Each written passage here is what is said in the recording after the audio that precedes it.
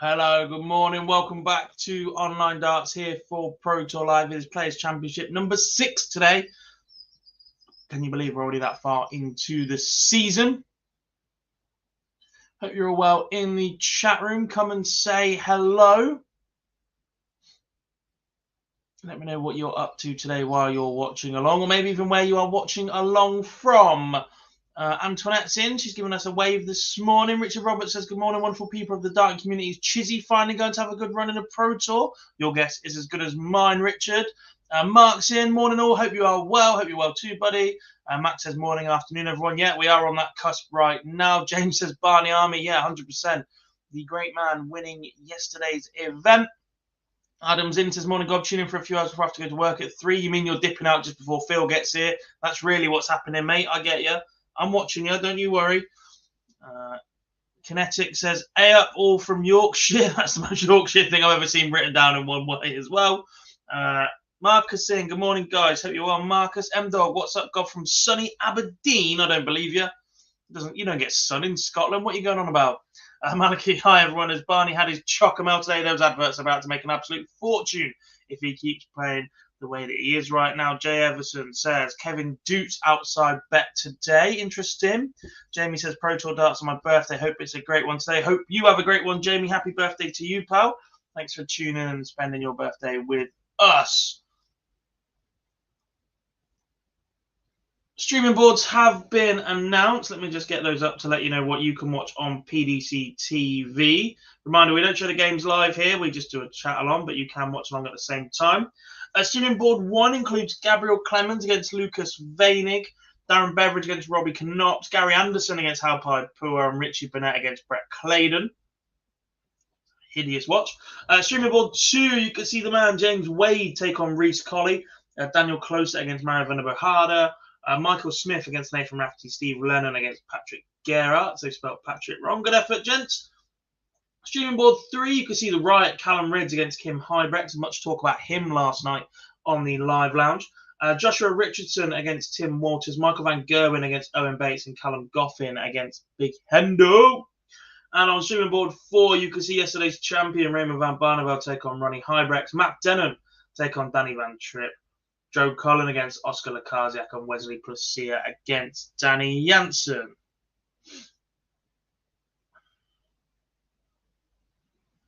So enjoy those at your own leisure. If you have a PDC TV subscription.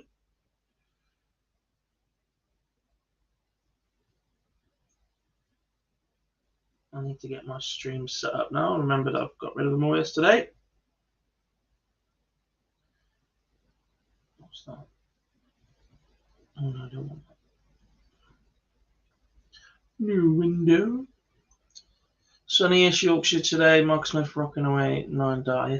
Yeah, it's not great here. Why has everyone else got sun but me?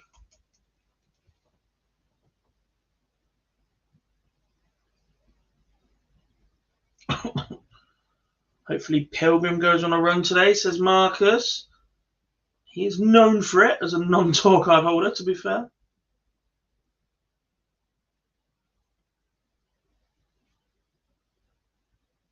Antoinette says hi from a warm South. Is it ever cold in South Africa? That doesn't really count if you're from a notoriously warm country, does it?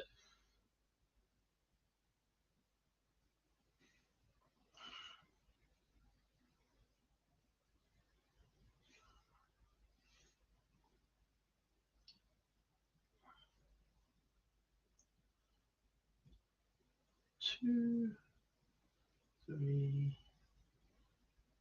4. Shrink these down to size now.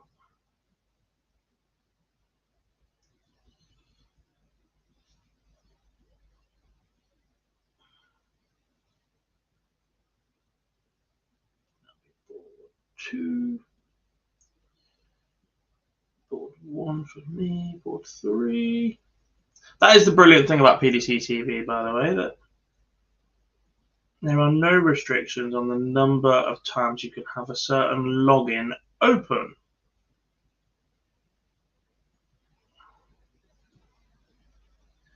I'm basically saying to you is share an account.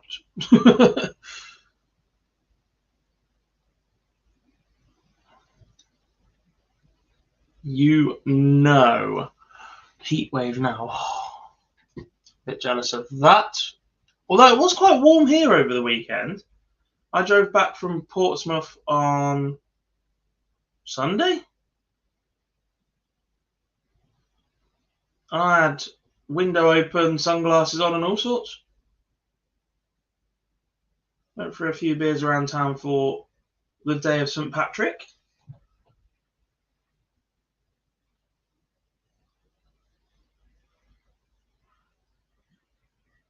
What's that? That's 3.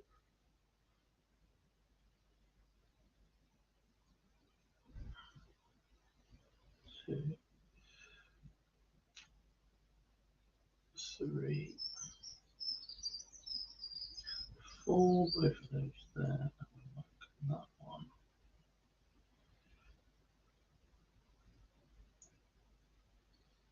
To the side.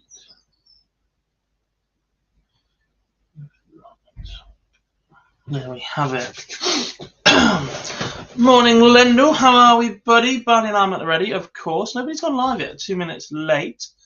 A question about championship rankings, etc. How big will effect does have on someone like Price if he chooses not to play? So the overall rankings, not a lot. The year to date, the players, not the players. What is the ranking called?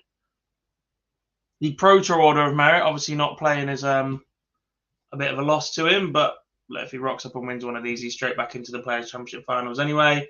Doesn't really matter too much with the European Tour qualification nowadays because he's straight into all of those. So, in truth, not an awful lot to someone like Price. Wino Humphreys or Littler. Both of them have taken the week off. Thanks, Felix. Appreciate that. Yeah, I am relocating to Gosport, just outside of Portsmouth. Morning, Anthony. He's already messaged me. His compatriot, Jules Andongen, one of the former CDC boys, is taking on Martin Lukeman. No Littler today, unfortunately, Josh.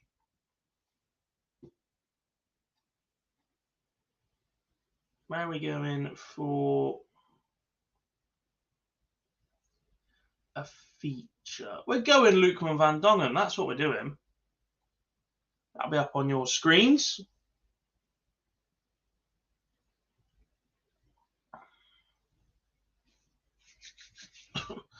Watching Barney yesterday's throw is so effortless. Yeah, when he's on it, it is absolutely brilliant.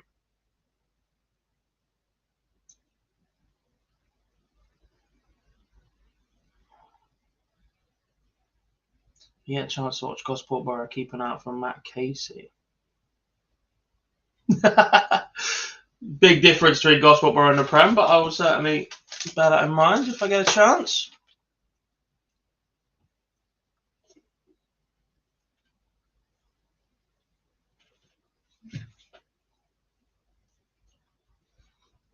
I mean, Littler was signing ultimate cards yesterday, so God knows what he's actually doing today.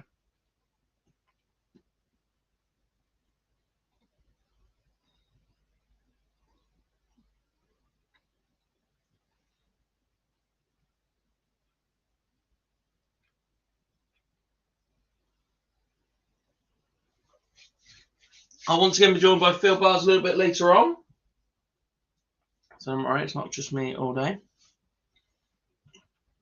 What do you think to Barney not appreciate Smith's 9 die yesterday? I don't know, to be honest. Look, it's nice to give that little fist bump of acknowledgement and whatever, but it's not essential.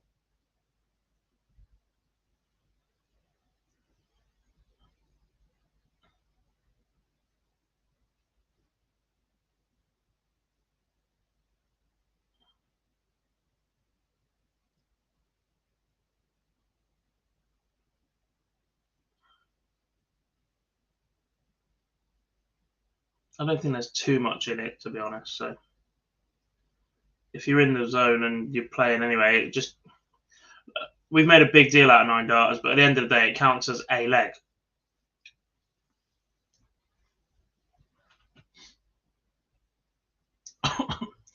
Any changes to the 1-2-8 lineup? So not as far as I know.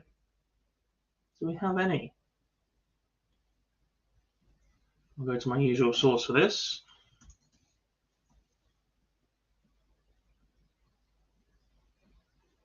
I'm not seeing any PC 6 changes.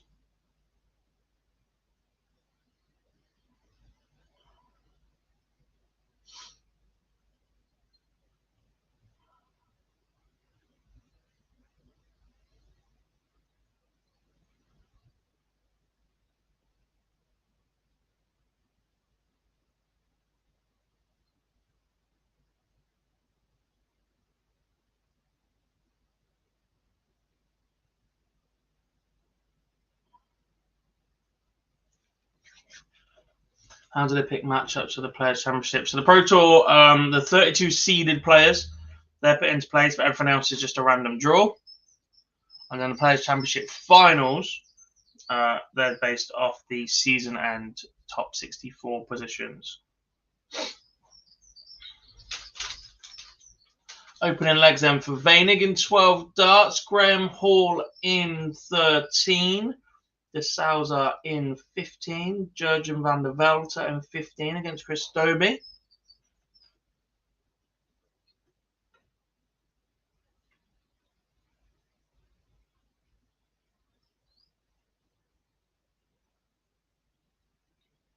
Lucas Veinig's 12 dart includes a 140 checkout. What a start to the day that is. And Kim Hybrex has just taken out a 139 to open against Callum Ritz.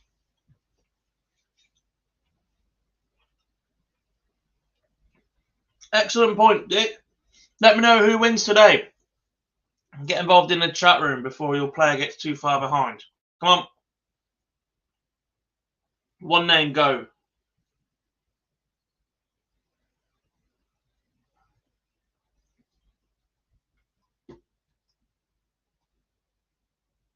Like the Biden memes, I am once again voting for Gary Anderson.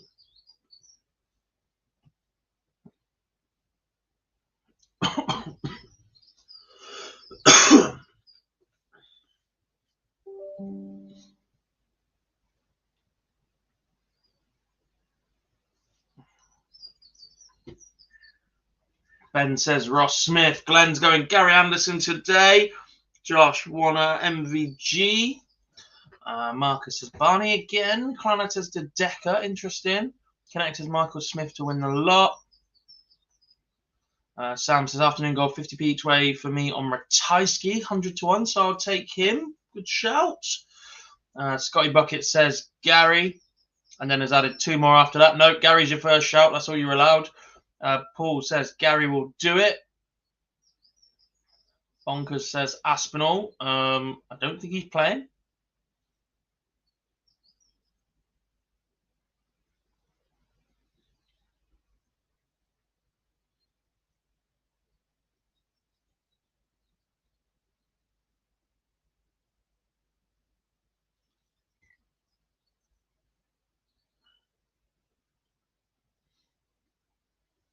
Six to 1 to win a Pro Tour is Barney.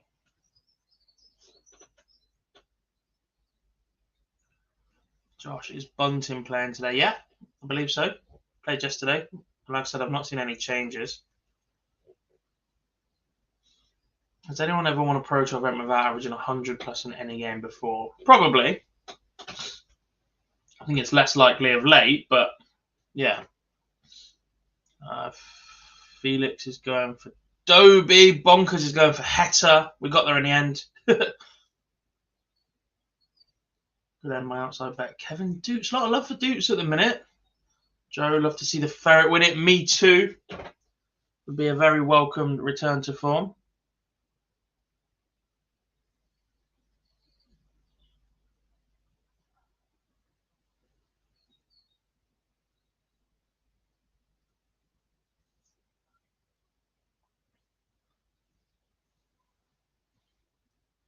Please give me a quick rundown on how Player Championship works and also is Luke Littler playing. So Luke Littler is not playing this event. He's decided to take a rest.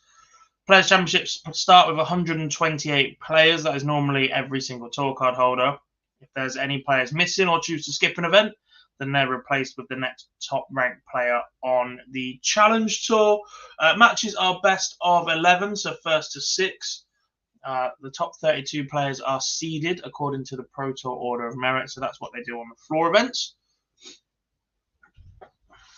And then it's just one big open competition playing down to a winner.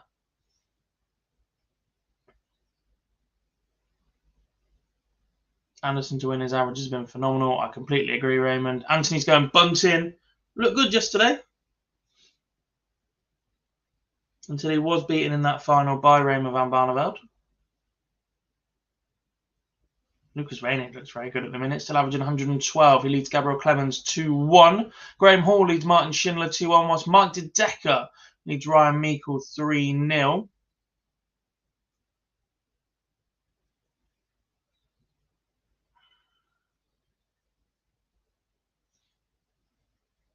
Barry Van Peer leads Ian Van Veen 2-0, whilst Luke Woodhouse is averaging 105.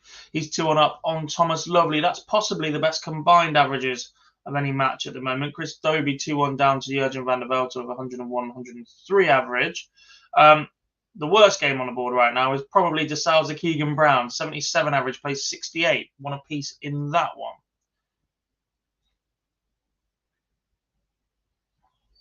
Will MODUS try and find a new TV channel with sporty stuff for ceasing broadcasting? I've heard reports from other broadcaster might take it on though. I guess they're just exploring options right now.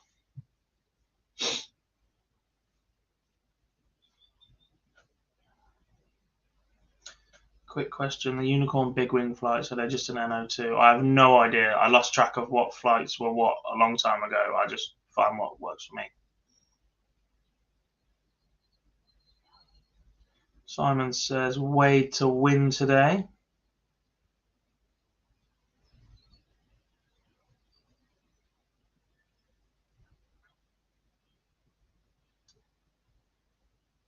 Afternoon, Dan. Hope you're well. Paul, Price is a late withdrawal. We withdrew yesterday, Paul. We didn't play. Wonder if Littler realised skipping these means he'll have to go to Euro 5 and 6 qualifier. Was his Euro win not enough?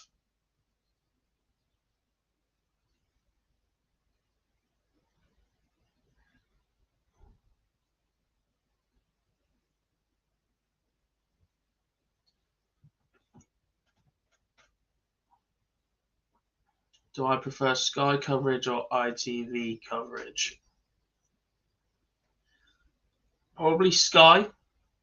There's good and bad to both. I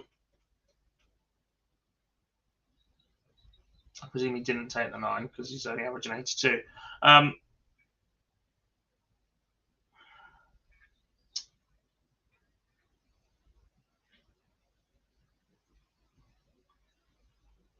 Yeah, there's good and bad to both.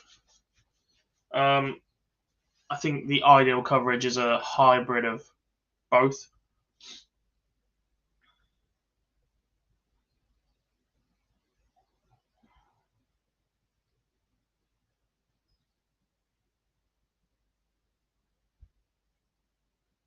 Welcome to the Pro Tour, Reece Colley. 6 perfect darts and he loses the leg.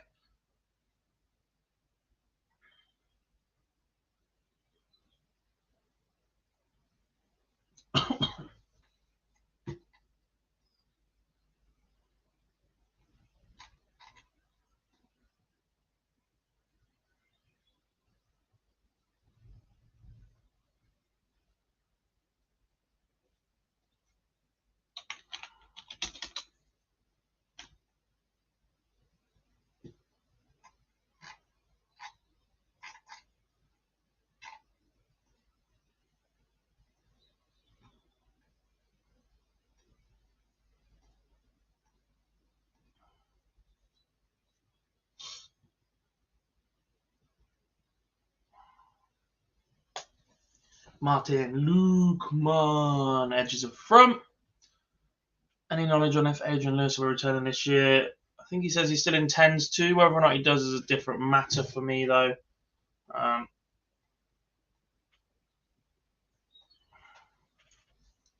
know he's done it to leave the door open to a return, but I think by the time he does, he'll lose his tour card anyway. If he wasn't going to play in the World Championship qualifier last year and the UK Open this year, which are 2 televised events that you just walk straight into anyway, in his position, then the writing sort of on the wall that you're just not going to play. And perhaps he should have given his tour card up. And just take away from these questions. It just gives you a year then to reset yourself. And if you want to come back, you know you're going through Q school anyway.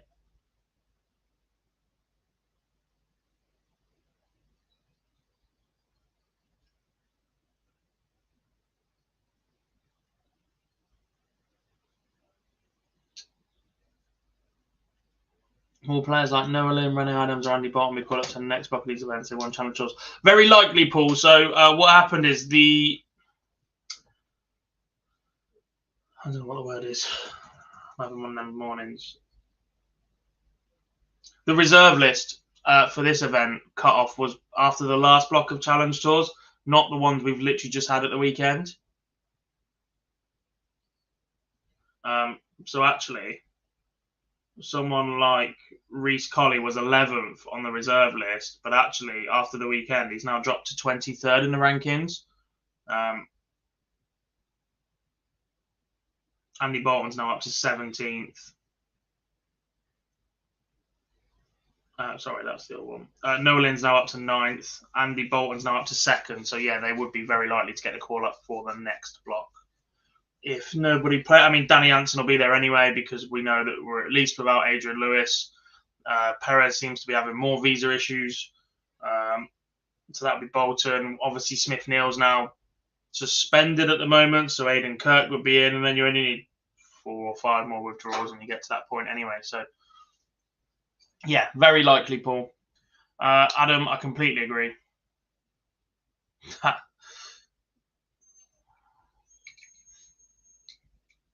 Do you think Bo Greaves will ever decide to go full-time on a PDC? I'm not sure, Ben, is my honest answer.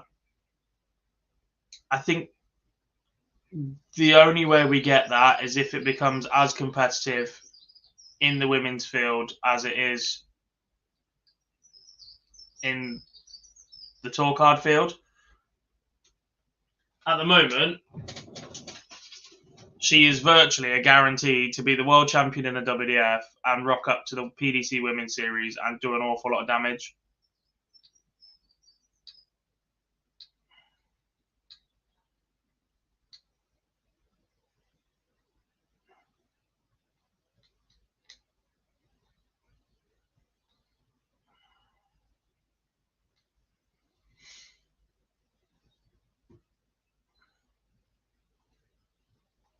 So there's no need, but we shall see. Mike Dedecker moves 4-2 in front of Ryan Meikle. Andrew Gilden 4-1 up on Robert Grundy. Gilden a first-round exit yesterday. Barry Van Peer looking very strong, 5-0 up on Gian Van Veen. Graham Hall moves 2 legs clear of Martin Schindler to go 4-2 up. When is the first Women's Pro Tour? The first Women's Series is this weekend. I'd love to tell you we've got a stream for that, but myself, Phil, and Leah are all in Blackpool, so we're just trying to work on the rest of the team. Gian gets a leg back. Ian White moves ahead of Jitse van der Waal. Martin Lukeman, 5-2 up now on Jules Van Dongen. Will Smash be the first player to progress? Callum Ridds, 5-3 up on Kim Huybrechts. Brendan Dolan is averaging 113, but finds himself 4-3 behind now to Richie Edhouse. He just picked up another leg. The average has fallen to 111, though. Edhouse averaging 108 himself.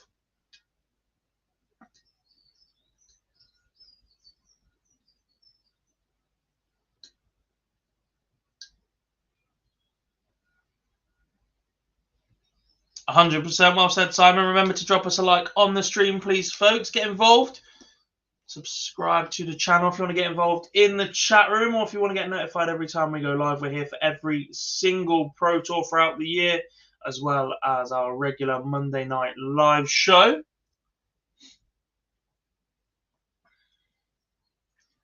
Reckon next year's UK Open should have some Women's Series Order Merit players there, like they do Devon Challenge Tour. I'm not sure yet, Adam.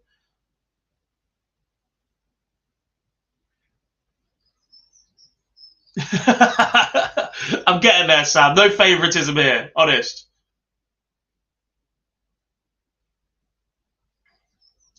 Why is Andreas Harrison not playing? Not a clue.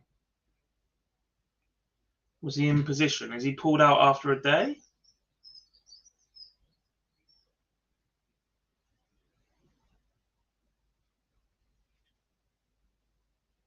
He doesn't have a tour card, does he?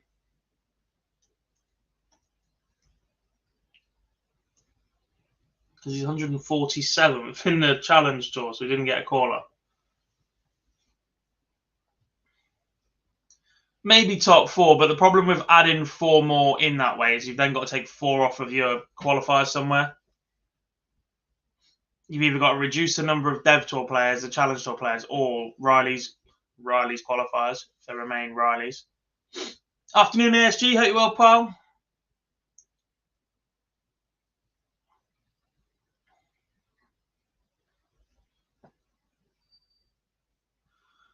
Do I think Anderson can win another major? Do I think he can? Yes. Do I think he will?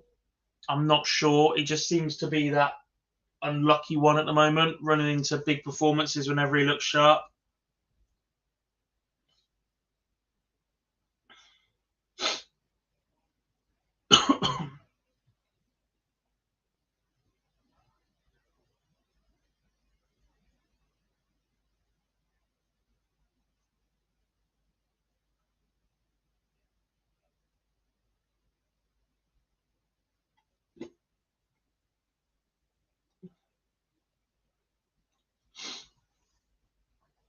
Will the PDC argument be that women's series players can still qualify for a challenge or Dev Tour? Possibly, yeah.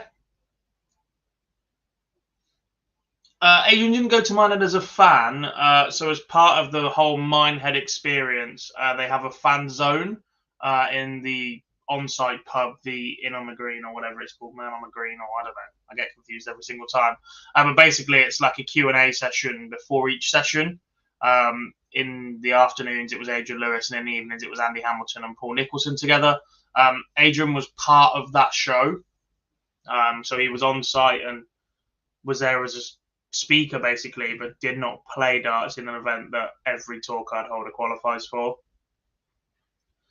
2 victories to bring you. Callum Ridds was the first man to progress to the last 64, beating Kim Huybrechts by 6 legs to 3, and Berry Van Peer getting the job done against Gian Van Veen. Gian winning 2 legs in that encounter, but going down 6-2. Mike Kuyvenhoven joins the winner's circle at the expense of Dimitri Vandenberg, and there is a win for Martin Lukman against Jules Van Dongen. I was absolutely gutted that the first Euro Tour of this season, Martin Lukman was not involved. I was about to tweet Happy Martin Lukman Day, and it wasn't even there for Philip to shout his name out as. 125 to 1 on Lukman. Yes, now we're talking. This will just become a Martin Lukman fan page because of the way that the Euro Tour announcer says his name. What a beautiful world we live in. Which of these games can we get something out of?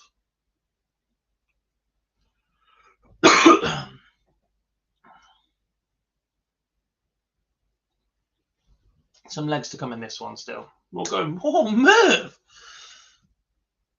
One for the Merverts.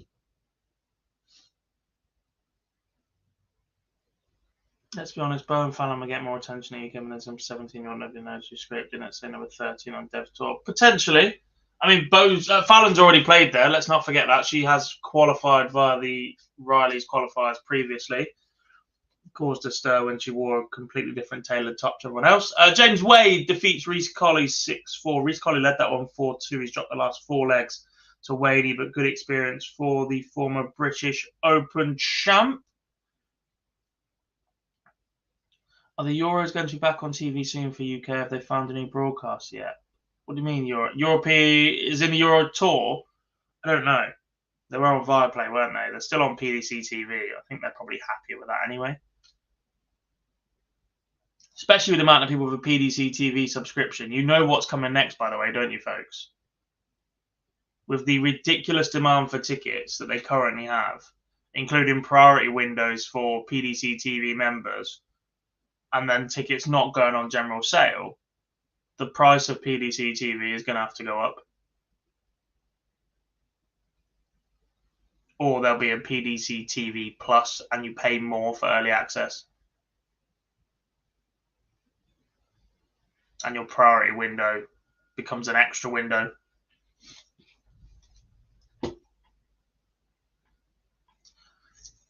As far as I know, they've not found anyone. Obviously, DAZN's venture into the UK didn't quite come off the way it was supposed to. Neither did Viaplay. So,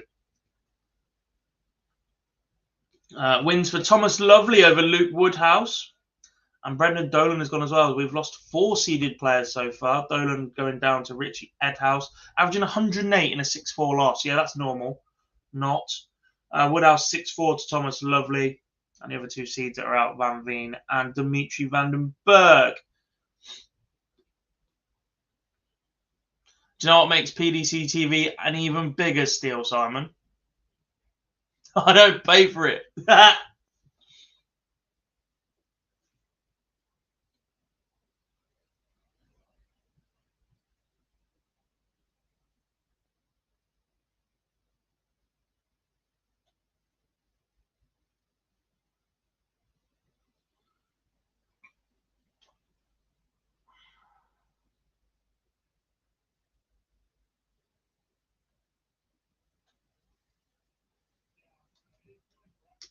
Ian White with a victory 6-2 over Jitse van der Waal.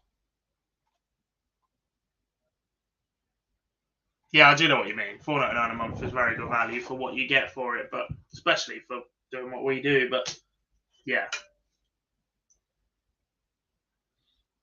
as I was saying earlier, there's no restriction on the number of times you can log in via one account or the number of streams you can then duplicate on that web page.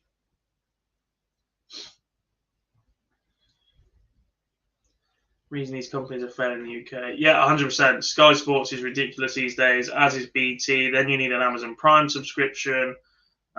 Most people have got Netflix or a Disney Plus or some sort. I've got a YouTube Premium because I'm fed up of watching ads because I sit that much on there. And by the time you add all that up, it's an absolute joke. And you still can't watch 60% of your team's matches because they kick off at 3 o'clock on a Saturday. Excellent system. Well done. Chris Dobie wins the last leg decider against Jurgen van der Velde.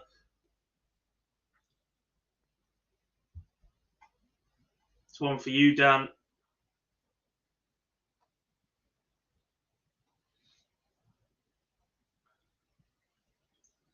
Afternoon, Els. Very good, thank you.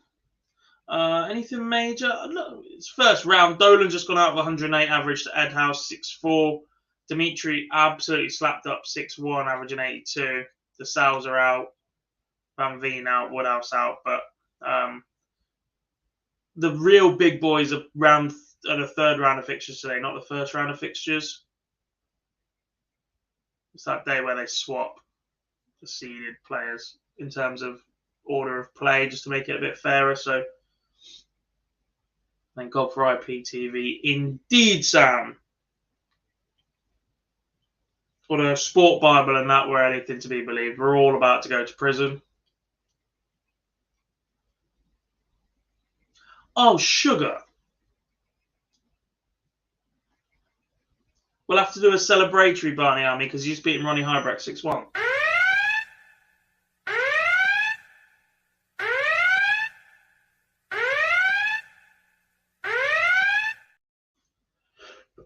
I sincerely apologise for my indiscretion missing that pre-game. Andrew Gilding, a 6-3 winner over Robert Grundy. Whilst Lucas Veinig has just beaten Gabriel Clemens 6-5 on streaming board 1. Shock. Sport Bible clickbaiting, Sam? Never.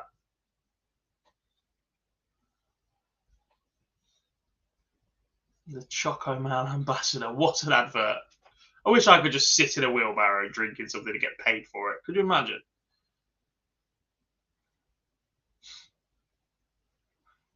Ditching Sky after years. If I do a PDC TV rest of world, I'm in UK and use a VPN, reckon I can get all the televised data as well. Officially, I'm not allowed to say yes to that. But yes.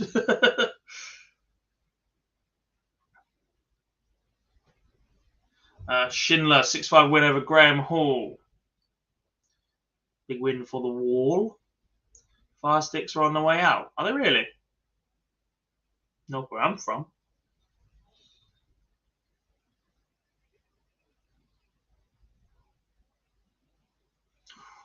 Big visit from Gurney, but he could not leave a finish anyway.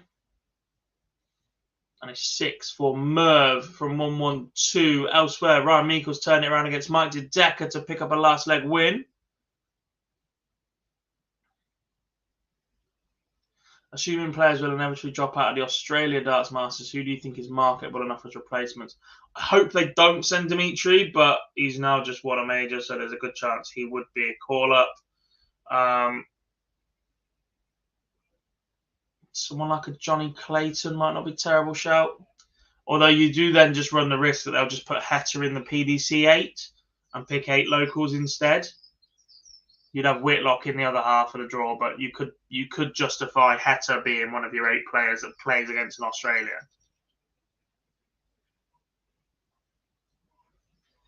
Who's your favourite 3 players playing currently, mate? Gary Anderson, James Wade.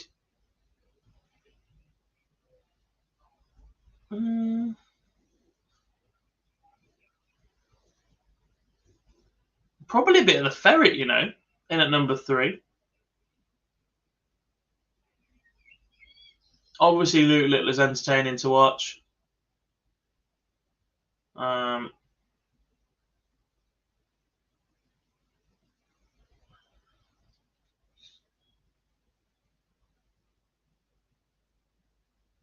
But yeah, Martin Lukeman is just because I could say his name like that. Martin Lukeman. Dobie because there's a Newcastle in Australia. Dan, any opportunity, mate.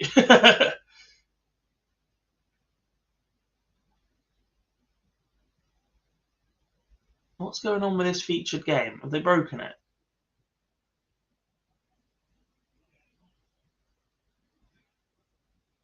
Joe Cullen. I'm a big fan of Joe Cullen. Plays the game in the right way. Lovely walk on. A non-traditional action, shall we say?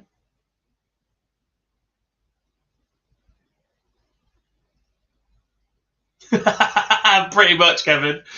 Gurney wins a deciding leg, but we didn't actually get to see it. It's just popped up on Dart Connect in the main bit. So, yeah, Merv has blown that one. We need a new game. Toretta Slevin. Do you have a bit of the Italiano?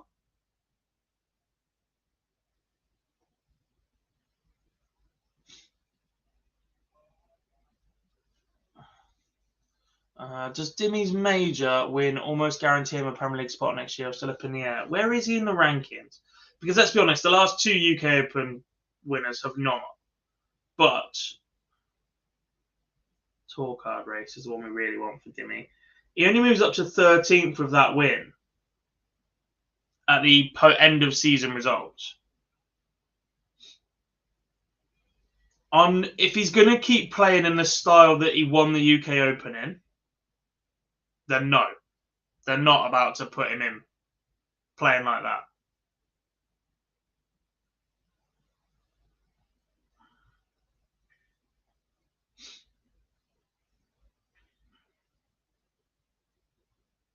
Unless Belgium suddenly gets a Premier League night.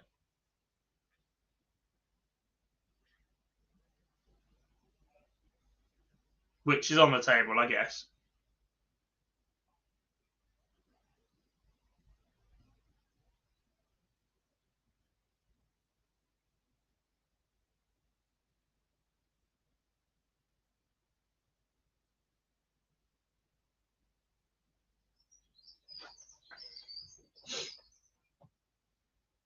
Yeah, Premier League announced it would just be crazy. The Belgian fans are brilliant.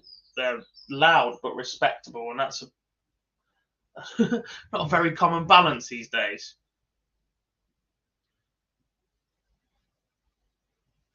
Favorite unconventional double? I'm a 14s man all day. 85 is 57.28. 70 is 42.28 for me. 14's first dart because you miss on 11 is low and you still get a dart at tops rather than ball.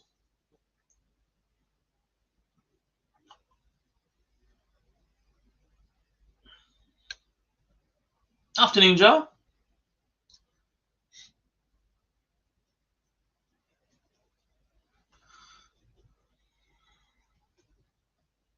He's offended 100k at the match play, don't forget. Yeah.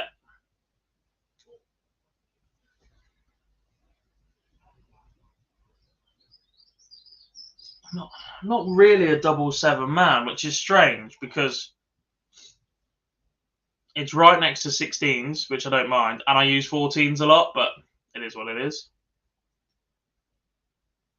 Yeah, 139, I go 54, 57, double 14. My first dart is at treble 18. That is, I'm quite, not conventional, but there's always logic to the ways that I go. So for things like 110, I've started using the 19 segment first rather than the 20s. A lot of what I do is based off of the breakdown, similar routes, so that the 110 logic is that whatever happens with your first dart on treble 19, the chances are you're throwing at 17s. As long as you hit the 19 segment in some regard, your next dart will always be at 17s for me. So it's just repetition and logic and flow.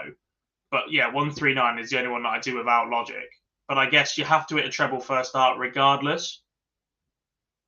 And it leaves 1-2-1 if you miss the treble, which gives you options to set up however you're feeling, depending on where your opponent is the way that I go about it. So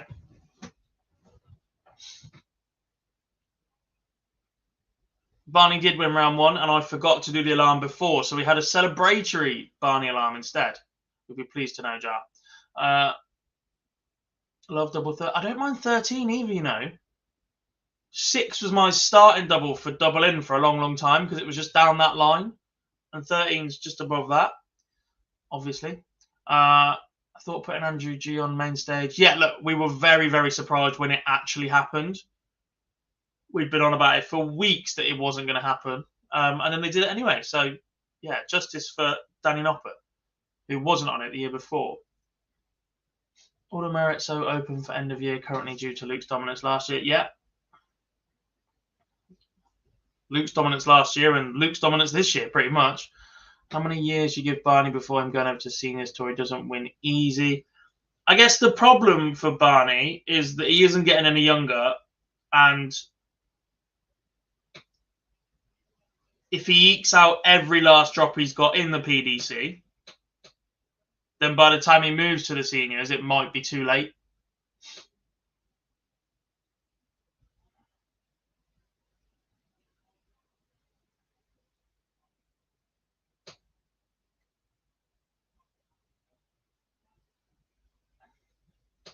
Does Dimmy's major win mean he's likely in the Premier League? I just said, not really. Look, he is one of the players that they tend to favour. That if results are going his way, he has to do less on the board because he's got an appeal off the board, or traditionally has had an appeal off the board. Whether or not that's now rubbed people up the wrong way with his style of play and antics with a microphone and whatever else is a different conversation. Like I said, if they go to Belgium next year in the Premier League, then 100% Dimmy will be there. If not, he'd have to win a little bit more, I think. See how the rest of the year plays out. Stop rubbing people up the wrong way. Yeah, we love the commercially viable line. It speaks many languages. The sport is going international. But again, if all of the attention on what you're doing is going to be about the fact you're rubbing players up the wrong way and slowing people down and getting the crowd to boo you, then not very. Your commercial viability does drop in that regard. So surely we'll soon get to a generation who don't really know who Barney is, so his appeal is dropping month by month. I think so, Kevin. Not even the generation now. I have questions over his place in the history books. To win 5 world championships, fantastic. Cannot argue with that at all. To win 1 in the PDC and 3 other ranked events, not really great.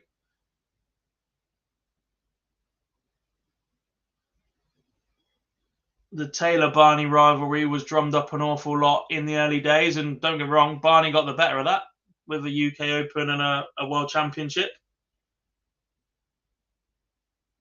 6 months later, that head-to-head was going in one direction and one direction only, and it stayed in that direction for their entire career.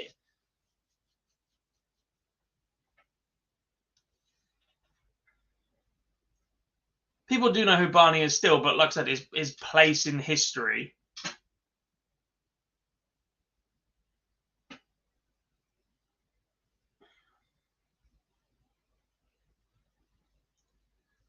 When I first started watching darts, like they were always won an awful lot since then, but when I first started watching darts, it was Taylor, Barney, Adrian Lewis was telling everybody he's the best in the world after Wingate. Yeah. Now there's a genuine question as to whether Gary Anderson is a better all-time player than Barney. Peter Wright's in that conversation. Luke Humphries has picked up that many majors in the last 6 months that the end of his career could be right up there. Like,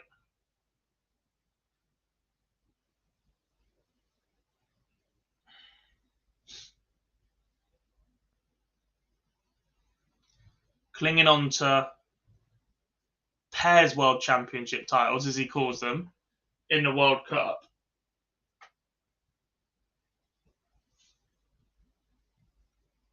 It wasn't great.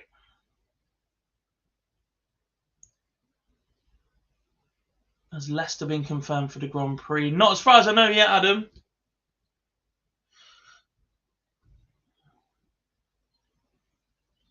Which, I get that they're exploring Ireland, but everything else goes on sale a lot earlier now.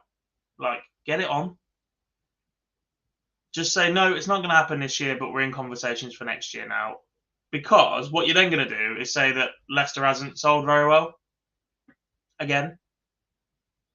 But if you're selling it late, then it's never going to sell well.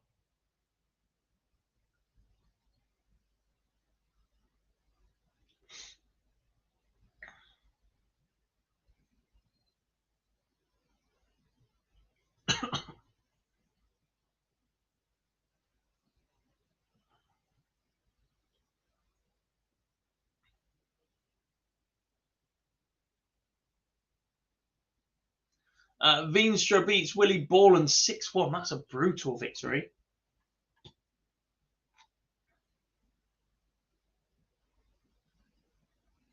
Tilo Trico with a 6-2 win over Benjamin Drew Roos.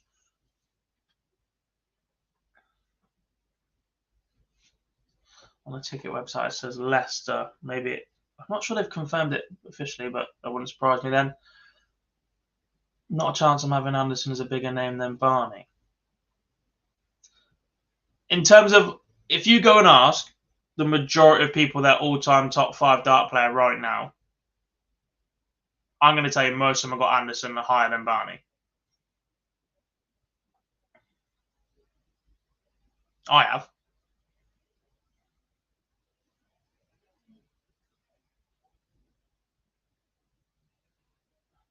In fact,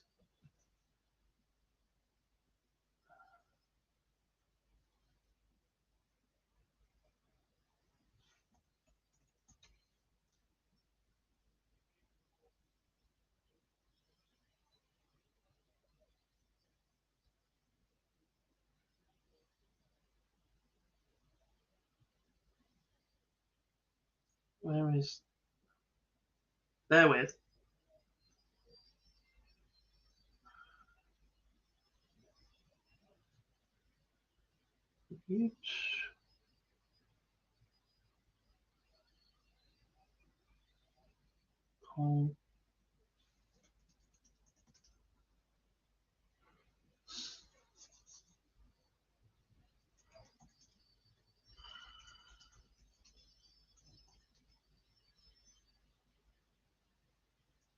I don't know how to word this now.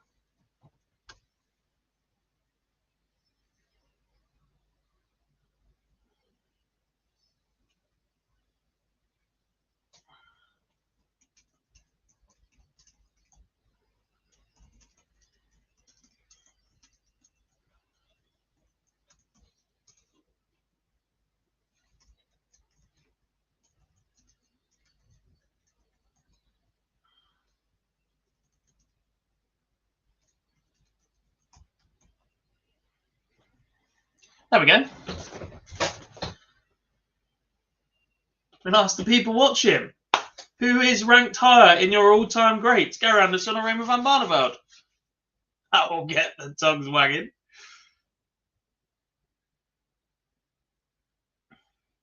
Barney's place in history, yes. Barney moving from the BDO to the PDC established the PDC as the dominant force in darts. Barney's trophy cabinet in the PDC is a disgusting underachievement.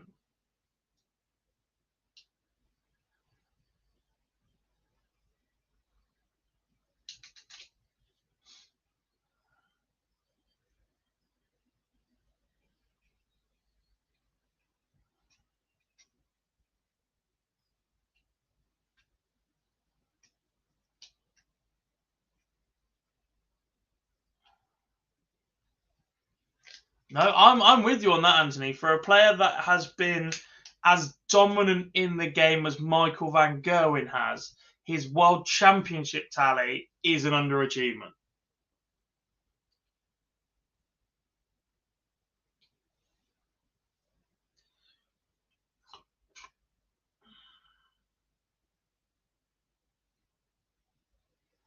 Hot take here on online darts.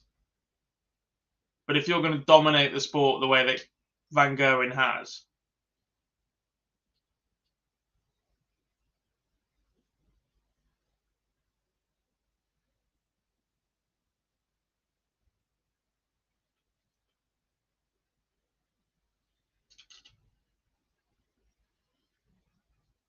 the last ranked televised event that Raymond van Barneveld won was the Las Vegas Desert Classic.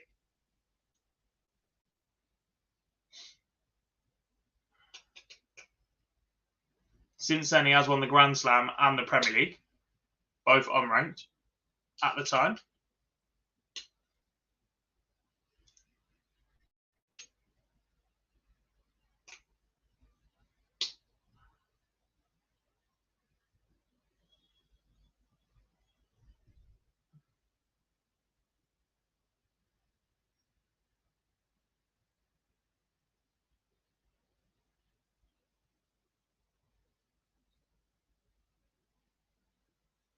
Oh, we've got you all talking here, haven't we?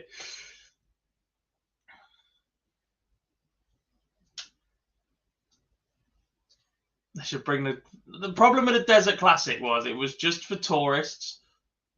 Like, that's why the US Darts Masters has moved to New York, because when they first added that to the World Series a few years ago, before the CDC had the place and establishment that they have right now as well, the crowd was literally full of Brits that had booked a holiday package to go and watch it all at once. It didn't galvanize American fans the way it was supposed to. Yet the US Darts Masters in Madison Square Gardens has US fans going to watch darts. That's the difference. There's a big difference as well. Oh, that's already. Let's go for a bit of Josh Rock, against Grabavoak.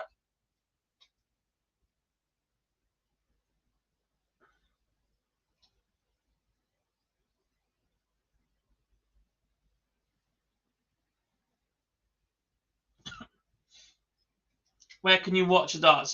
There's 4 streaming boards on PDC TV, Chris. That requires a subscription. Other than that, it is just Dart Connect for results, which is what we're doing right here.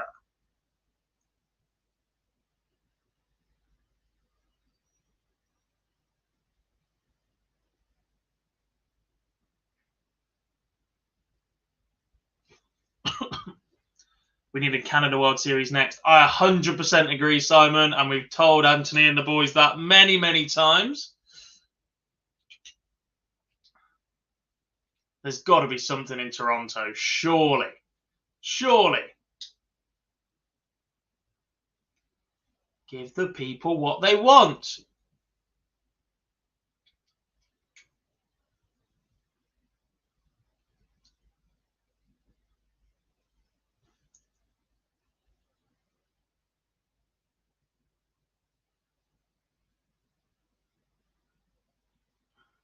I'll leave the poll up for most of today. We'll let Phil Bars engage with it when he turns up from the Super Series, and then we'll call it then. So you've got an hour or so. MVG was winning the World Masters the same year Barney won a PDC World, so to say he wasn't a darts player. Yeah, but he had won 4 BDO Worlds by then.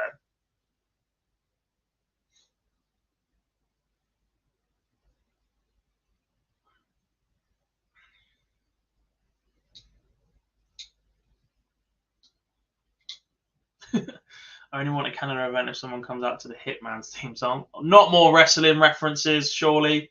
Stay out of Quebec. No idea what Quebec is like, so I'm not going to get involved in that one. I know I spoke about it last night a bit, but Scott Taylor's been brilliant once again today. He genuinely might go back-to-back in the Super Series.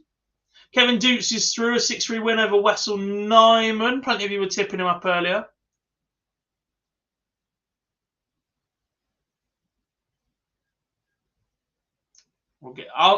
Let me come over there, Anthony. I'll negotiate for you. Don't worry.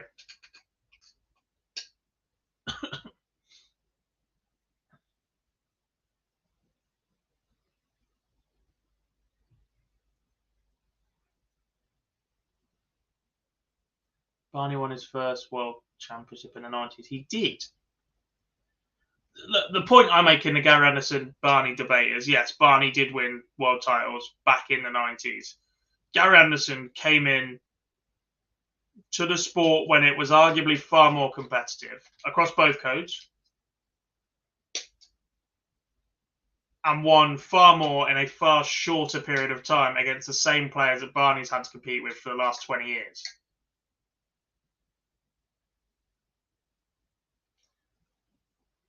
Will Phil buy you a... Will he yet?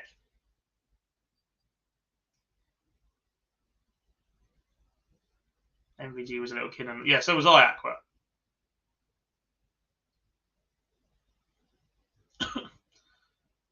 John Norman.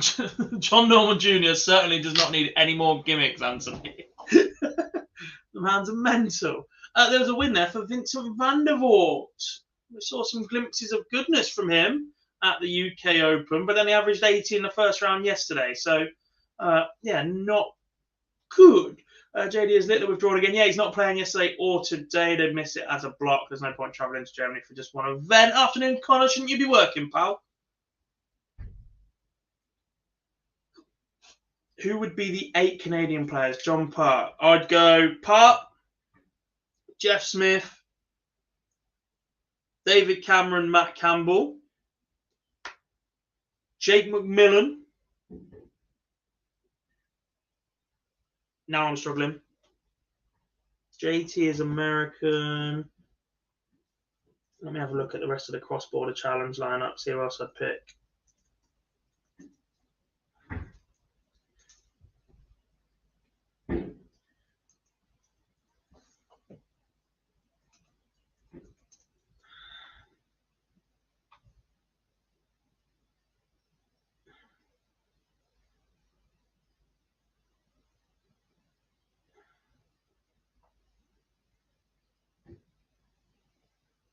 Who else have we got? Bunce is American. Players, man. Part-time then, mate.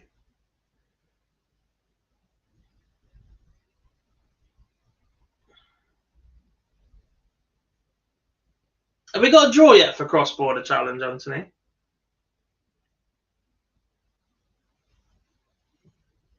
Oh, US, Canada. Cameron, Long, McMillan, Part. Jacob Taylor, yes. Keith Way, we'll chuck a Matt Campbell in there as well.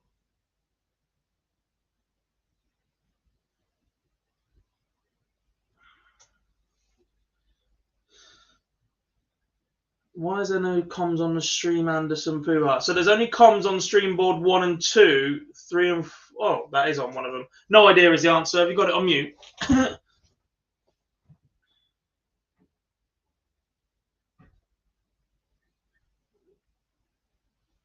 And then I'll see the state of the 4 matches on the stream board right now. Closer 5-3 up. Puha 1-0 up. Jesus. Van Gogh and Owen Bates. And Joe Cullen against Oscar Lacazette. The cameras on streaming board 4 are dreadful.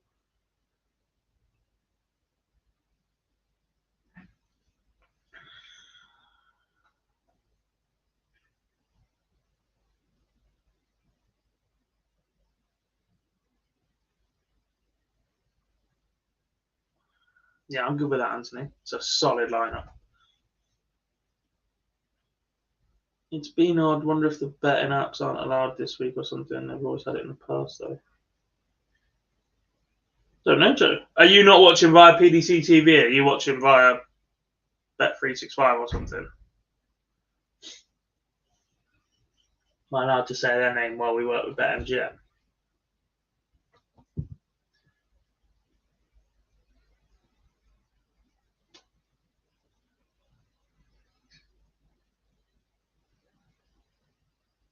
My neighbours order from Ocado, and I can't wait to move.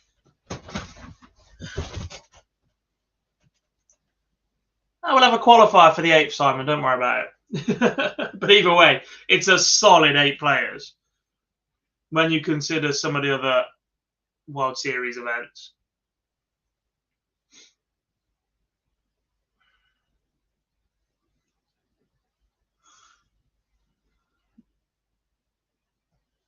Beautiful, Anthony.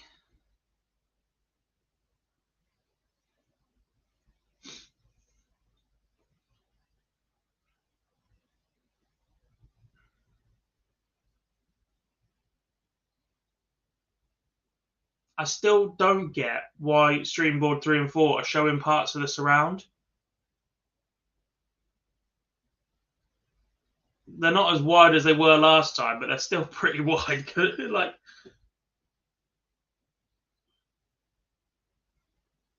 mental.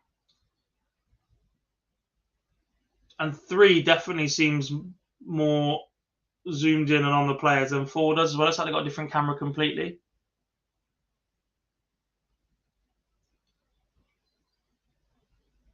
What odds are you giving that by next year England pair is the 2 Lukes? It all depends on Michael Smith.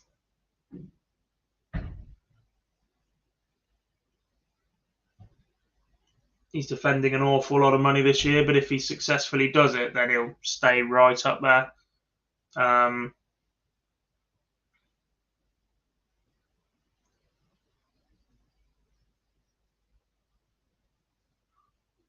Young Canadian player Dawson Michelle, is he still playing? So he gave up for a little while, went to finish his degree. I thought I saw rumours of him making a little bit of a comeback late last year, but I haven't seen anything since.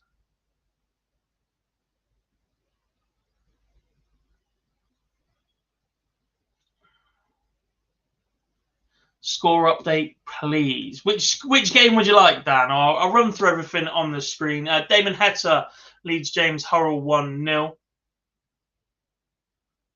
Joe Cullen is 2-0 behind to Oscar Lacazette, the Swede, who's currently averaging 103. Dirk van Dijvenbode leads Mensur Suljovic 3-0. Daniel Closer a 5-4 lead over Mario van den Bohade. Mark van Gogh is 2-up on Owen Bates. Stephen Bunting is just about to get underway against Scott Williams. The Ferret, Johnny Clayton, taking the opening leg against Roby John Rodriguez. Jacques Labra of France leads Ricardo Petrezco 2-1. Cameron Menzies about to take on Dave Chisnell in the first round. Stinker of a draw. Someone asked earlier if Dave Chisnell can finally win a Pro Tour. Probably not with that first round draw. Dom Taylor a 4-2 lead now over Christoph Ratajski. Gary Anderson, despite missing about 6 billion darts at double, leads Halpide Puha 2-1. Ryan Searle 2-0 up on Ricky Evans. Romeo Gabavak is 4-3 up on Joshua Rock.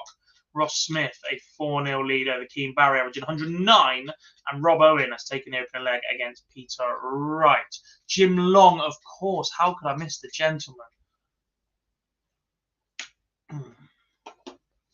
A Seniors World Championship quarter finalist.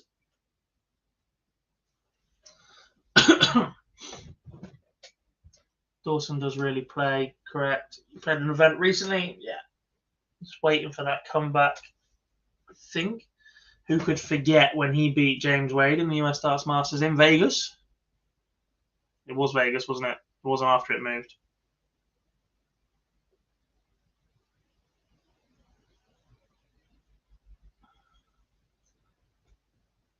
Noppert and Beaton warming up now. That board a little bit behind. Elsewhere, we've seen wins from Matt Denon over Danny Van Tripp. Josh Richardson was a 6-5 winner over Tim Walters. Jermaine Wattermainer, a 6-5 win over George Killington.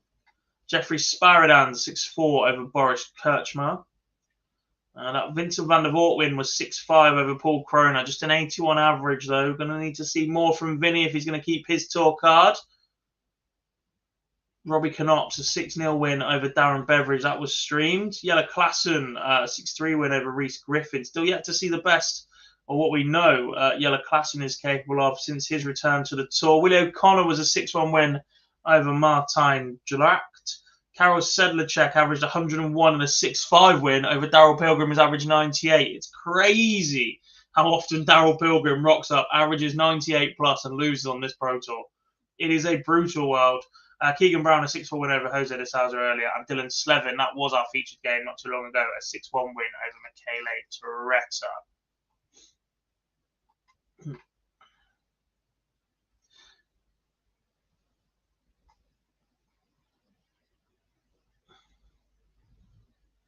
Ricky Evans back to 3-1 now, averaging 101.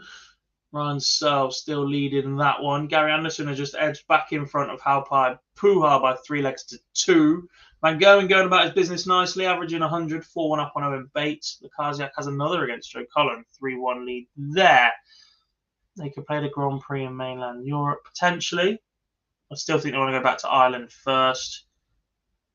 With the way the Canadians are playing a seniors tour event in Canada the way forward, completely agree. Get me there. Ross Smith is a 6-0 winner over Keane Barry. Brutal from Smudger, 99 average in that one. As Romeo Grabavac edges in front of Josh Rock once again, 5-4 to the player from Croatia.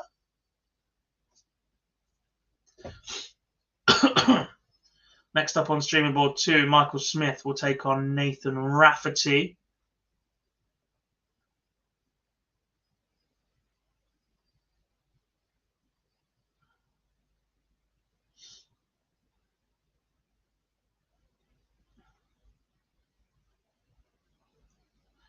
Was that enough score updates for you, Dan? See, Bunting moves 2-0 up on Scott Williams.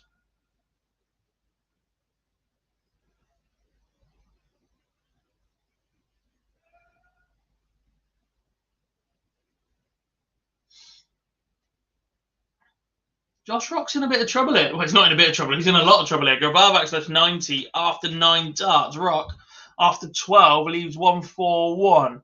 You'd expect 6 darts from here, maybe. For Grabavac, who leaves tops. Elsewhere, the Polish Eagle is done for the day. Dom Taylor averages 104 to defeat Polish Eagle 6-2. Josh Rock leaves 76. Doesn't hit a treble. That's a ball last start to try and leave a single double combo rather than a single ball combo. Grabavac has spurned the opportunities so far, leaving 10 with 3 in hand at tops. Josh Rock 76 to force a decider, does not go.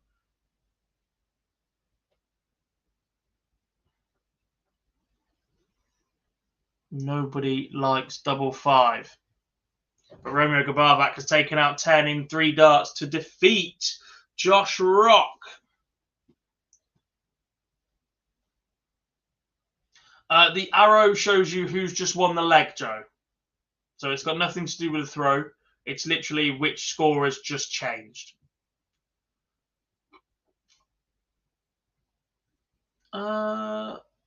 Menzies Chisnell. Yeah, yeah, nothing to do with the throw. It's literally who's just won the most recent leg.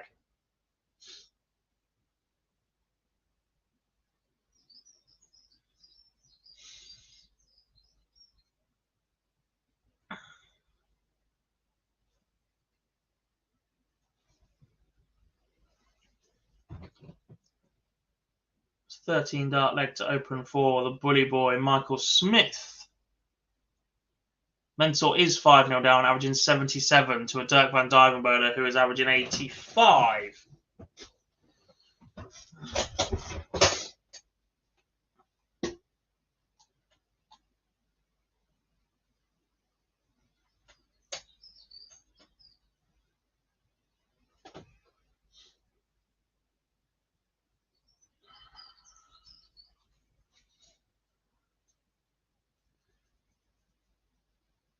A 6-0 win for Dirk van Dijvenbode over Mensur Suljovic. He's not simply the best today, as his walk-on suggests. Gary Anderson now 4-3 up on Held by Pua. That one on throw.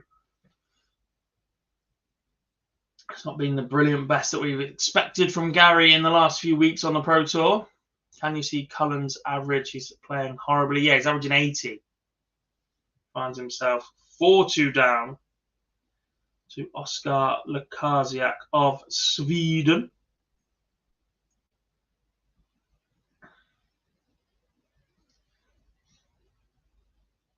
Chizzy taking out 167 while I was looking away. Of course he did.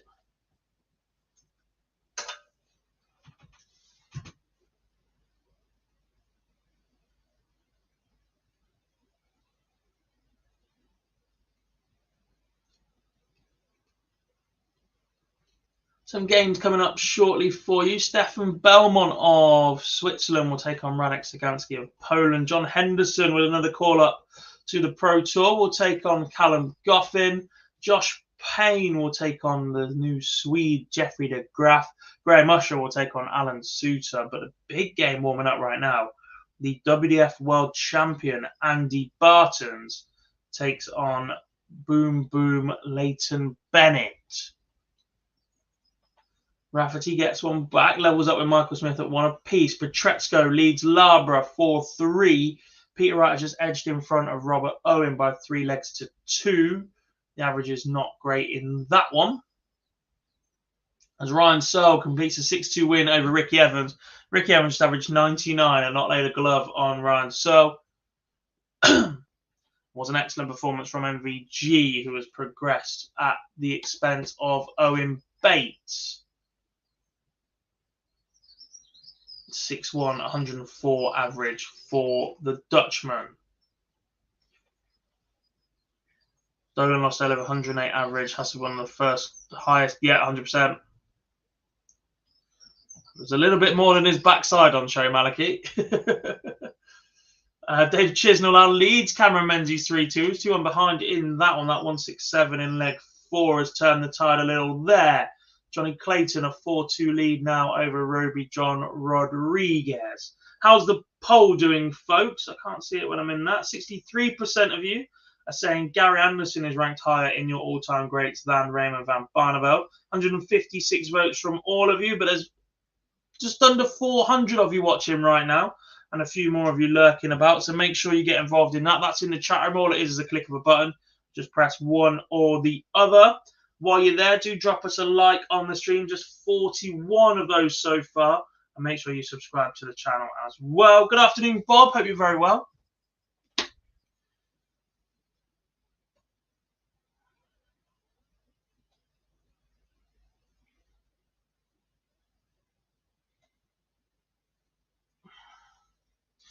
Oh, oh, oh.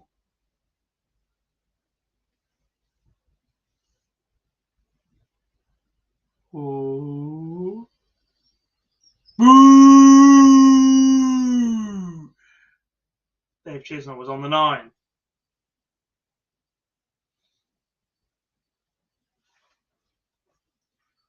Boo! And he might lose the leg, by the way, if he doesn't take out this 52, because Cameron Menzies just left tops after 12. Goes in 2, though, an 11 dart leg for Dave Chisnell. Now 4-2 to the good, averaging 108. Yeah, I thought it was going 2 then, Simon. I've not had one in MODUS in ages. I had 3 in 33 days at one point. I was like, yeah, this is easy.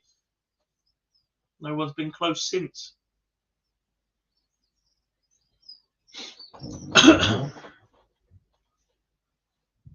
Leighton Bennett has taken the open against Andy Bartons in 14 darts. Hi, Phoenix. No, unfortunately, there was no Luke Littler or Luke Humphries in this tournament. They've both decided to have a break for a couple of days. Afternoon, Stephen. Thank you very much, buddy.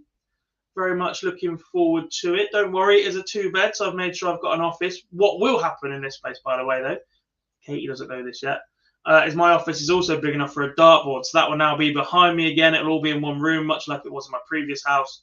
I can just turn the camera around a bit if we need a chat on that sort of stuff. So, yeah, looking forward to that. All good, Phoenix. Thank you very much.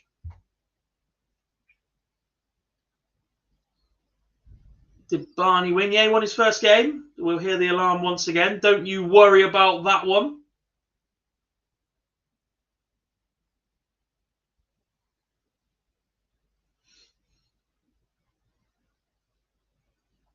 Danny Noppert, Steve Beaton currently locked in at 2 apiece.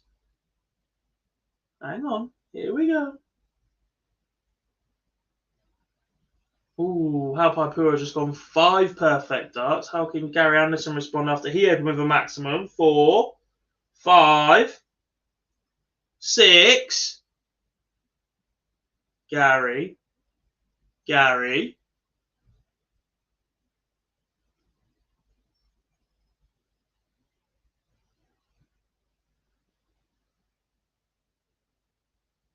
The lack of an update on the Dart Connect result screen suggests this 141 doesn't go. Indeed, because Pujar's won the leg. We're going to a decider.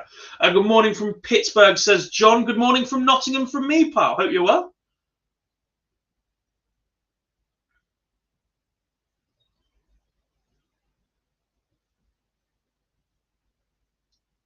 All I have to say to you, sir, is the Penguins suck. I'm joking. As a Bruins fan, I have to say that. Does Will O'Connor have the highest average so far today? It was 109.48. Quite possibly. We did see a losing average of 108 earlier on. Yeah, the best average so far today, 109.48 from Willie O'Connor.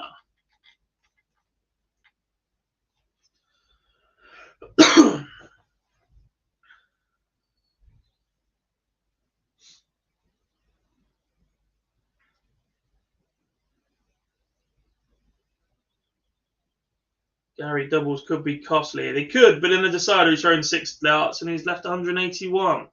Don't worry, mate.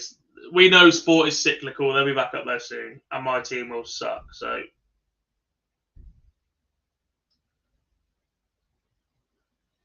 Colin gets another back. Trails 5-4 now. Still up against it here against Lukasiak. The Highlander in a plain black shirt. At least it's not green, John.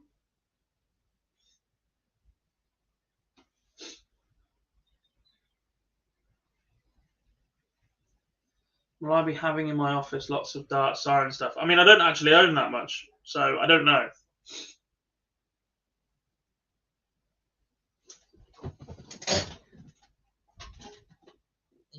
It's not a priority right now, but I'll certainly start amassing what I can. This will be going up. Not that I'm Australian, but this will certainly be displayed somewhere, as you can see. Signed by Kyle Anderson and Corey Cadby before he went inside.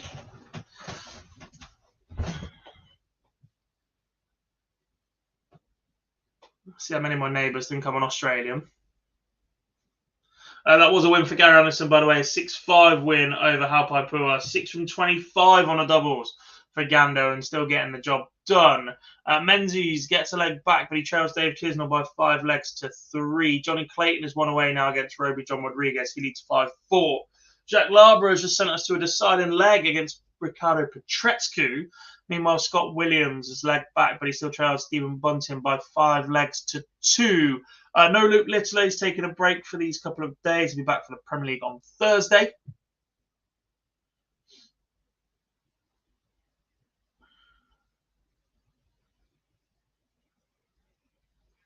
Oscar Lukasiak has beaten Joe Cullen. A 6-4 win for the Swede. A very underwhelming performance from the Rockstar.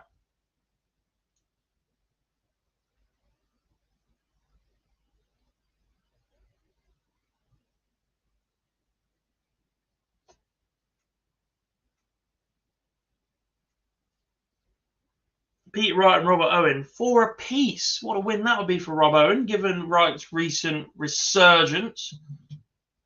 I think when Beaton goes to the seniors, he will love it and will win a major in his first. He'll certainly love the environment. Menzies gets another back. He's still averaging 103 here. He's not lying down against Dave Chisnell. Has the darts here to force a decider.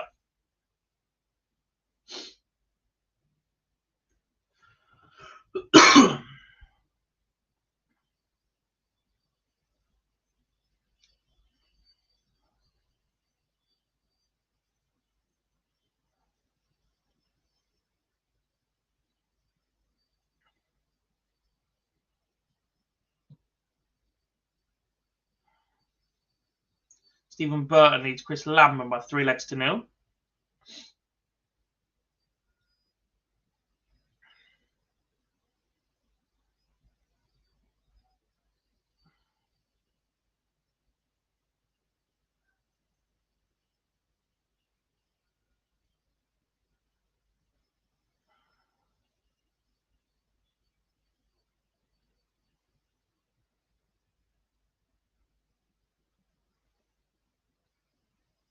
What's happened to Josh? He's not played badly. He's just not getting a result. There's a difference. People aren't scared of Josh anymore. When Josh first came on the scene, he was the young gun that nobody wanted to lose to. Now he's a tour card holder. He's someone that they're all used to being around. They're used to his game. Nobody's surprised or taken back by what he's capable of, and they approach that game accordingly.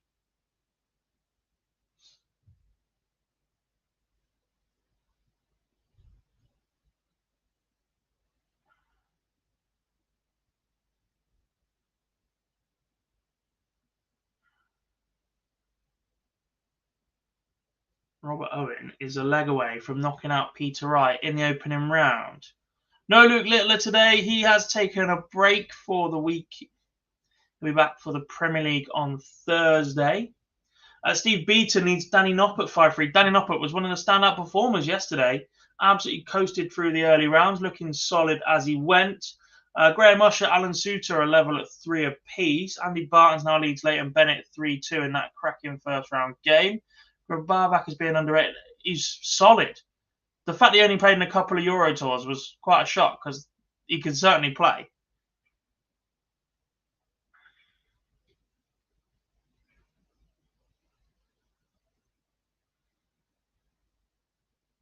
Do you think Joe Cullen form has gone missing at the moment? He's not winning as much as he was. Yeah, that's for sure. Johnny Clayton is back winning though, 6-5 over Roby John Rodriguez. Just an 86 average from the Ferret. You're just waiting for a little bit more from him. But wins are wins. Did Richie Burnett play yesterday? Is next on stream ball 1? Yeah, I believe so. I don't have yesterday's open though. But I don't remember saying his name an awful lot, so it can't have been that deep a run. Chisnell Menzies has gone to a decider. The Yellow Peril has the darts. Michael Smith is currently averaging 105, but he's locked in at 4 apiece with Nathan Rafferty, who is 8 points lower than him in the averages. Damon Hester does lead James Hurrell by 5 legs to 4.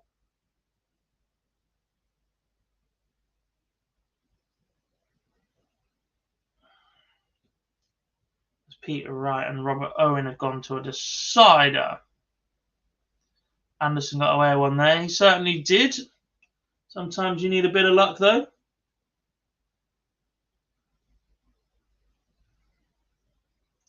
Steve Beaton has defeated Danny Noppert. It's an old Dutch battle starting now on streaming board 4 between Wesley Placier and Danny Jansen.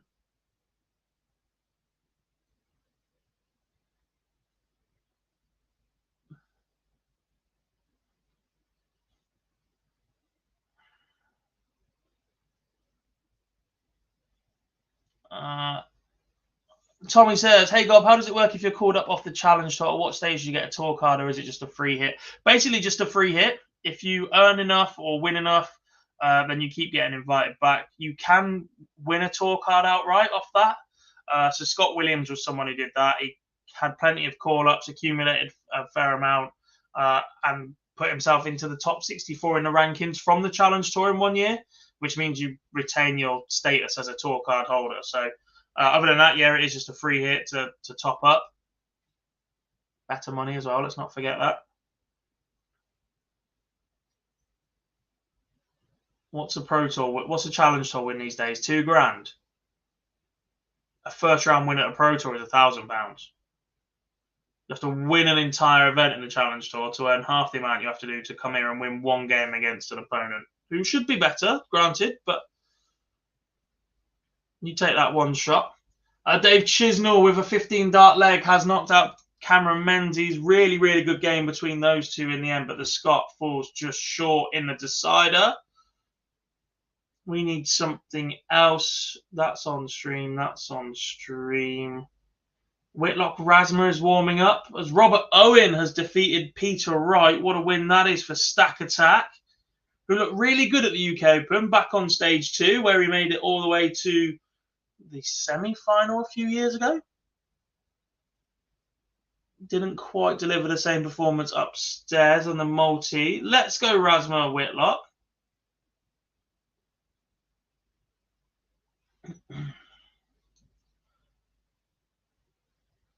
Yeah, Adam Gallas would not be my feature board.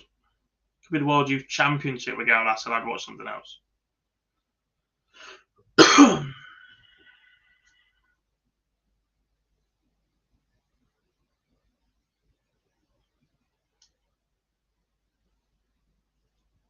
So there's an account on Twitter I follow called FEB's Data, run by a man called Colin. Very, very good. There are 2 players who are currently 0-6 on the Pro Tour this year. Martijn Dracht is one of them. His opponents have averaged 99, 108, 92, 101, 102, and 109 against him. Daryl Pilgrim, 6 appearances straight off the Challenge Tour, by the way. His opponent's averages in the last 128, 98, 99, 95, 94, 93, 98. Daryl Pilgrim is 11th in last 128 averages only this season and cannot get out the first round.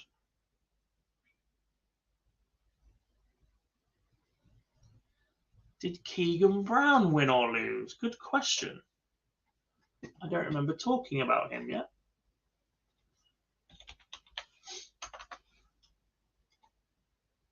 He beat Jose de Souza 6 legs to 4.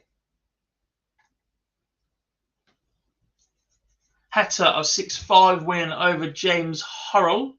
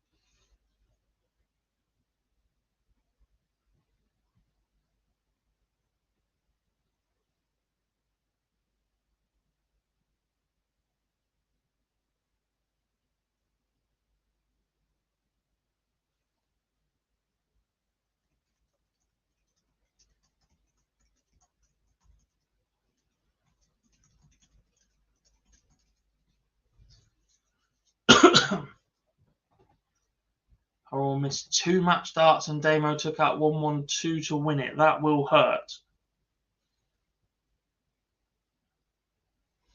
Richie Burnett is averaging 100 as he leads Brett Claydon 2-0. Jeffrey de Graaf is 4-3 up on Josh Payne.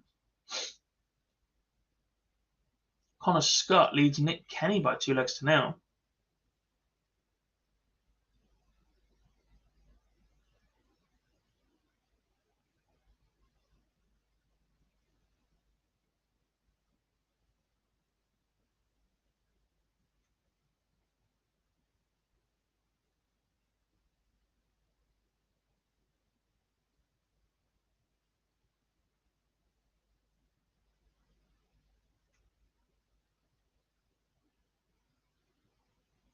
Do I know if a few overseas players will play in the MODUS in the coming weeks? I don't know the player lineup for the next few weeks. I know a couple of names. I'm not sure I'm allowed to say them. There are a couple of debuts coming.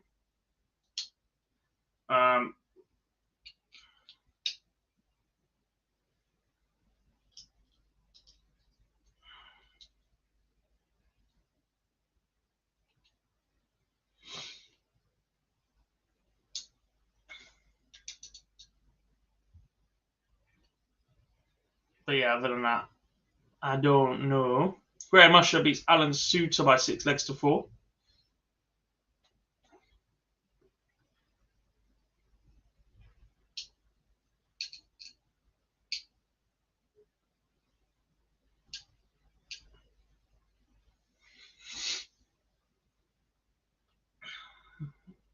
Ash Coleman must be soon, yeah. Obviously, he's already been announced to be playing in this series. What day is it? Tuesday.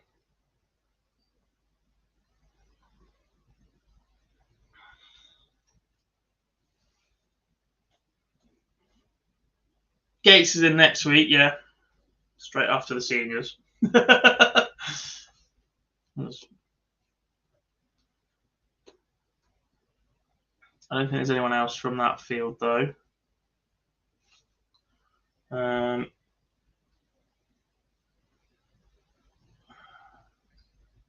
Devon Peterson is in this week. Should be interesting to see how he goes. Thought Jeff Smith played pretty solid.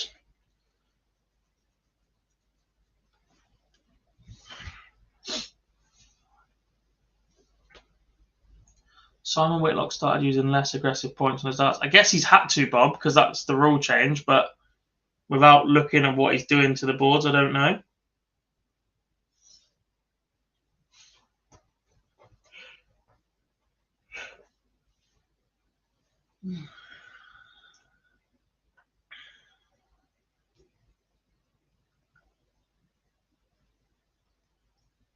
Ash Coleman gets through to Saturday. The church will be rocking. I expect a few to be down there, yeah?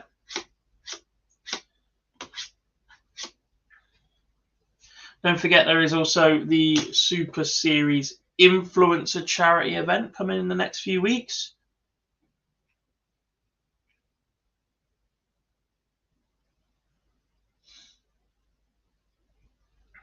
Ash Coleman will also be involved in that one.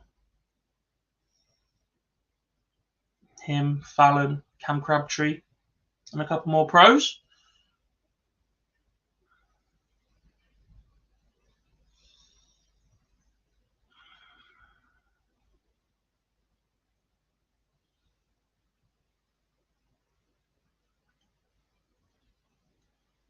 And Leighton Bennett has beaten Andy Barton 6-4. What a game that was. Shame it wasn't streamed, to be fair.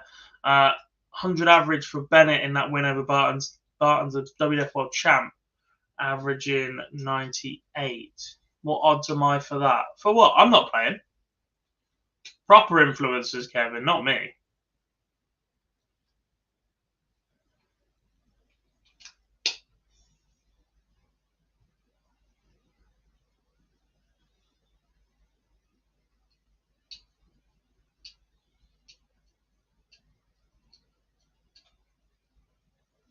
I'm hoping to be involved somehow, but I don't want to tell you how just yet. Spoiler alert, it's not reffing either. John Henderson, a 6-1 winner over Callum Goffin.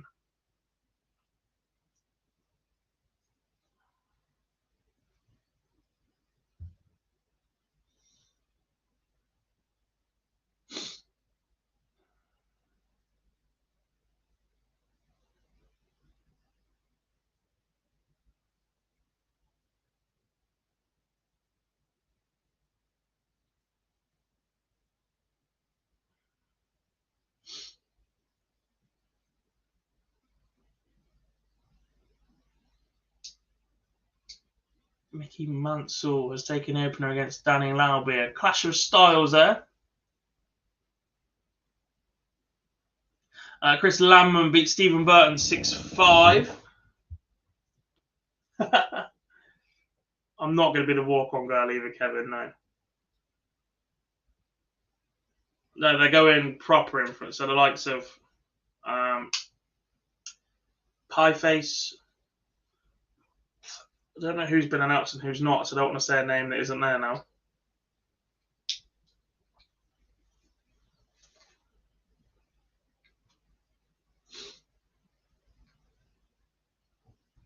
I know Jack Mate was invited, but he's hurt his throwing hand, so he can't play, unfortunately.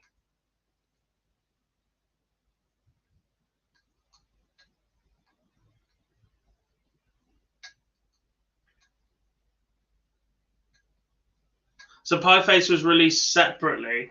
There was an initial launch video.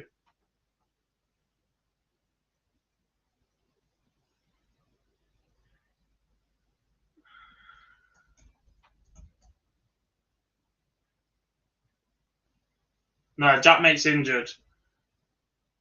He's cut all of his. He's had an Angry Ginge.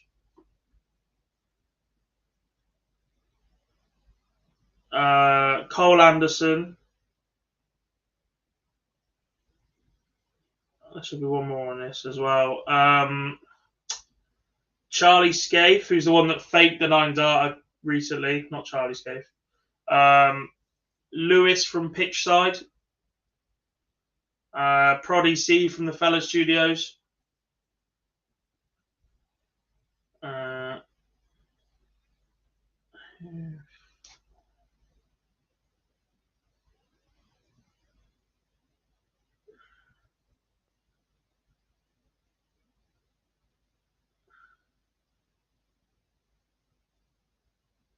Charlie Murphy.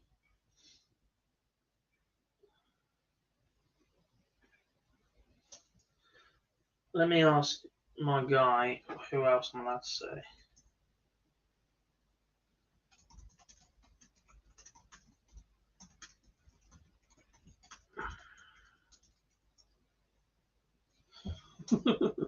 Nathan Richards has a death wish.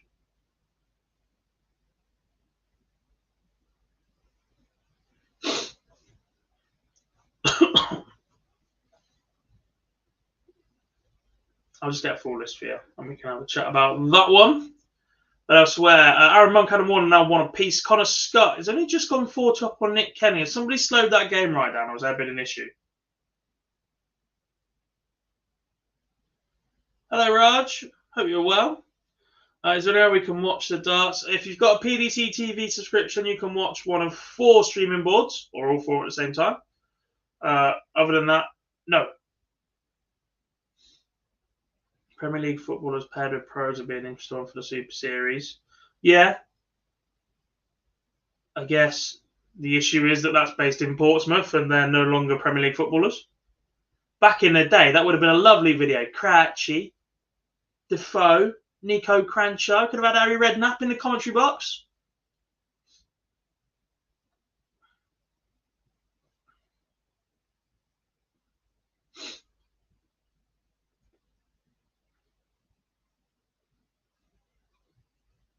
I've always liked Charlie Austin. Says it how it is. Stefan Belmont, a 6-4 winner over Radek Sagansky. Okay, so the influencers announced so far. Angry Ginge, Pieface, Cole Anderson, Lewis Bowden, Proddy C, Tom Garrett, Charlie Murphy, Fingeldins, and George Scafie. Big Sam surely available, didn't he, at the UK Open once? I believe he did, you know. Was that not a stunt because it was played out of Bolton? But yeah, 100%.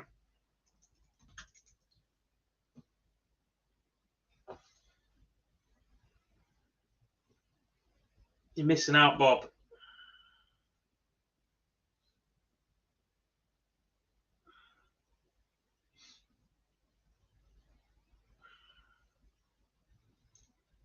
Yeah, so the format's not 100% confirmed yet, Lendl, but obviously we have got 6, I think there's going to be 6 dart players as well that are going to help them out. So there's either going to be some pairs matches, some teams matches, and some singles matches, plus some challenges to decide some rankings. So you might see some bullseye challenges or some 9 dart challenges and stuff like that. So yeah, it's just going to be a mixture of all things on the day, playing down to a winner for charity as well. So yeah. There will obviously be like a donation link to send in whilst you're watching. Tickets to the event are on sale now as well. It's just £10 to go in and watch. A bit more than a Saturday night would cost you, but obviously it's a far bigger session and a bit more going on. I'm not the ref that day.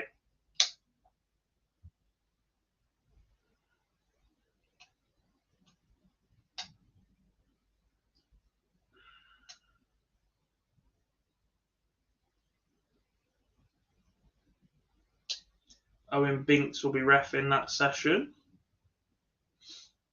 I believe, as he is good friends with Cole Anderson. However, I've had conversations about doing another role on the day. Early conversations. It'll be on the MODUS Super Series YouTube channel, Jonathan.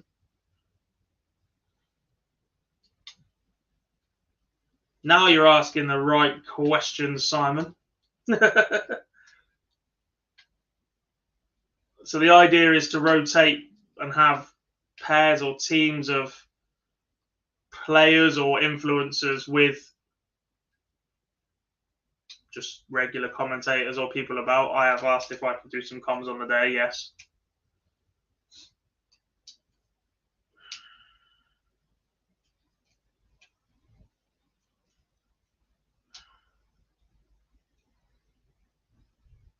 Oh, 100%, Kevin. I've never been so happy to find out that somebody else was refereeing the double start week.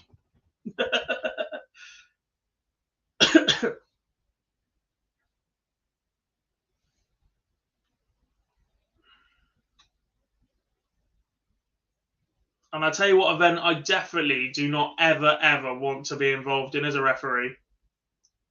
If somebody brings back the quadro board, I have absolutely no intention of standing there trying to work out all of those combinations.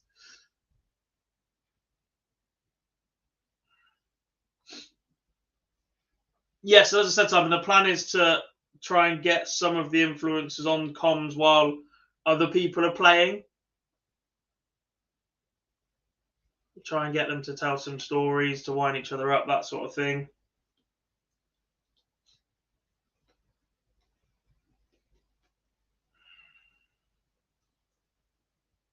I'm not sure Pieface will be allowed his catchphrase, shall we say? But we'll certainly work on it. We'll try and get the stage mic'd up so you can hear what they're all saying between each other.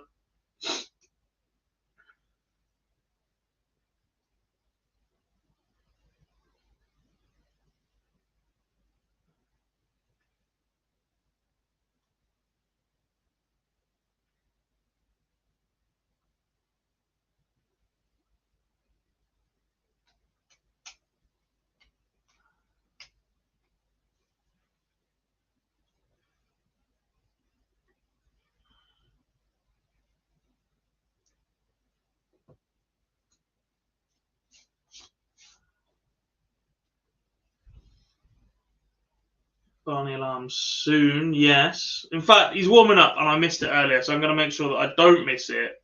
And for the second round today,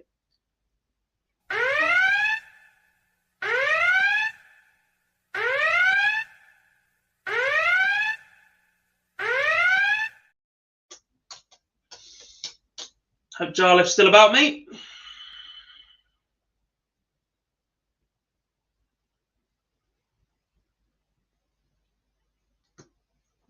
Where are we on our poll, by the way, folks? Not to send it straight back to that. 252 votes on that one. Still a 60-40 split right now. As I said, I'm going to keep that one open for a little while.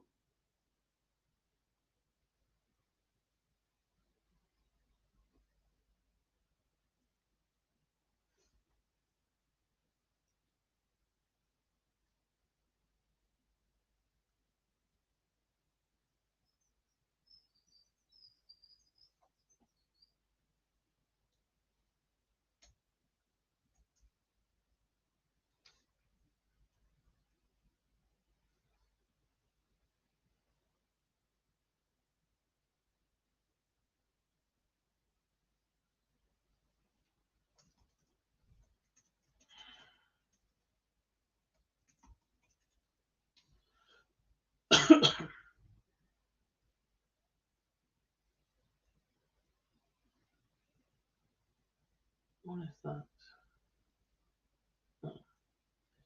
Boring. Yeah, Peter Wright is out today. He has lost to Robert Owen. Simon Whitlock has progressed once again. He did pick up a win in the first round yesterday before being beaten 6-0 by Johnny Clayton in the second. Is Barney going to be streamed? Has the PDC announced the next round yet? Let me just have a quick look.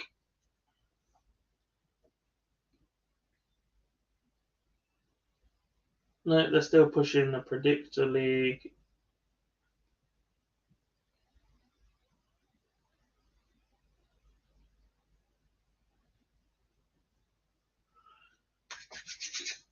If it's gone live and it's not on my screen, then we're going to have Barney as the feature game.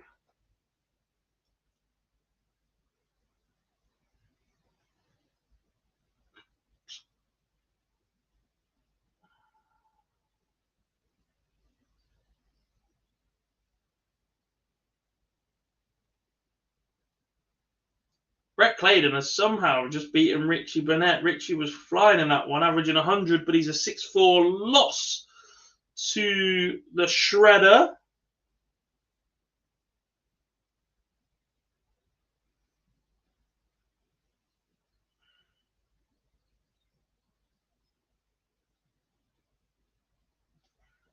Adam Warner gets led back against Darren Monk, but still trails by 4 legs to 2. Steve Lennon leads Patrick Gerrard 5-1. That's on streaming board 2 for you. Richard Veenstra has absolutely flown out of the blocks. Well, I say flown out of the blocks. He's averaging 87, but he is 4-0 up on Andrew Gilding. Neil Zonneveld is having one of his purple patches. He is 3-1 up on Mike Kivenhoven whilst averaging 104. Adam Hunt has just leveled up against Aaron Rolos for a piece. Tied again that one. Both players over the 96 mark. Richie Edhouse has taken the opener against Thibaut Tricol. Danny Lauby and Mickey Mansell, the Clash of Styles, 3 apiece on board 16, whilst Gert Nentiez leads Lee Evans by 4 legs to 3. Florian Hempel and Adam Gowlas currently 2 apiece. My money's on that one being the last to finish in the last 1-2-8. And Berry Vampire versus Jeffrey Sparadans on board number 8 has just got underway as well. Plenty of Dutch flags about at the moment. Van Barneveld takes the opener against Matt Dunnan in 14 darts.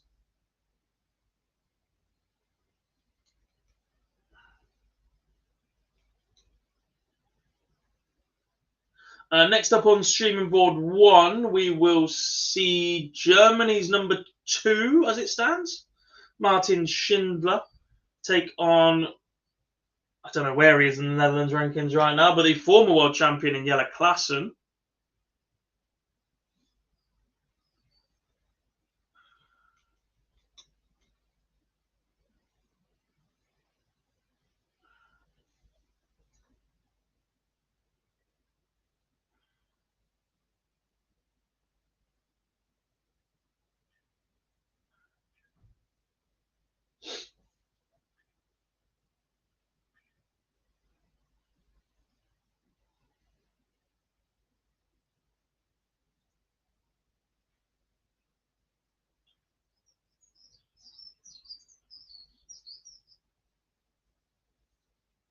Barney wants the Barney. The signature shot, the 156 from the great man. Get those arms extended.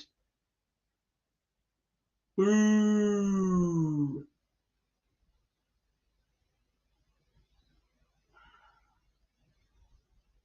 I love that. You've not even given his proper name, Freddie. You've just gone straight into Pellegrino. Right, we'll make the final this week in the Premier League. Dan Pellegrino is stuck. Yes.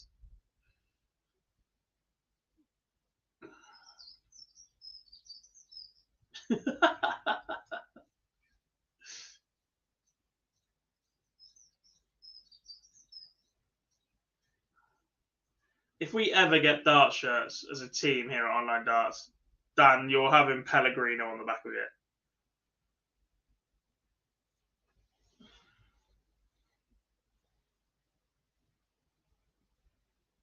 Veenstra now leads Andrew Gilding 5-0. Flyers flying into round number 3 currently.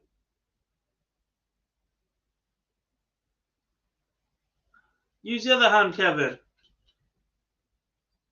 Or stick it in the microwave. I'll defrost it.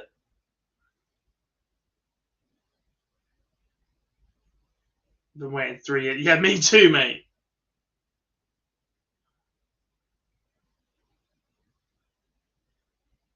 He sized us up while we were in York for more gear and none of it ever arrived. Is the drop off from Max Hot worrying? Worrying in terms of Max Hot once being considered the next big thing in darts, like not just a big thing in Germany, like the next big thing in darts. I guess it depends if we ever see him back on tour again. There was a lot of pressure on him early days. Look, he made some good money in a short space of time, sponsorship-wise as well as playing-wise.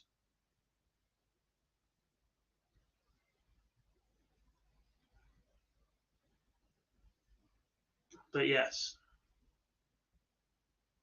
Happy Easter from Kedi, India. Happy Easter.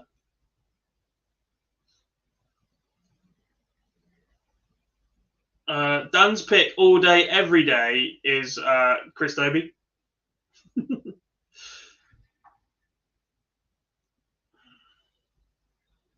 Barney 3-0 up. David, been listening but busy. What is a pie face and an angry ginger? They are influencers. Pie face is one of the biggest streamers in the UK, traditionally off FIFA content. He also was formerly on Deal or No Deal and Big Brother.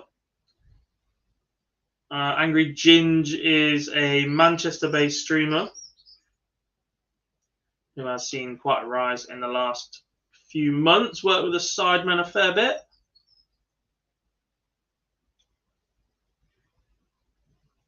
I like to stay Dutch. I go for Veenstra. Interesting pick. Gert Nenchez has beaten Lee Evans 6-4.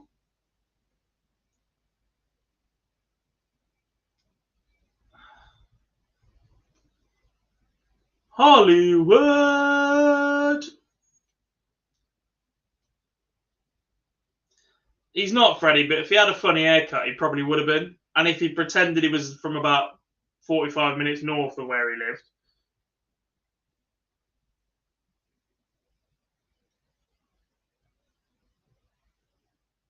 Speaking of shirts, I sent you lots of few shirt companies to take your logo and create self-ship and inventory. Thank you very much. I will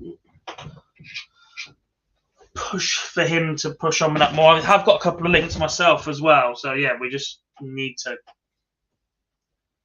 actually get on with it.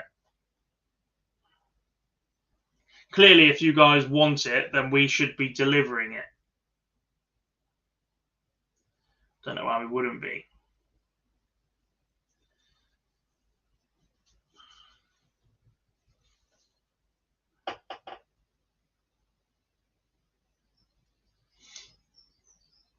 Gilden's got a couple back here. Ever since you open your mouth, Crozen, he's lost 2 legs.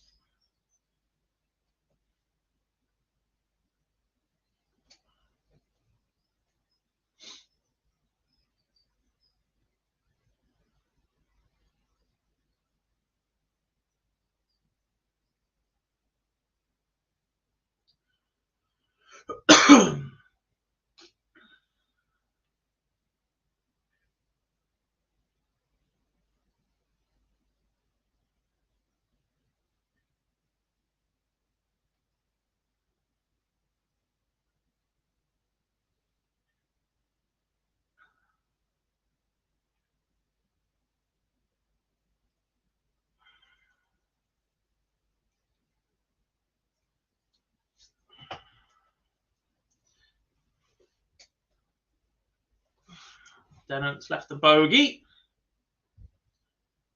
Good maths. Ting. He's 1-2-2 though. Should get a dart at the bullseye from there.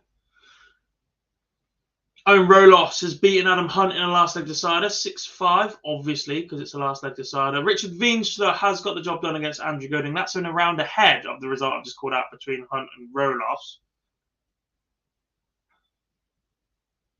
Oh, steady, Freddie. Danny Lauby has beaten Mickey Mansell 6-4 as well. So we just have 2 games in the first round still live. Aaron Monk has just been forced to a deciding leg by Adam Warner.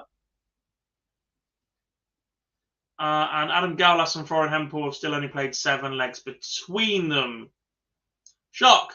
Jana Klassen has taken the opener against Martin Schindler. They look like a new barrel once again from the Cobra. And Robbie Knopp's 2-0 lead over Lucas Veinig. Veinig only averages 79. He's been impressive the last 2 days. Wattermainer continues to go well. 2-1 up on Thomas Lovely right now. Callum Ridds and Joshua Richardson are on streaming board 4. So Ridds has been moved from streaming board 1 to 4 today. Interesting. 1-1. And Richie Edhouse has flown out the blocks once again. He's a 5-1 lead over Thibaut Tricol.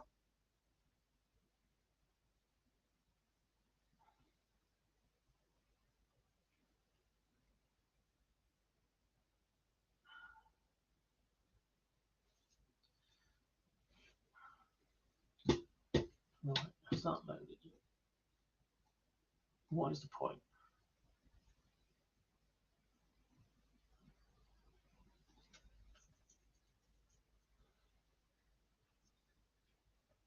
Why is Wade v Closer not until 2:45? What do you mean?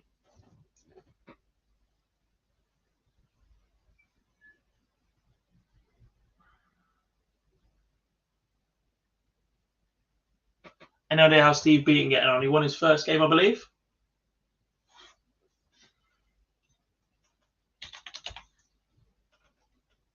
Yeah, 6-3 winner with Danny Nopper. Probably the biggest win so far.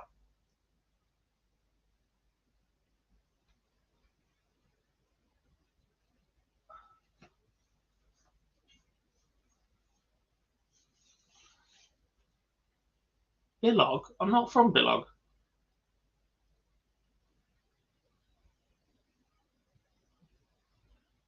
I live in Nottingham, but I'm from Oxford originally. That's what the PDC tweeted. Wade Close has just started now. It's 2:45 local time. It's in Germany. They're an hour ahead.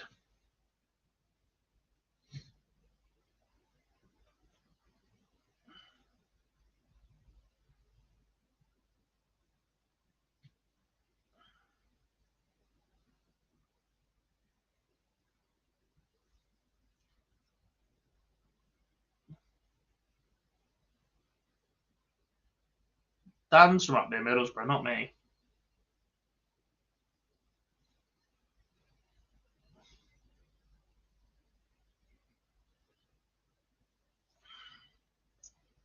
The only comparison you could ever make between me and somebody from the north is that I like Greggs.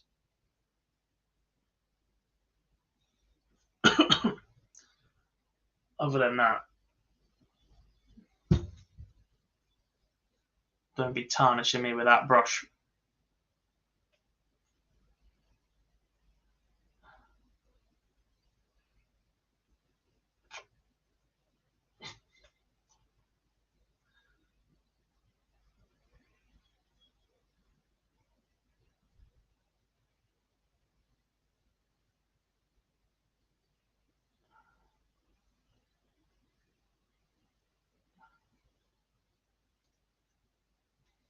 If there is a posh pit, Dan will have found it. Don't you worry about that. Mike Kyvenhoven had just beaten Neil Zonneveld. He was 4-2 down in that one, with Zonneveld averaging 104.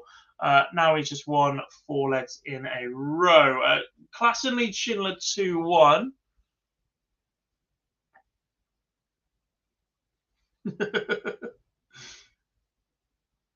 Up the Gregs.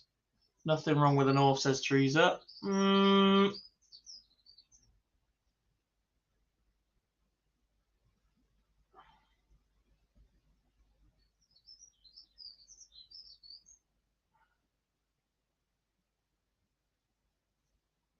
So Phil will be here shortly.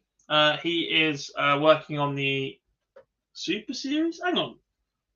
Yes, it's only Tuesday. Yeah. He's working on the Super Series.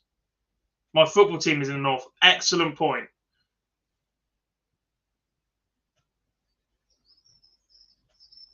They are wonderful.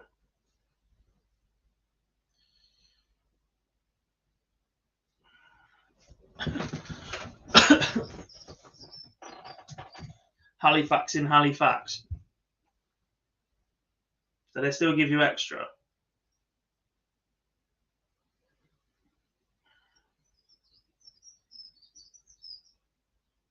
If you didn't get that reference, you are far too young. Or not English.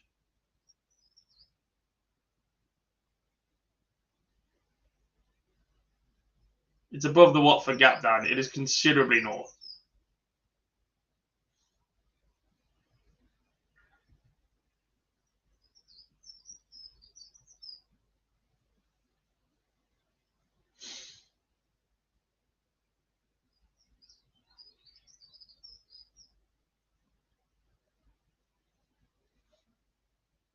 Is Matt Dennett making a mess of this? He is, because Barney has just sniped a 104 for victory over the Scholar. Dennett missing darts to extend that one.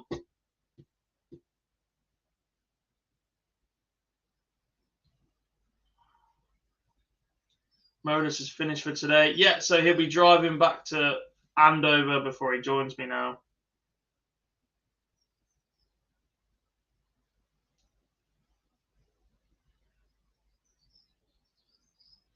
We need a new game. All right, we'll put... Oh, no, Dobie's being streamed. He can't be. Can't be. Dom Taylor, Jeffrey DeGraff.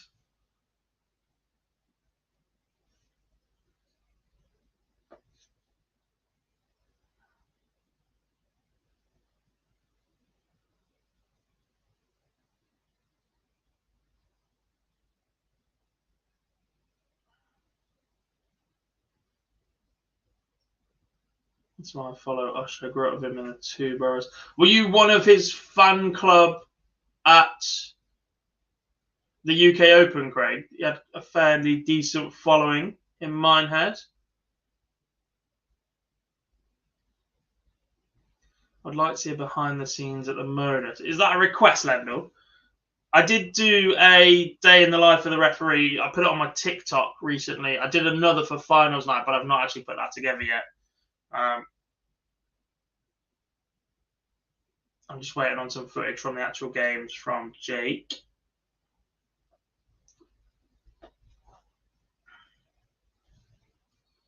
Then he says, come on, Sweden. Yeah, Jeffrey DeGraff in action.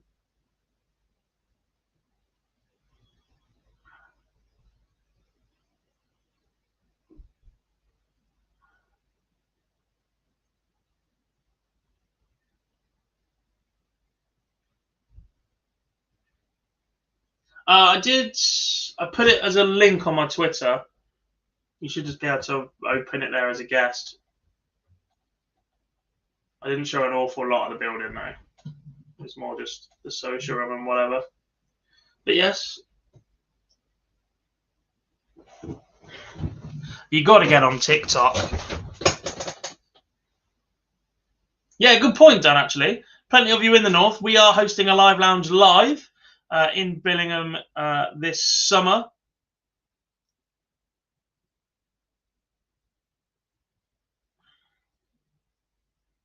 Less of that slander towards TikTok. I thought the same until I got TikTok.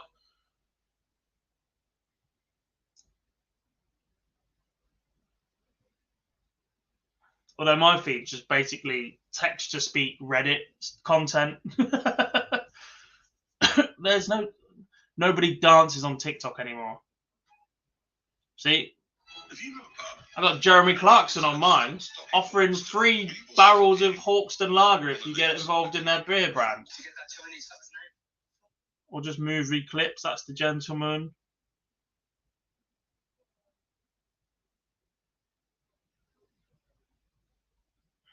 Movie clips.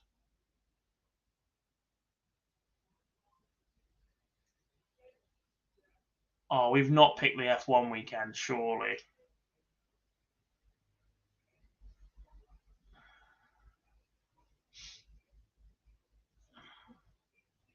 These guys are pretty good, called the Bread Basket. They do a lot of sport-based trivia and content. We're going to look to do some similar stuff for the online darts TikTok.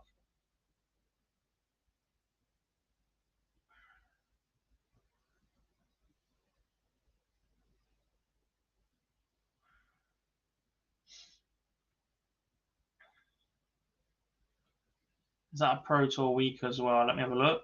I've got that bit in my calendar. Yeah, there's Pro Tours Tuesday, Wednesday, and then we'll be up into Northeast on the 6th. And then the match play starts the following week. So it will be the match play preview show as well.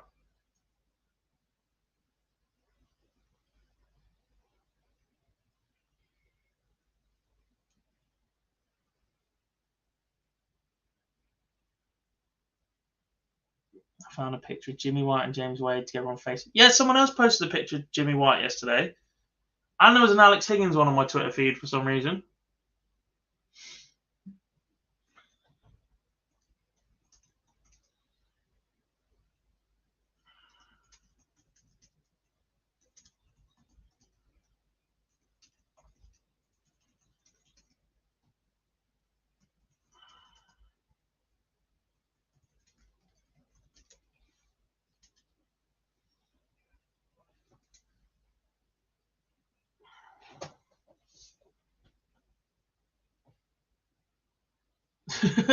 No, but look, if Jeremy Clark's on TikTok, then there's certainly nobody dancing, is there? Let's be honest. That was the point I was showing.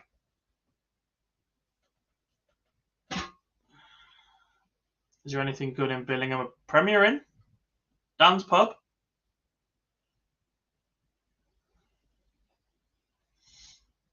And Parmo's. I refuse to have a Parmo anywhere else until I've been up north with Dan to have a Parmo.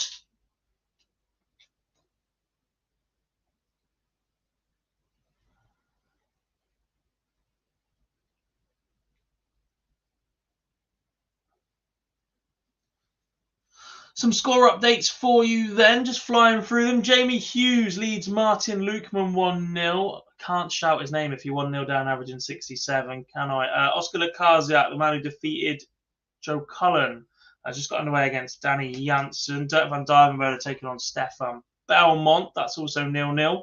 James Wade leads Daniel De Closer 3-1 on streaming board 3.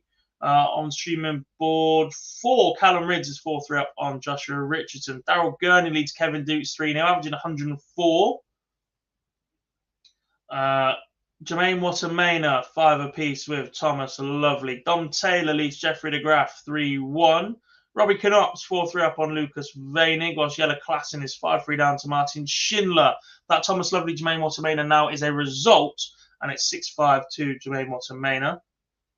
Leighton Bennett is taking the opening against Romeo Kabavak. Chris Dobie leads Willie O'Connor 3-2. Carol Sedlacek and Ryan Meikle 2 apiece, and Dylan Slevin leads Keegan Brown 3-1. I tried to get through that without sneezing. I apologise.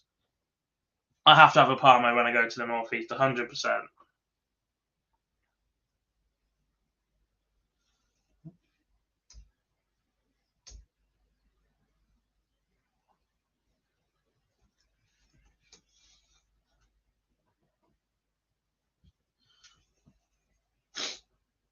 Daryl Gurney averaging 108.91. Now leads Kevin Dukes 4-0. Remember, the best average of the day so far belongs to Willie O'Connor, 109. James Wade is averaging over 100. He leads Daniel closer 4-1. Has he just pinged this bullseye? Oh, it was double 13 instead. He did the treble 12.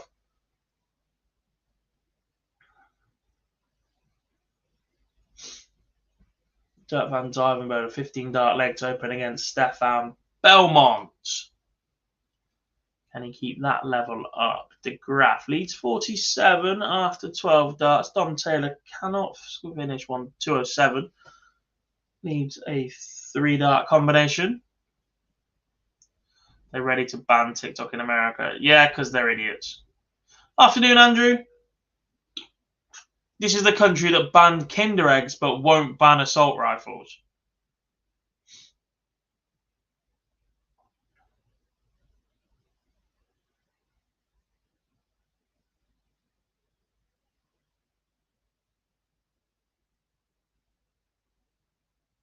Because apparently you have a right to blow someone's head off, but you don't have a right to have a nice little toy in your chocolate egg. Martin Schindler beats Yellow Klassen 6-3, and Callum Ridds, same scoreline, gets a result over Joshua Richardson.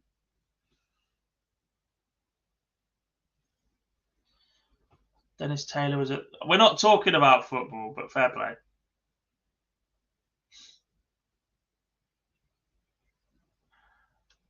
I was fortunate enough to meet John Parrott at the seniors last year.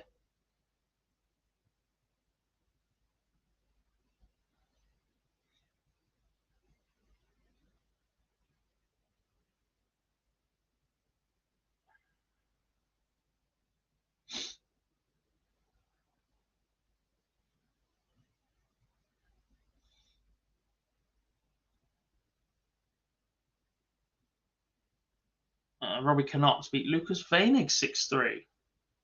Big drop off from Veinig, that. Well, apart from the fact John Parrott's an Everton fan, and the bloke I stood with from Jennings is also an Everton fan.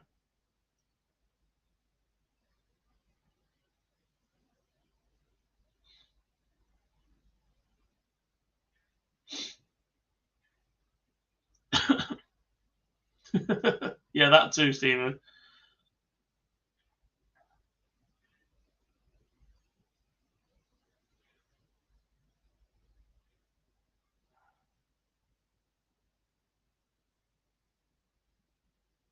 Then again, we're not exactly flush with world-leading politicians right now, are we? Is Ian White and Clayton still in? Johnny Clayton's still in. Daryl Gurney's just averaged 109.59 to beat Kevin Dukes. If that stays at that level, when it drops down, because sometimes it changes, that might threaten what we saw earlier from Willie O'Connor. 109.48 from O'Connor. We'll see what that finishes with in a second. Johnny Clayton is about to take on Simon Whitlock in the second round again. Yesterday when they met, Johnny Clayton averaged 100 and beat Whitlock 6-0 in the second round. So, yes. Who was the other one? Ian White. Ian White is just about to start against Vincent van der Voort, 0-0. So, yes, they're both still in for you, Adam.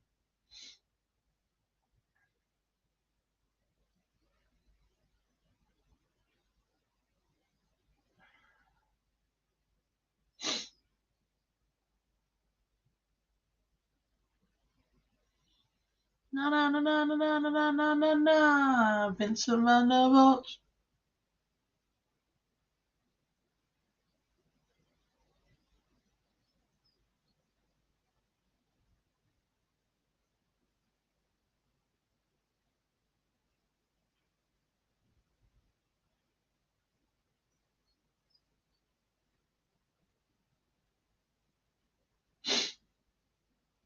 Is it sunny where you are? The sun is coming out a little bit more, but it's certainly not full on bright as to the delights that I've heard about in Aberdeen and Sunderland and God knows else what. So hopefully the sun comes this way before I make my trip over to Ilkeston later this evening.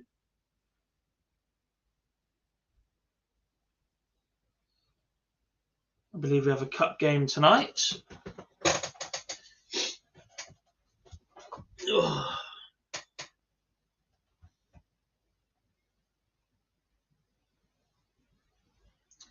James Wade has closed out a 6-1 win over Daniel Closer. See what I did there? Warming up, Michael Van Gerwen against John Henderson. Stephen Bunting will take on Owen Rolos. Brett Claydon against Gary Anderson and Ryan Searle against Chris Landman. So Landman will be on streaming board 1 for you to watch at home. As Martin Lukeman. Leeds Jamie Hughes 3-2. Smash. Leighton Bennett 2 apiece for Romeo Gabava. Chris Dobie 5-4 up on Willie O'Connor right now. Nicely Middlesbrough put a washing out today. That's the problem with 6-hour-long streams, is I don't really get to do anything. How many Stoke-on-Trent darts players is there, past and present? Bet there is loads. I can think of 4 professionals off the top of my head immediately. Taylor, Lewis, Andy Hamilton, Ian White.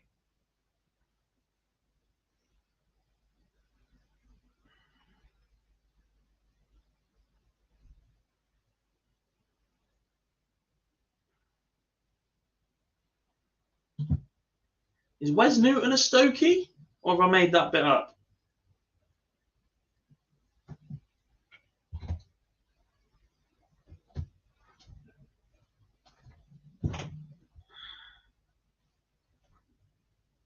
Don Taylor 1 away.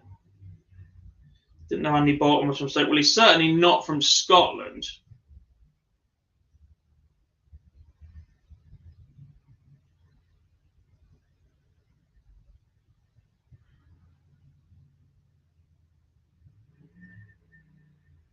Fleetwood. I thought so.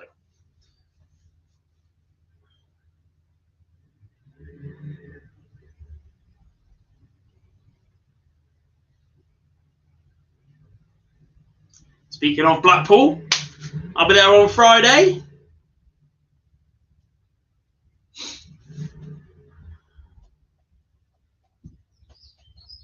Hopefully it's nice and sunny there.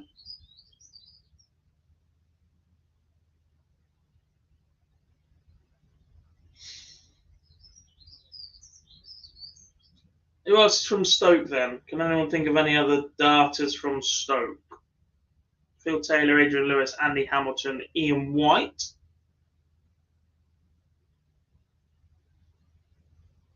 What's on in Blackpool? All right, Derek. The champion of champions is on in Blackpool. We don't talk about him, Denny. Is Newton playing any darts or is he retired? I don't really know, Maliki. Is the honest answer. I've not seen his name about for a long time. You're not popping up to say hello then, Dale. Karol Sedlacek, a 6-2 winner over Ryan Meikle. Super Blackpool, where are we staying? King Travel Lodge by Blackpool Football Club.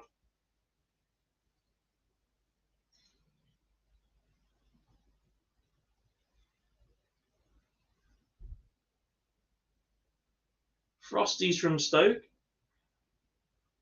Bristol had a pub in Stoke, yeah, but he's a London boy, wasn't he?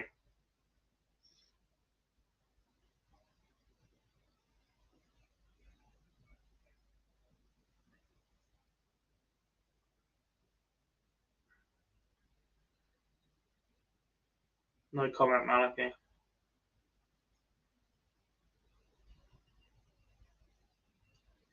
Graham Potter from what? The football coach?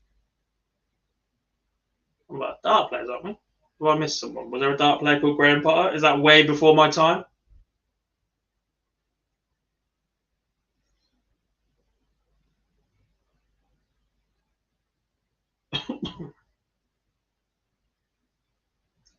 Simon Whitlock has already fared better than he did yesterday against Johnny Clayton because he's won a leg. Maureen Flowers, that would explain the Bristow link, wouldn't it?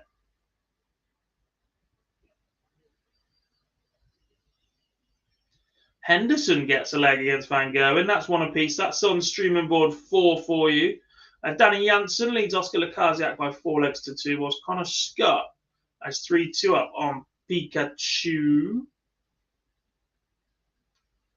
Right at the bottom, deciding leg between Dobie and O'Connor on streaming board 2. Dylan Slevin leads Keegan Brown by 5 legs to 3.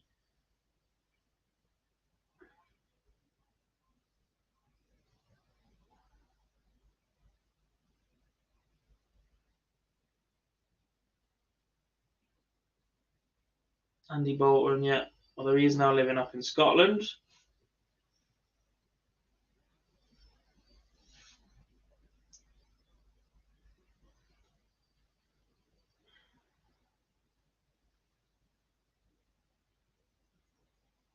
Jack, tell Karen and Ryan to stop picking on you.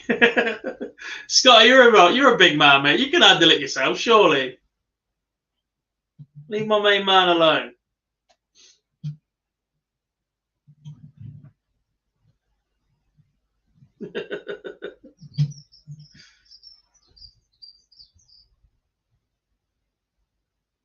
See, we don't just give you the darts here. We stop bullying here at Online Darts.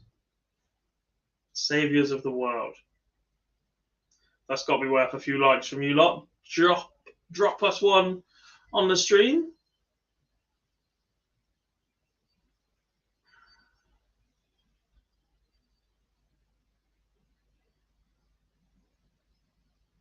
I'd rather not, Adam. No, he was a dart player. He's from that town, but that's about as far as the conversation is going with that one. Talking of sending tissues to someone, Adam, Dan, let me know what hotel you're staying in because Chris Dobie is out. He's just lost 6-5 to Willie O'Connor.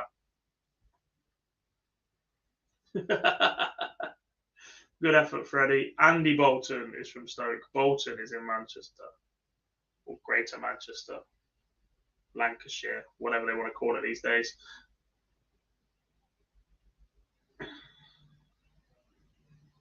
This guy stinks.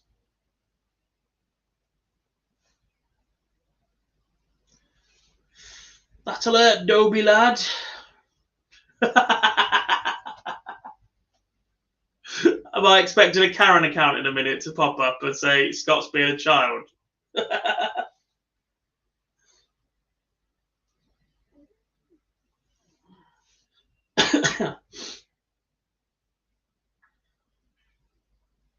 Oh dear.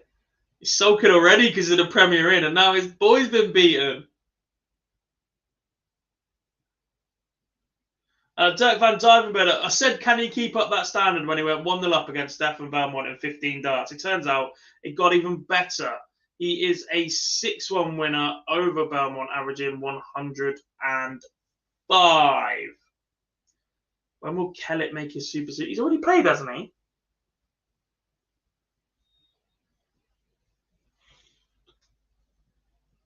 But I don't know. Why has Andy Bolton moved to Scotland? Because he prefers the weather. Said no one else.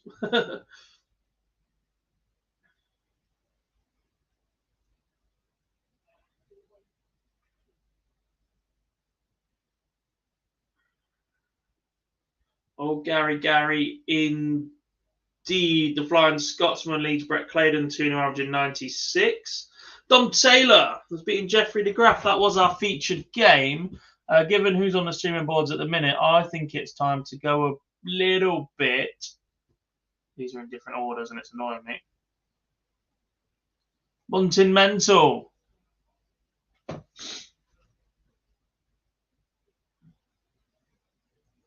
Slev was 5-1 up on Keegs. Yeah, he was.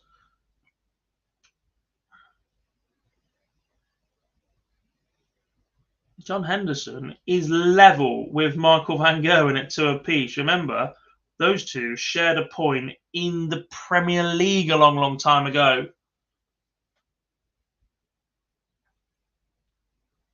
Michael Smith takes open against Steve Lennon in 15 darts. Whilst Brett Claydon has a leg back against Gary Anderson. Ian White leads Van der Voort by 3 legs to 2.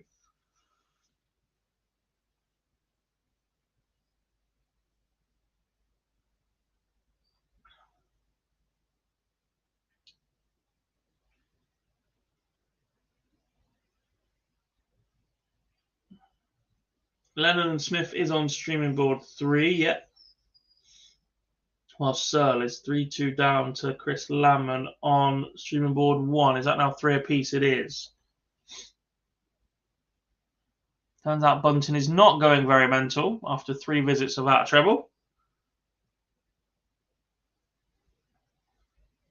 Danny Janssen is into the last 32. He beats Oscar Lekaziak by 6 legs to 3. He will join Van Barneveld, Edhouse, Van Dyvenbode, Wade, Ridd, Gurney, Wattermaner, Van Peer, Veenstra, Taylor, Robbie Knops, Martin Schindler, Kyvenhoven, Willie O'Connor, Carol Sedlacek, and Dylan Slevin in the last 32. Slevin with that 6-5 win over Keegan Brown. Gary Anderson now 3-1 up on Brett Clayton, averaging 105. That's just jumped up a fair bit, so that must have been at least a 12 data I'm expecting. Afternoon, Matthew. I'm very well. Any shocks so far today? We lost Danny Noppert pretty early.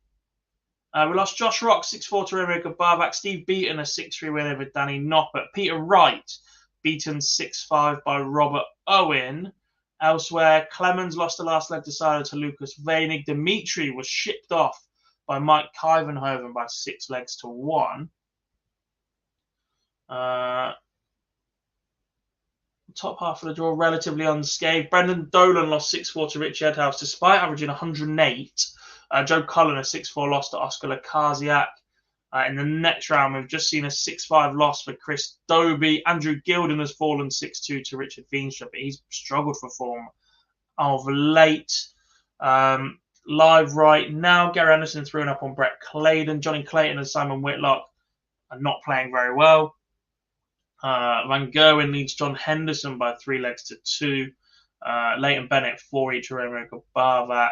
Looking very good right now. Michael Smith played pretty solid yesterday. Hit that 9 data against Barney, didn't he? But then lost that match. Ross Smith is warming up against Graham Usher.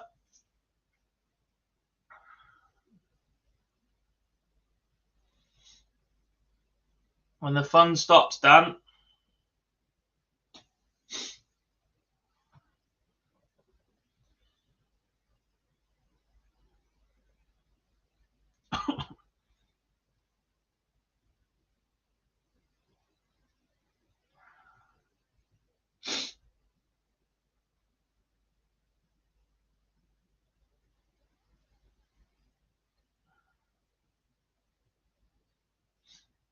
Martin Lukeman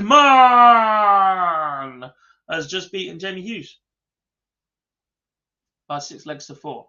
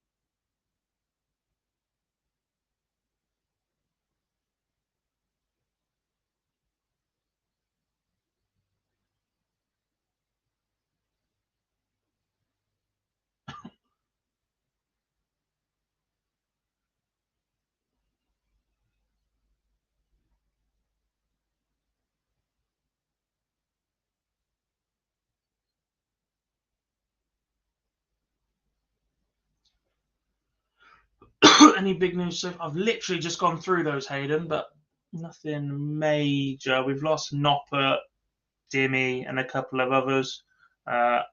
Obviously, there is no Aspinall, no Rob Cross, no Gerwin Price, no Luke Humphreys, no Luke Littler playing anyway.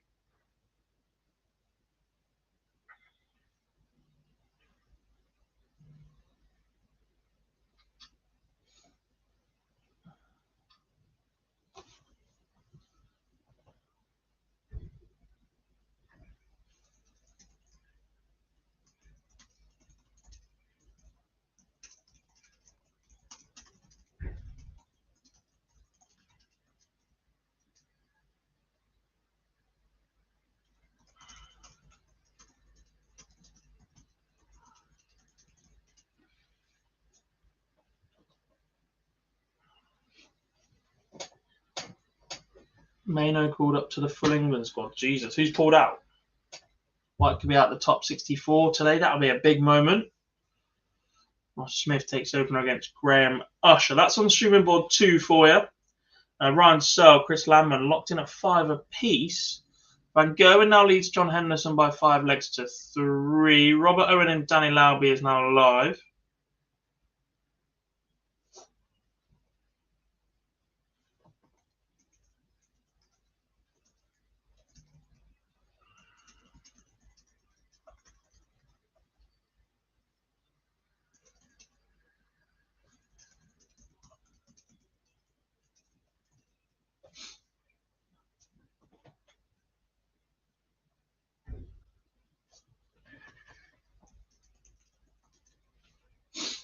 I should create a Martin Lukeman alarm. Oh, you're going to have to record it, don't I? I haven't seen the Nuke's girlfriend at the Premier League's everything okay. As far as I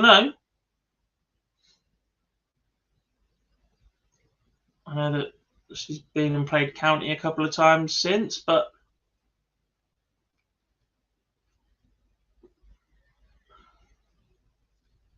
sometimes you just want some privacy back in your life. Connor Scott beats Ricardo Petresco 6-5. Big win for the sniper, that, without tour card.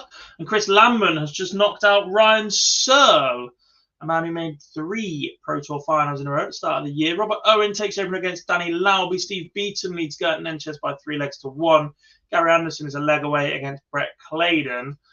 Vincent van der Voort is a leg away against Ian White. He leads that on 5-3. Same scoreline, same lead for Johnny Clayton over Simon Whitlock.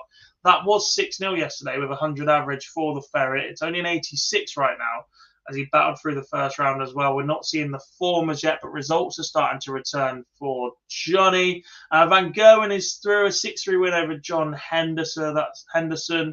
A decent little practice for the Highlander, given that he's played Challenge Tour for 3 days as well. He'll head up to Blackpool for the World Seniors Champion of Champions in the next few weeks. Why is Matt Campbell not in Germany? I don't know, Gregory. He's one of about 8 players that have opted not to play this weekend.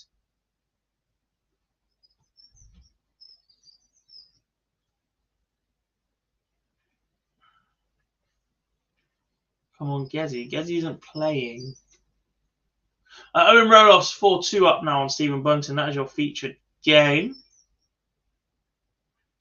It's going to be very wide open by the end of the last 64 if we continue to lose players as we have. Aaron Monk will be the man that hopes to knock out Damon Hatter. That'll be coming up shortly in the last 64. Meanwhile, there's some 32 games ready to go. Veenstra against Dom Taylor and Richie Edhouse against Dirk van Duivenbode. We have had the issue of slow boards a couple of times of late. Vincent van der Voort is not slow, though. The Destroyer, 6-3 win over Ian White.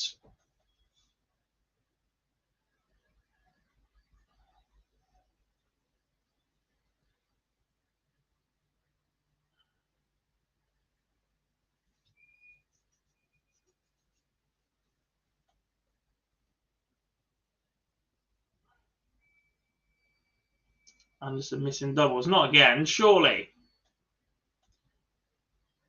As the Wizard gets one back against the Ferret.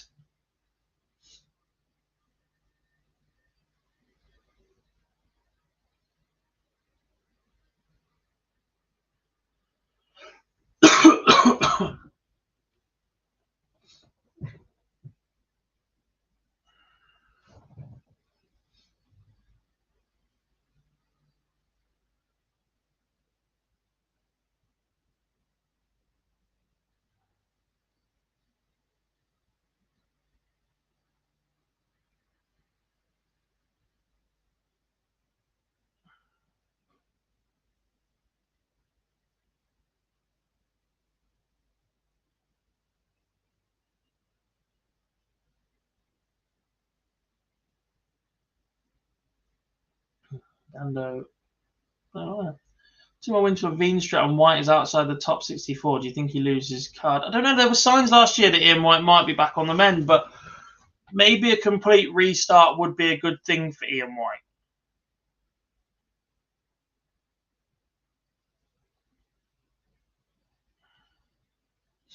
when you're not having to defend constantly anymore, it's just all out earning.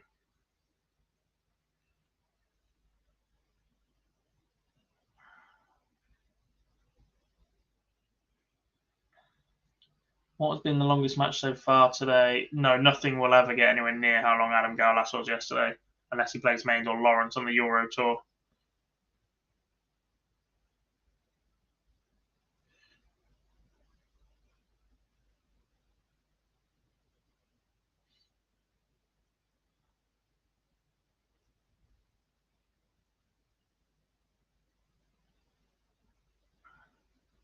Wins for Johnny Clayton, 6-4 over Simon Whitlock, and 6-3 win for Gary Anderson.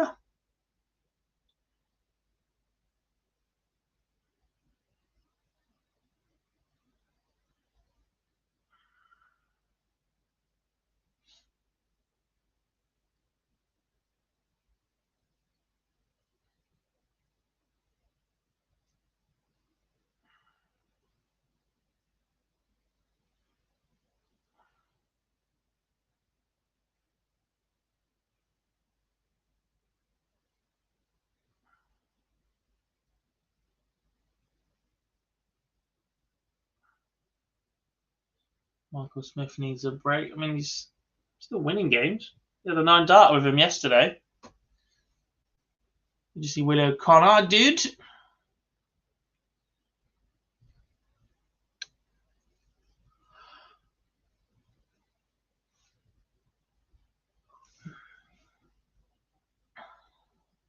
Owen Roloff kicks off what could be the final leg against Stephen Bunting with a maximum. Ross Smith is averaging 101 against Graham Usher as he now leads 4 legs to 0.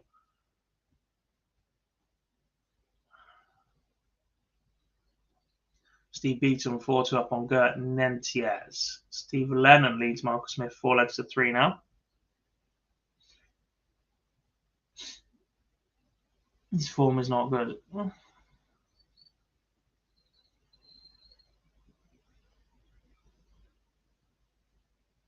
It's not good. It's just not exceptional. He's still what? Top 4 in the Premier League, in the top 3 in the world.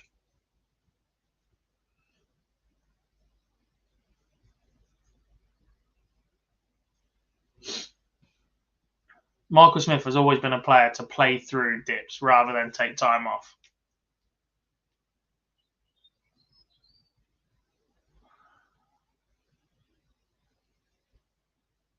He's also one of the only players in the world that has a positive head-to-head record against Luke Littler right now.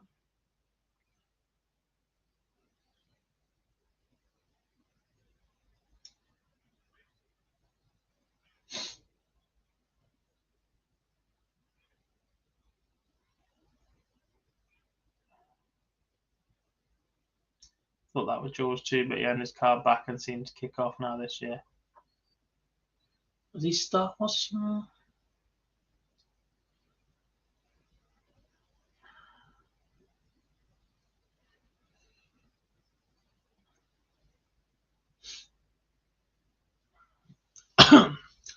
I mean, look, Barney is one who's definitely benefited from not defending a lot. He was in free fall and in a poor state of mind. He had a year off. COVID then intervened, which meant he couldn't do what he planned to do during retirement and needed to come back. But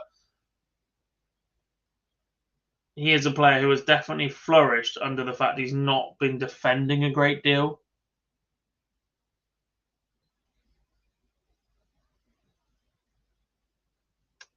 Wade and Richardson have been on the rise, yeah.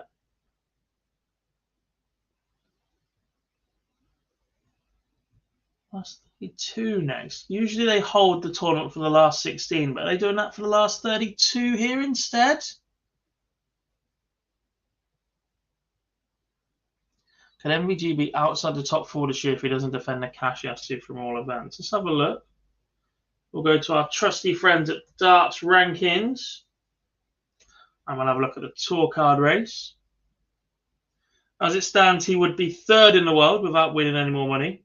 11 grand better off than Nathan Aspinall in 4th, and Going Price is going to drop to 5th on £328,000. Obviously, Luke Littler has an entire year free for all. He's about £100,000 behind that.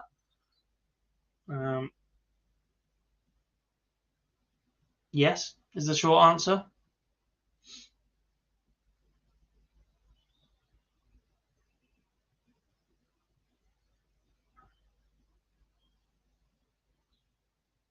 Don't forget to get involved in our poll, by the way.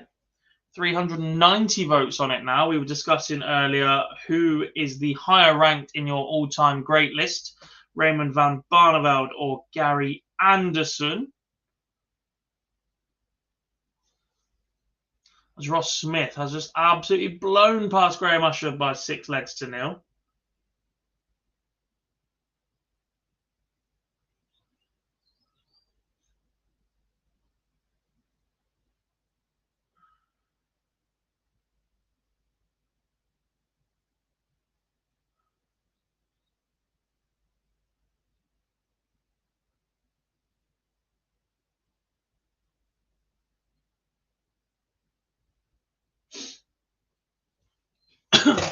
Does feel like a much slower day today. Typical. Yesterday I had nowhere to be. I went out for dinner and came back to the stream. Tonight I have to get to Ilkeston to play darts. 5 apiece now between Steve Lennon and Michael Smith. Whilst Owen Roloffs might come back for match darts. Oh, he does come back for match darts once again to finally see off the bullet. He wants 52 to end Bunting's campaign in round 2.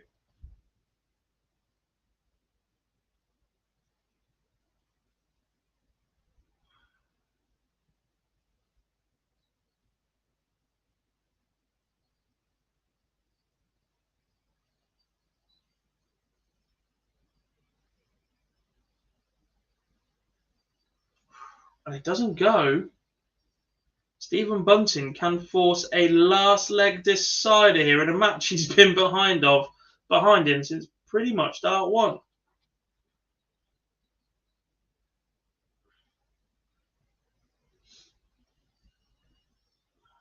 Ooh, does not go. That's a slip.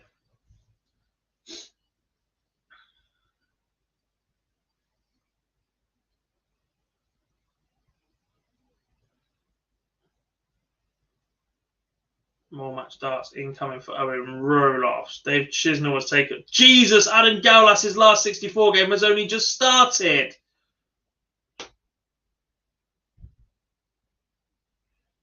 Oh, I'm never going to get out of it. Philip's going to have to finish it on his own. Sorry, folks.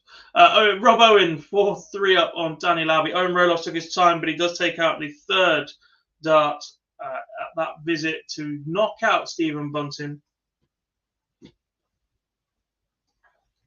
He may be bulletproof with nothing to lose, but he has just taken a shot to his chances of winning a Pro Tour today. Will James Wade make it back into the top 16 in the Pro Tour? He's in 28th place in the Pro Tour ranking. I mean, 1 win pretty much launched him straight back up there, and you wouldn't put it beyond him. Don't know is the honest answer, though. I'm not sure how much James Wade wants it anymore, if that makes sense. Bully boy Michael Smith has beaten Steve Lennon in the last leg decider. That was a hard-fought slug from the former world number 1 and world champion. Finally closing out with a double 2 to beat Scuba Steve.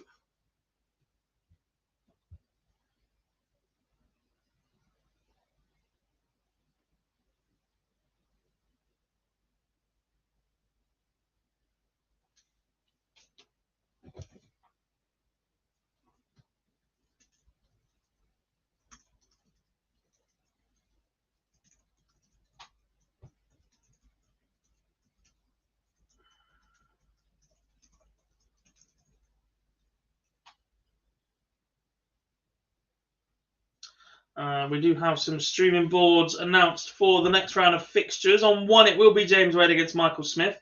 And on 2, the Riot Callum Riggs will take on Michael Van Gerwen. Damon Hetter is 1 away from booking his spot in the last 32. He leads Aaron Monk by 5 legs to 1. Rob Owen is a leg away as well, but his opponent is a little bit closer. He leads Danny Lowby by 5 legs to 3. Dave Chisnall is averaging 107, which is an average of 14 darts per leg. He is 2-0 up on Adam Gaulas. Now we're starting to see a few more of the last 32 games warming up. That means the officials have been sent to the boards. Not necessarily the players, but it'd be nice for them to kick in nice and swiftly.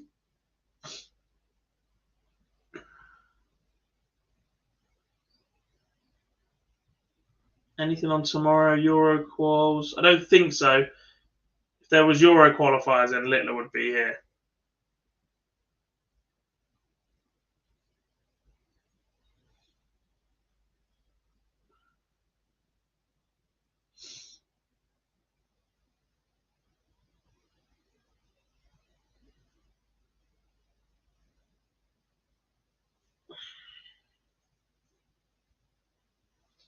Chess tournament. Now you're starting to sound like Chile, Freddie.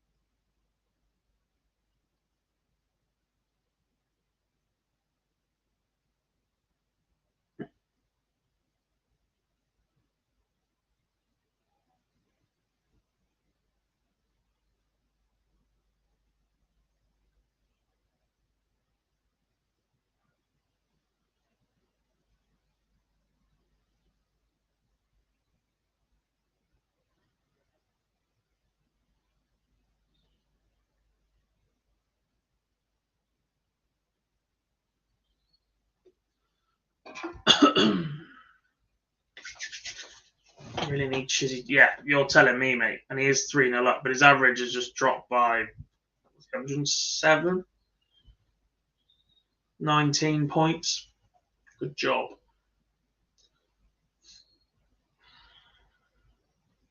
Last 32 game is live, and it is the Battle of the Netherlands. Raymond van. What? Him.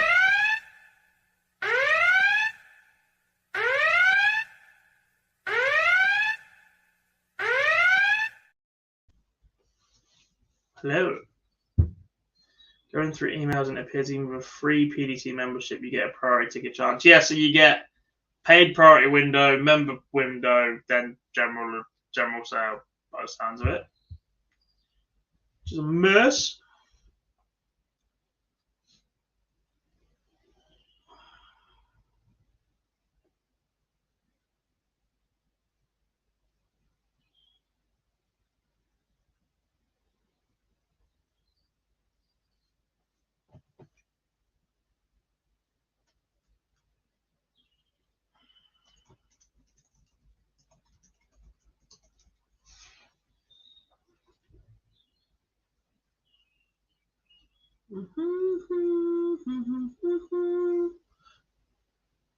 Barney alarm. Marco's back. How we doing, Marco?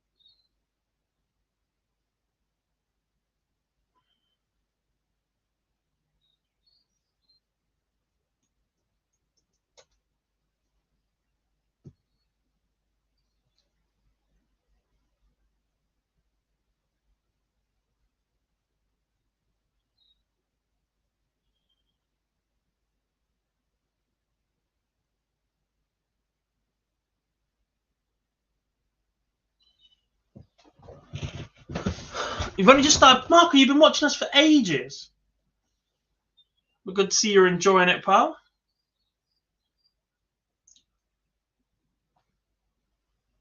Jansen's taking the opener against Raymond van Barneveld. Then Veenstra and Dom Taylor is also underway. Chisnell leads Gaulas 4-0, and Robert Owen is sent to a deciding leg against Danny Lauby.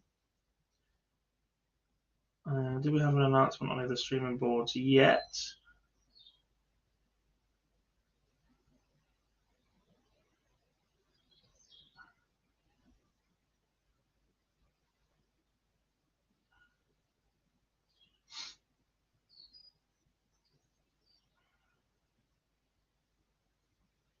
The answer is no. Afternoon, Matador. Hope you're well, buddy.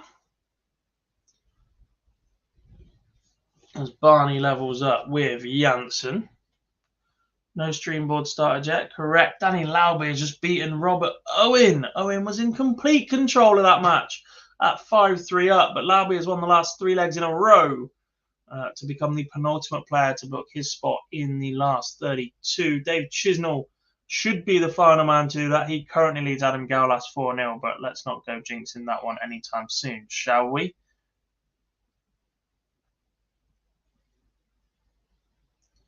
Good man. Welcome to the obsession for the rest of your life.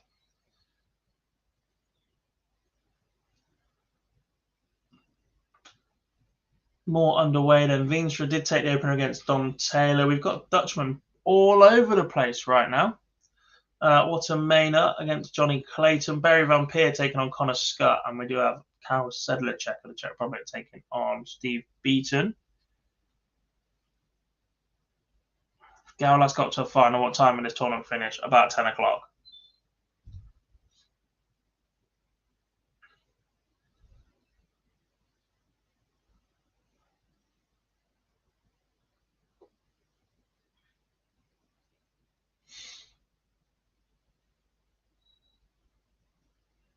As all of the 32 roars into life. Again, strange though. Normally they hold at the 16 stage, not the 32.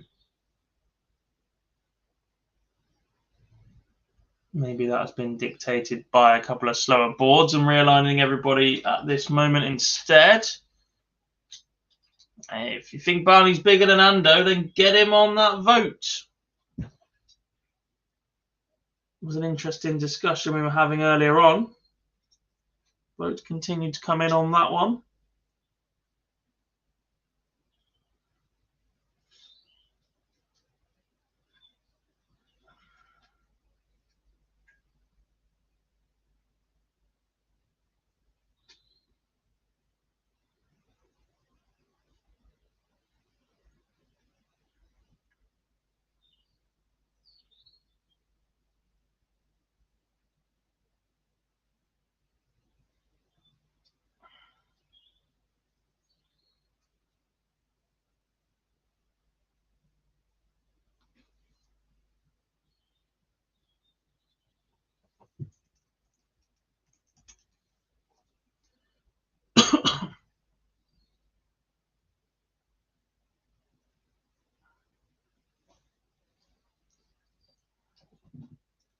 Night or morning, yeah, wherever you are, Adam. I do forget that sometimes. Just go with whatever time I'm at, which is 10 to 3 in the UK.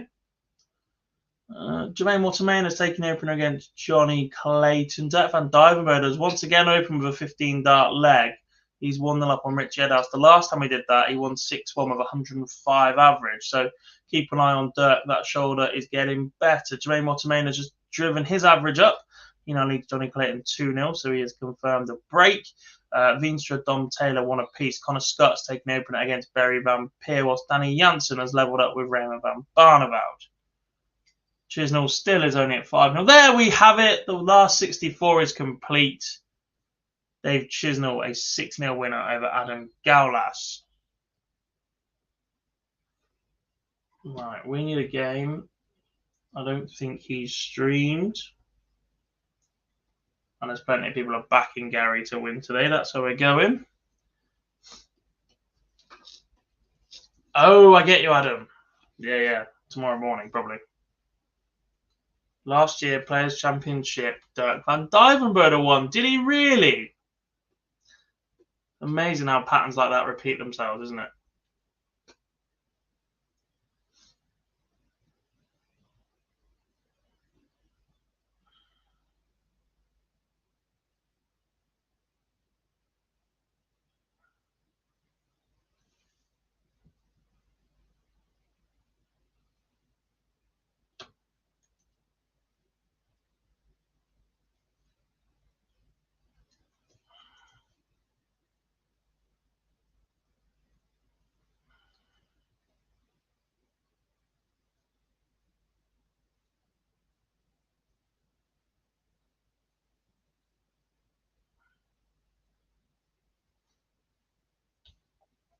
Clayton gets one back against Watermainer. That game will not be slow.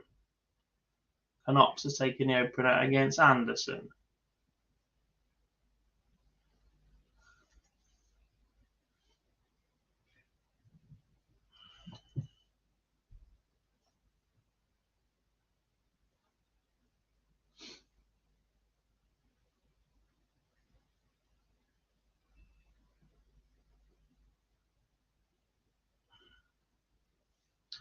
Two 0 up against the not so flying Scotsman right now. What else do we have coming on the streaming boards for you? Let's take a look. There's still no word on those. Schindler Lambert is one of them, as that kicks into life right now. Still waiting on streaming board 4. Reminder, streaming board 1 will be Wade v Michael Smith, and 2 will be Callan Ridds against Michael Van Gerwen.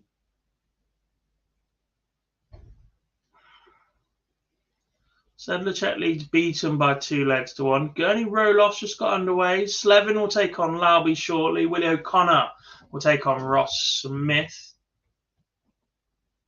Number 1 seed for today, Damon Heta will take on Martin Lukeman.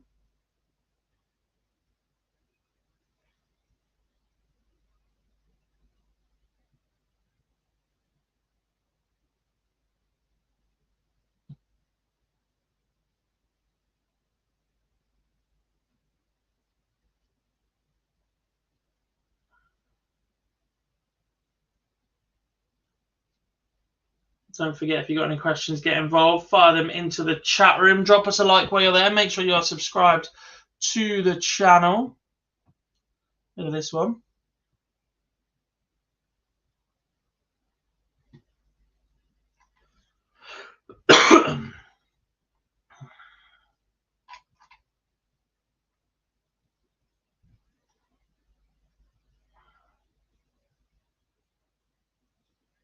Non-Diamond leads Ed House by 2 legs to 1. Is anybody watching streaming board 2? Is it just me, or does the caller look a bit like Danny Lauby?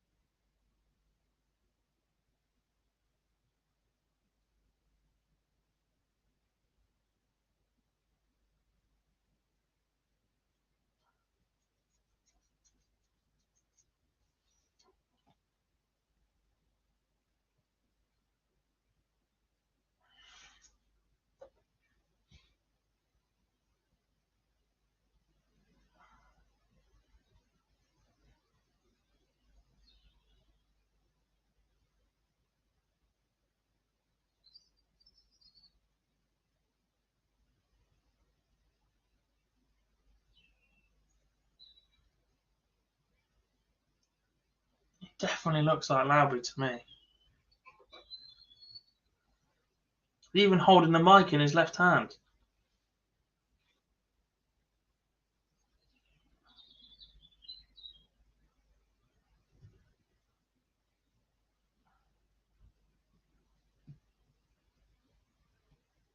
Watermainer, Clayton, 3 apiece. I told you they would not hang around. Any 9s today? Not as far as I know, Tom, but that doesn't mean there hasn't been one, because in typical fashion, I would have probably missed it.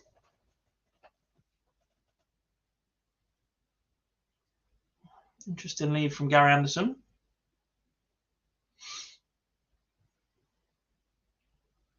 Leighton Bennett leads Kyvenhoven by 2 legs to 1. Connor Scott 3-1 up on Barry Van Peer.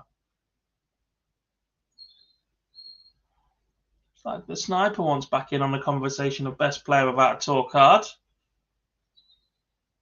Van Peer was certainly in that conversation last year.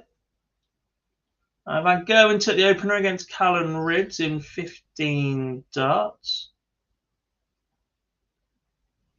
despite a bit of a slip.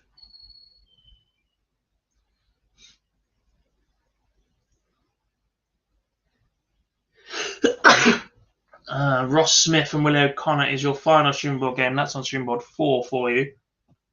And the only games are now waiting on is Lauby versus Slevin and Lukeman versus Heta.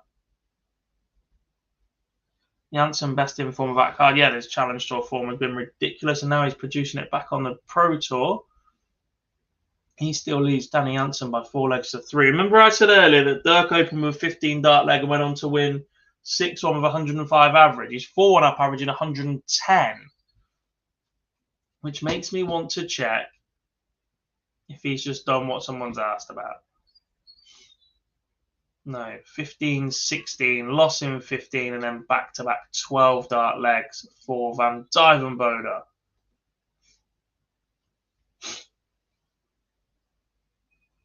Daryl Gurney is averaging 123 and is 2-1 behind. 14, 12, and 12 in that one.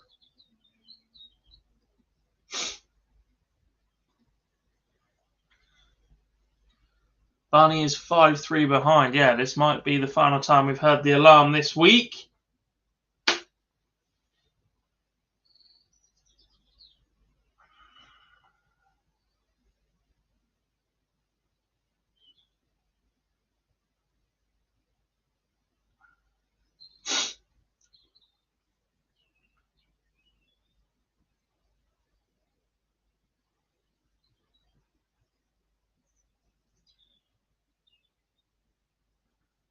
Chance for Anderson to edge in front of his Belgian opponent.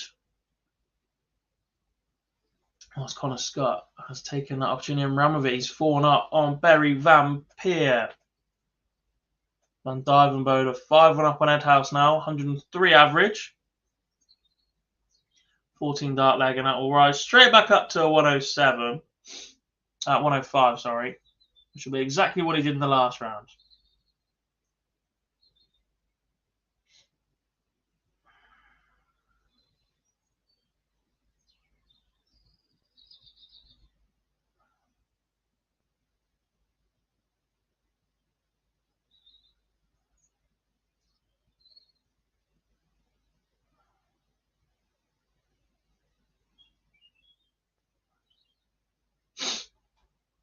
James Wade, Michael Smith, 1 apiece.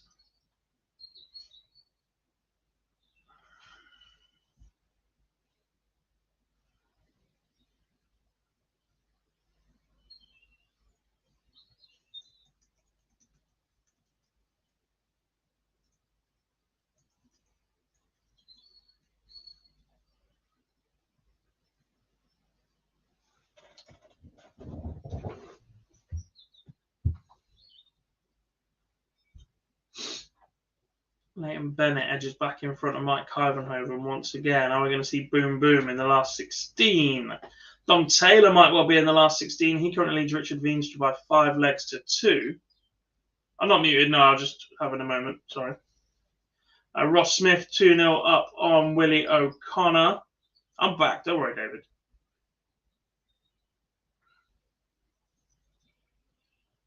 I'm being bullied in a group chat, so I had to defend my honour. Barney back to 5 apiece. Now things get interesting. Deciding leg between himself and Danny Janssen. Sedler-Check 4-3 up on Steve Beaton. Was Jermaine Wattermain has just lost leg number 9 to Johnny Clayton. But he does have the cushion of being 5-4 up.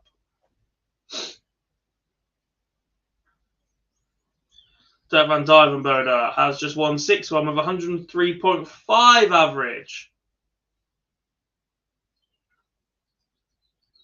And is into the last 16.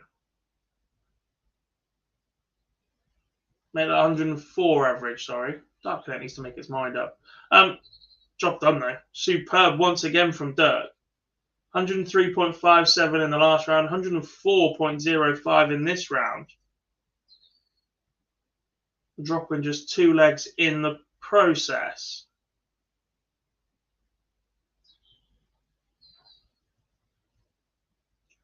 Next to keep an eye out for Dom Taylor. Will he get over the line? Jermaine Motamena, Johnny Clayton could be nearing an end. And a deciding leg between Van Barneveld and Danny Jansen.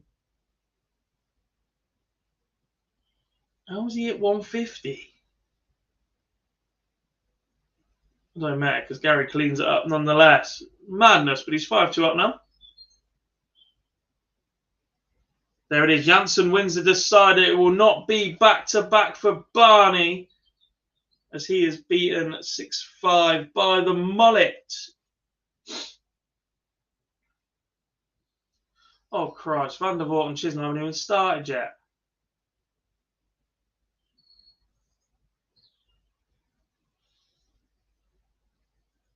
Barney is gone, but Gary Anderson is still in. I think that settles the vote, don't you all? Where's it? Hang on, where is it?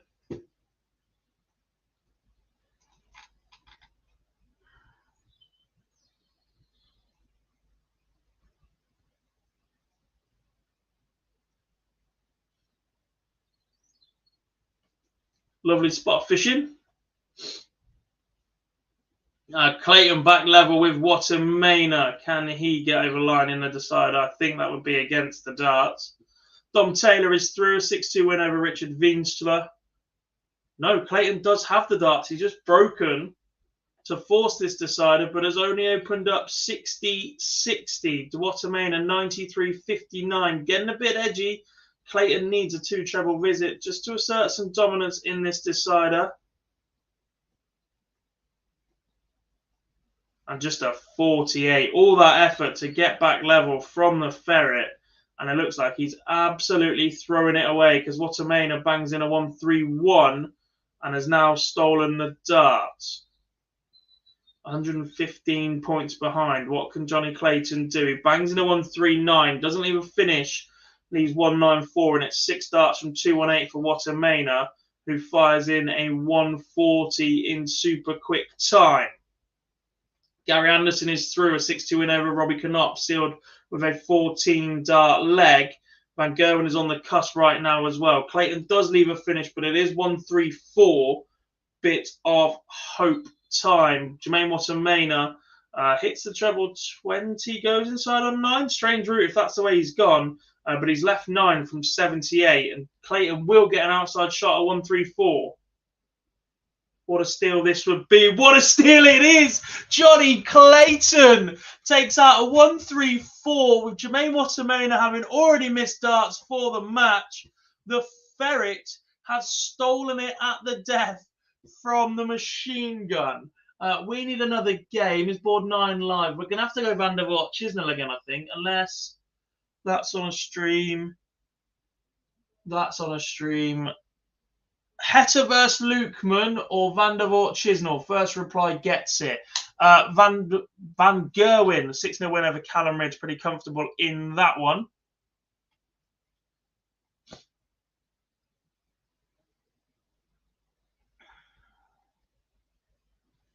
Lukeman, okay, if you insist, Dan. Martin! Lukeman!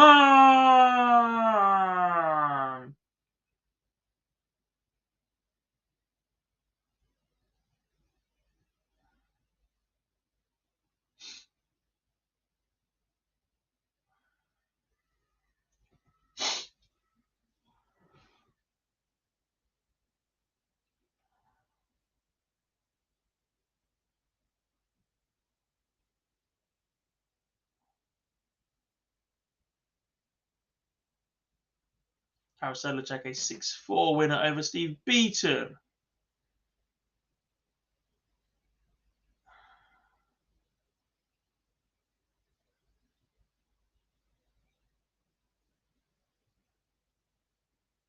The heat is on.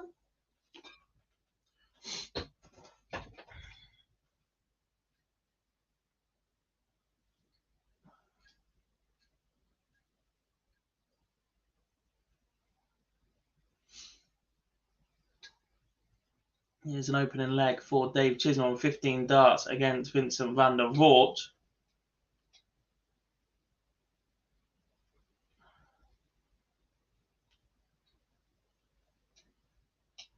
Vinny was sat on 85 himself after 12. Gurney 4-3 up now on Owen Roloffs. Martin Schindler has solidified a breaker throw. He leads Chris Lamman by 4 legs to 2. Danny Lauby, after that last leg shootout with Robert Owen, now leads Dylan Slevin by 3 legs to 1. Van Peer gets another back against Connor Scott. That's now back to 5-3, whilst Damon Hetta put this game on at 2-1, folks, but it's 4-1 to Hetta now, 104 average from the heat.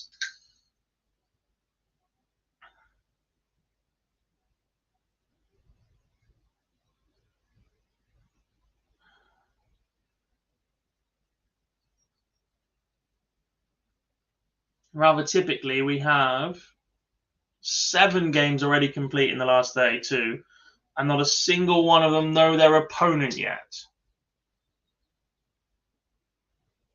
Yes, excellent point, Jonathan. Well done. Riggs being blown out of the water by MVG. Congrats to Littler for ensuring he's in ET5 and 6 without the need for the qualifiers. You think Anderson will make it back into the top 16? The way he's playing right now, Raymond, 100% for me.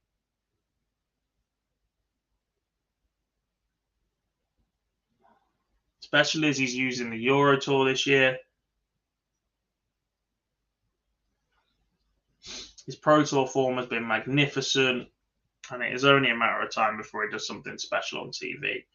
Dave Chisnell ups his average to 109 as he goes 2-0 up on Van der Voort.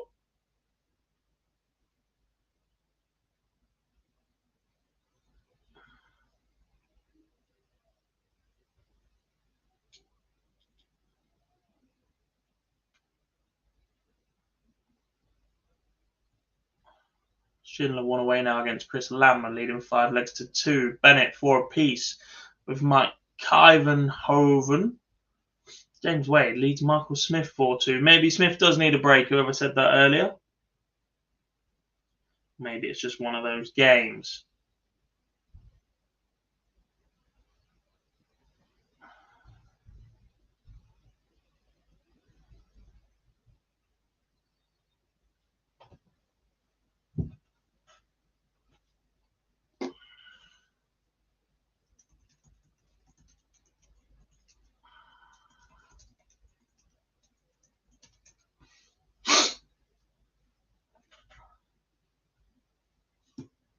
Connor Scott is into the last 16, a 6-3 win over Barry Van Peer. 2 players that have traded places in the last year. It was Scott who had a tour card. But right now, Barry Van Peer has one of those. The sniper. Very big on TikTok at the minute, by the way. He goes live a fair bit as a chat and a chuck. Worth checking out himself. Jared Cole does it a little bit as well.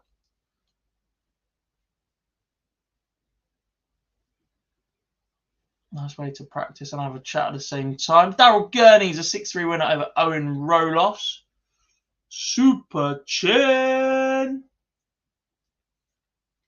Progresses. His reward for that win with 101 average is to take on Michael Van Gerwen in the next round. Johnny Clayton now knows his next round opponent. He'll take on Connor Scott.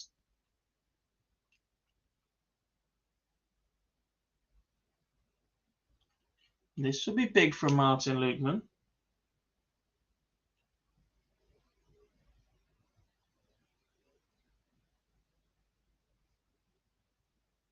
His lives are good, to be fair, Mador. I sometimes whack them on whilst I'm working, shall we say.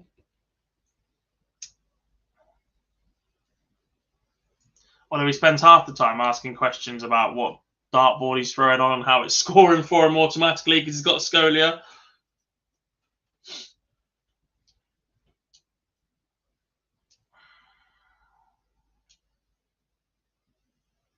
People have stopped giving me advice now because I just rant or play crap anyway. Chisnell leads Van der Voort 2 legs to 1. Why is that one taking so long? Smith back to 4 apiece against James Wade now from 4-2 behind. I'll be playing tonight, tomorrow, and then that might be my playing commitment in Nottinghamshire done.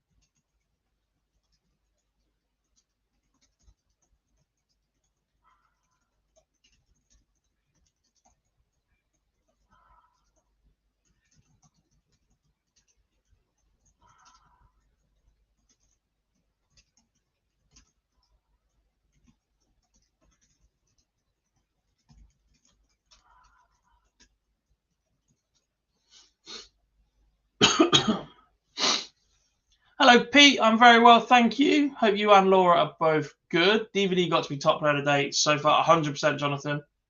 He has absolutely flown through the field. Damon Hector has absolutely just flown through Martin Lukeman there. His reward is a shot at Danny Janssen in the next round. Yeah, Dirk van Dijvenbode, a back-to-back performances, 103, 104 average. What did he do in round one? Let's have a quick look. 87 in the first round, but it was a 6-0 win against Mensur Suljovic. Dirk van Dijvenbode is into the last 16 despite his injury issues of late, and he's dropped 2 legs to get there. That is mightily impressive. Michael Smith leads James Wade by 5 legs to 4 now. Wadey was 4-2 up in that one, so it's starting to slip a little bit for him. This game has the longest to go, so that's where we're going next.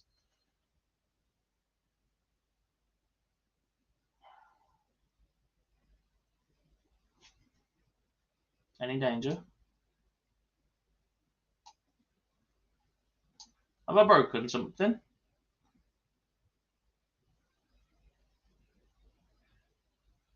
Walshy! Hello, mate. No, I am relocating to Portsmouth now. I've not been playing much this season anyway. I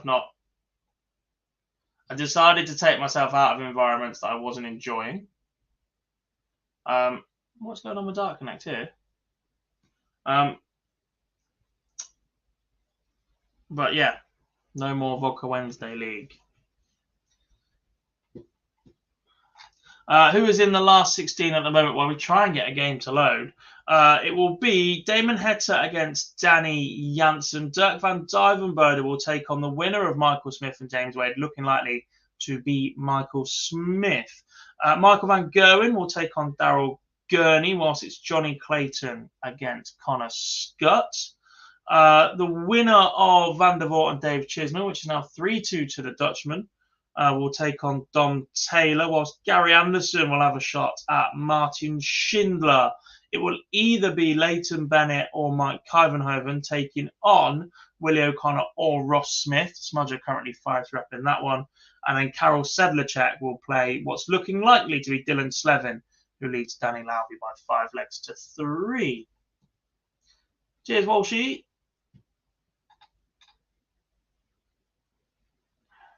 We'll do it the other way around and see if that makes a difference.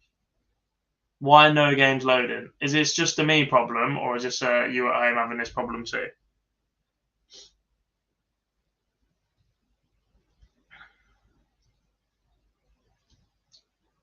Wade and Smith go 5 apiece. Want that one?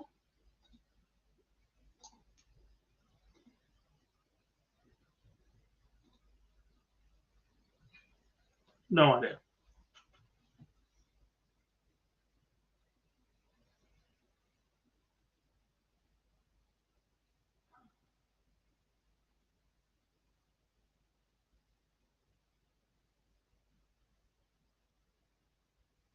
Slevin does beat Lauby, meaning he will take on Karol Sedlacek in the last 16.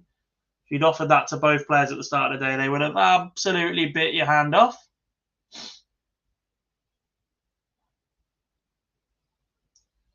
O'Connor gets one back against Ross Smith. 5-4 to Smudger. Still just one away, though, for Ross.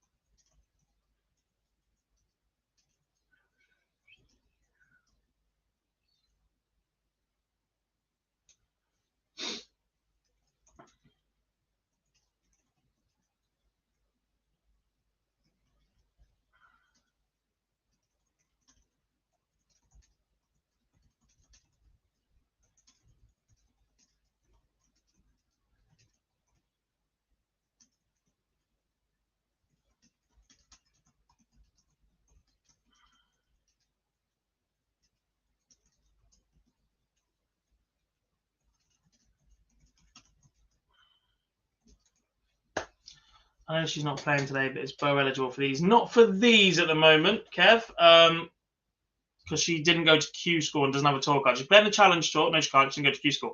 So she can go to the Dev Tour and the Women's Series. She goes to Q School, then she could play on the Challenge Tour or the Pro Tour, depending on if she gets anywhere. Barzi is going to be on today.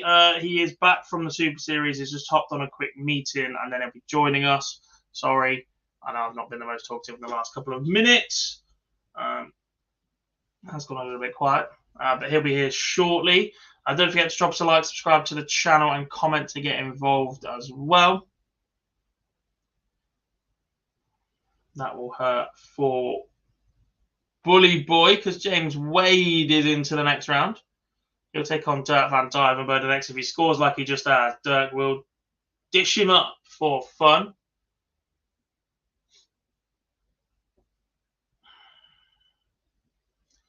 Van der Voort is not still 3 apiece. Can I get into that game yet? What's going on?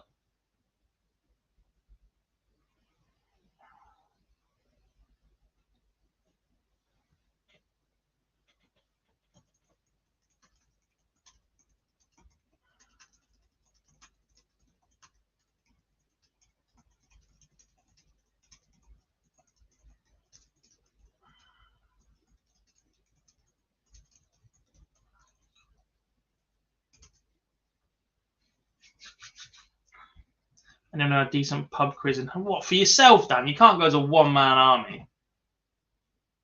If only we had a member of the team that lives in Halifax. Oh, wait, we do have a member of the team that lives in Halifax.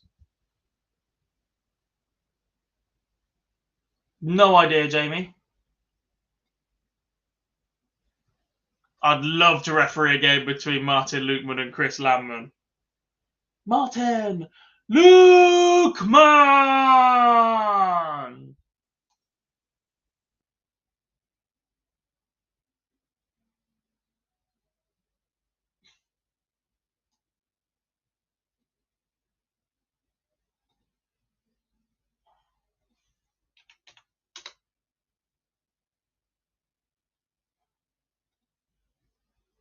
What is going on?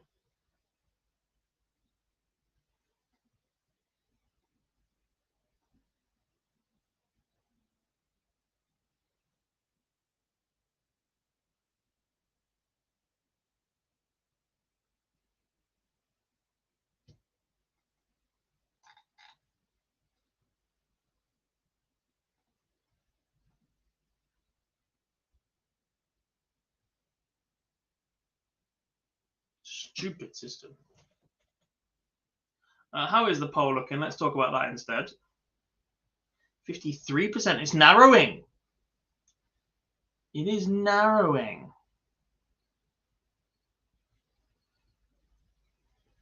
I just had the same on Dark Knight. Yeah, what's going on?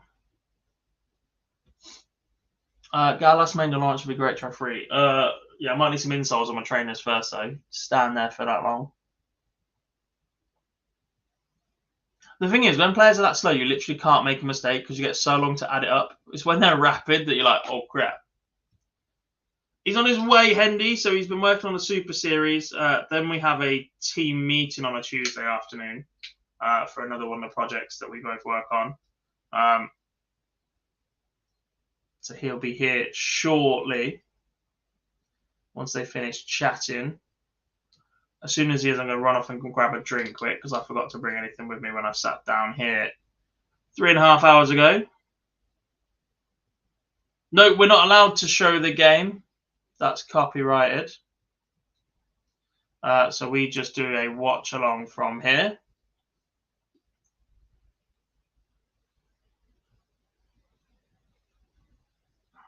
The next matches probably start at the same time. They normally hold the last 16 till start in one go. We're waiting on Dave Chisnell against Van der Voort. For some reason, that game won't open for me.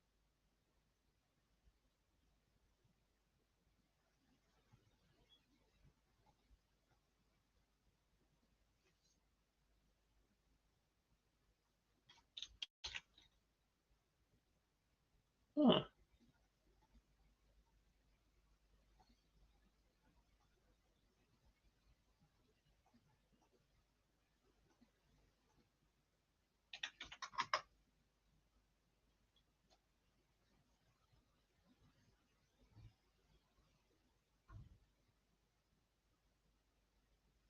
Yeah, is everyone else's Dark Connect down or is it just mine? Because I literally cannot get anything else to load. I can stick these screens up, but that's about it.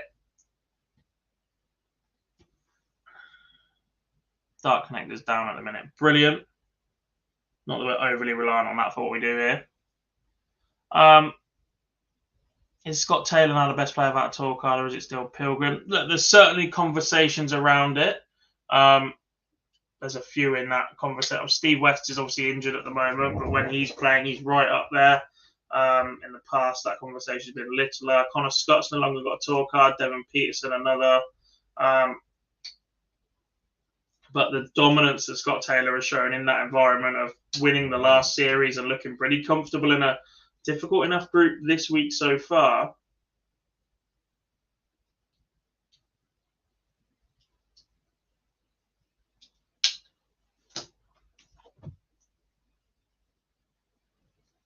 Ooh.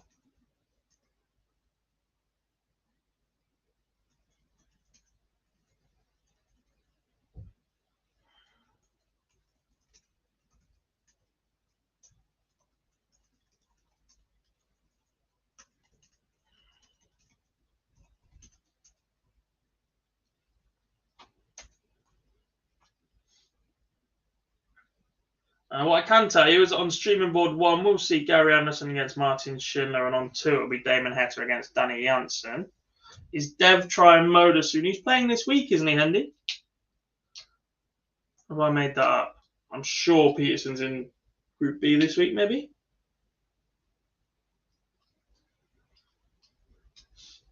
Can you count Corey Cadby? Not really. Technically, he should still have a tour card.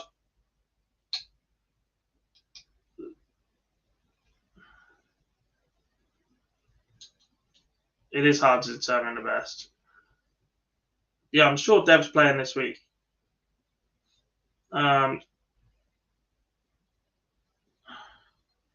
fact that Daryl Pilgrim walks into a Pro Tour and plays as well as he does constantly puts him right up there in terms of without a tour card, but can walk into a tour card environment and compete at the level. But his lack of results is just one of those anomalies in this sport.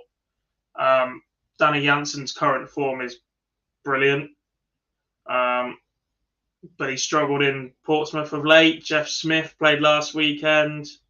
Was beaten by a very, very good Dave Cameron. But obviously, that is a best of 7. Is a best of 7 really the best judge on who's the best in the world without a tour card?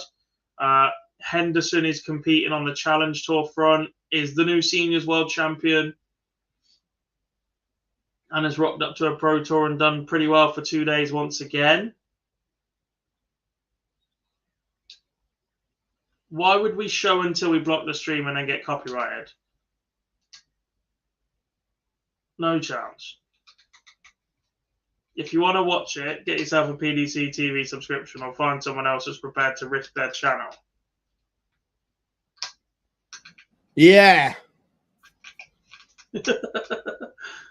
Well, just show it until you get blocked and then start a new one. Don't be silly. We don't do that here. We haven't got to 35k subs for nothing. Yeah. So, what have I missed? Anything good? Absolutely madness. Barney's gone. Lost to Janssen in the last round. Michael Smith just mismatched starts to lose to James Wade. Early losses for Nopper, Vandenberg. Bunting lost 6-4 to Owen Roloff. Petrescu beaten by Connor Scott. We have a last 16 lineup of Damon Hetter against Danny Janssen, Dirk van Dijvenbode, who has been magnificent, by the way, against James Wade, Michael Van Gerwen against Daryl Gurney, Johnny Clayton against Connor Scott. In the bottom half of the draw, Dave Chisnell, Dom Taylor, Gary Anderson against Martin Schindler, Leighton Bennett against Ross Smith, and Carol Sedlacek against Dylan Slevin. I've just seen Dobie's message on social media. Did he mess his game up by any chance? What did he put? Another game thrown away with the angry face. Yeah, he was cruising at one point. Why not? You should not have to pay to watch. How else are they going to make money on the streaming rights? How are they going to pay for streaming? I hate that. Like, I get this a lot with the seniors as well. It should be on this channel. It should be doing this. It should be that. Like, as if the seniors have a control over what the BBC show on their channel at any moment. So you're saying Sky Sports should be free and you shouldn't have to pay for anything that they have to pay millions of pounds to broadcast? Mad, isn't it? Yeah. It's like... How we doing, Anthony, mate? Hope you are good. Oh, yeah, but by the way, I missed the clash. Who won out of Jules Van Dong and Martin? Luke, man! Well, Martin just lost in the last round 6-2 to Damon Hatter, averaging 100, so that will tell you everything you need to know. Fair enough.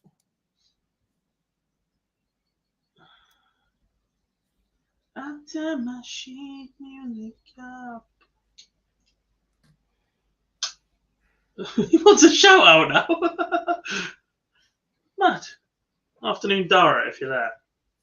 Afternoon, Dara. How you doing, Dan? Hope you are good, mate. Mr. Pellegrino in the building.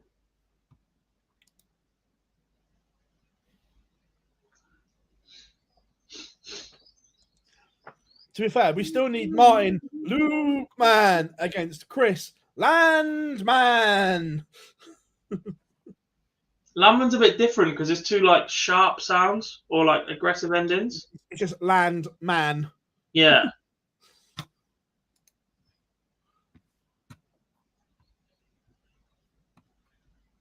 Luke. They want a Martin Lukeman alarm with my voice. Send me an audio file. Surely not. Martin Lukeman. Send me an audio file and I can make one. We'd have that many bloody alarms.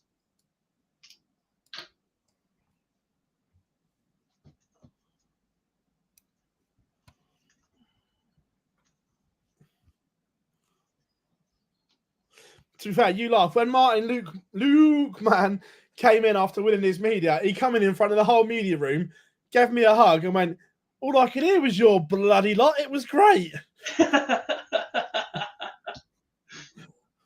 Yes, Nick. Literally the first day me and Dan walked back in and Nick's there just going, points us, Martin, Luke, man.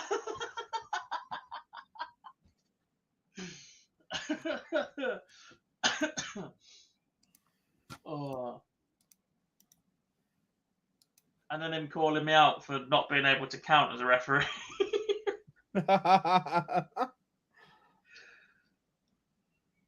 I'm good, Josh. I'm good, mate. Yes, Gary against Schindler is on stream 1, so I'm just setting up my boards now. What was it? 142. They've gone 17 ball. I was like, oh, should stay there. 25 leaves tops. Fucking 75, isn't it?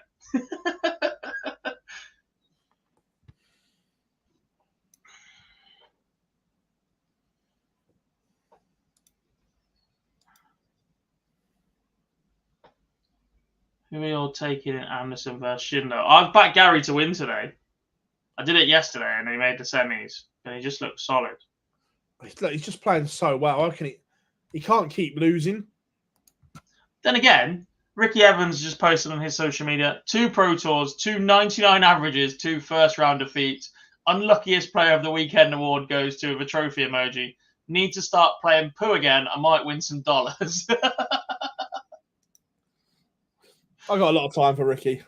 The other ones to take note of, according to Colin at FEB's data, very good statistician, put up earlier, there are 2 players that are currently 0-6 this year. Darryl Pilgrim is one of them. He has averaged 98, 99, 95, 94, 93, and 98. I've not won a game yet. And Martijn Dracht has walked into 6 players who have averaged 99, 108, 92, 101, 102, and 109.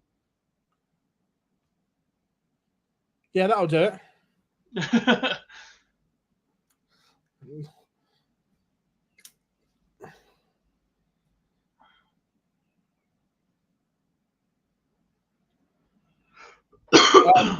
What is the poll? So we were having a discussion earlier around Gary Anderson and Raymond van Barneveld.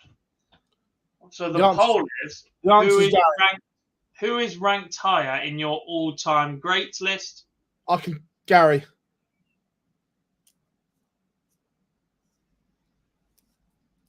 We currently have 545 votes. 54% say Gary Anderson, 46% for Raymond van Barneveld. Can we get a game live yet? Which of these aren't on the stream?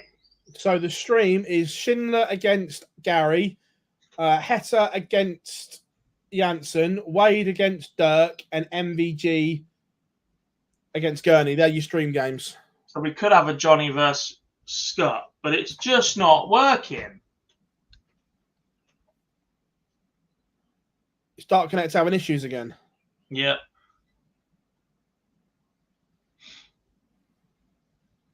But yeah, in terms of my all-time.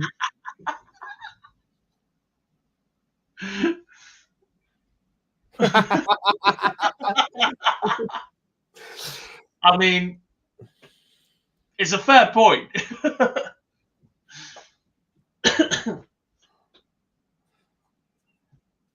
I can't say what I want to on this stream, but Gob, you know what I'd like to say. The canapes were better. Just out of interest, Gob, who did you have higher? Gary. Cool.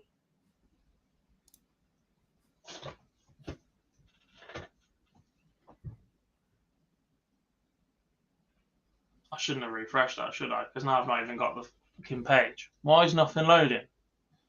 Who's how high is Gary on your all-time top 5 list then? I don't really know.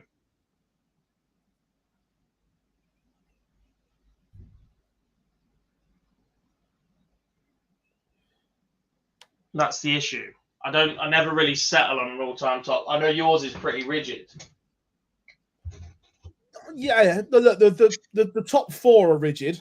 There's wiggle room for 5th.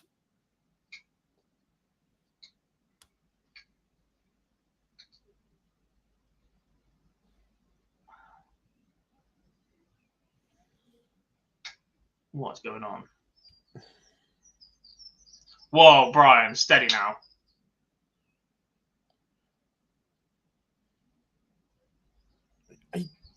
Brian, I'm sure you're a lovely guy, but have you been drinking? Is it 5 o'clock somewhere? While you put in your leg. Look, all lists are subjective, but you'd have to have one hell of an argument to not have him.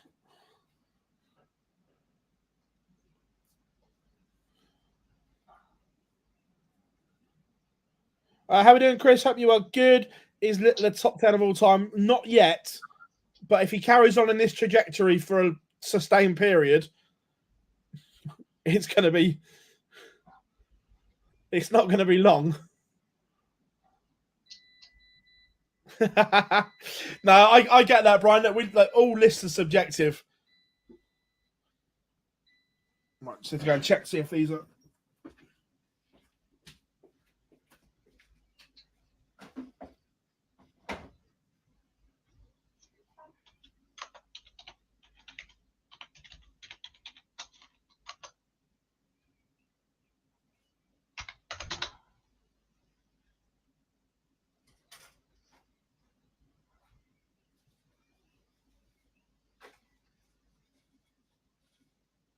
I got nothing. Is it just yours or is it Dark Connect full stop? What? Is it your internet or is it Dark Connect that's fucked? It can't be my internet because I'm streaming. Other people have had issues with Dark Connect, but theirs seems to have come back quicker than mine has. You might have to take over the sharing. All right, let's see if mine's working. What game are you trying to open? Any of them? But I'd go Clayton Scott. Yeah, opens for me. You'll have to start sharing then. Well, this is where it gets fucking technical because you're better at this than me. But yeah, let me.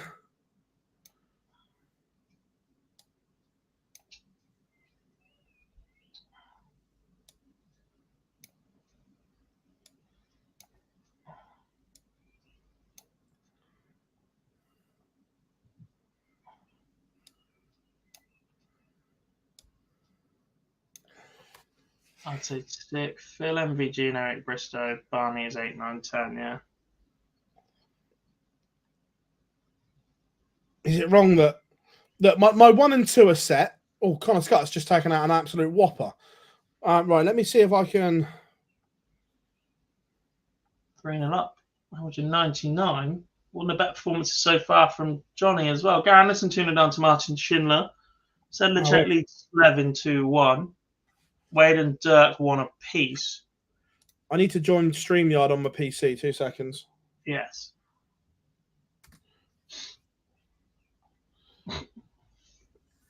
I can make Dan's spam account. Dobie second best behind AD Lewis. No Luke Littler today, same as yesterday. Opted not to play for this week. I've got a genuine cause that Gary is 3rd on my list. But him and Eric are the ones that I alternate.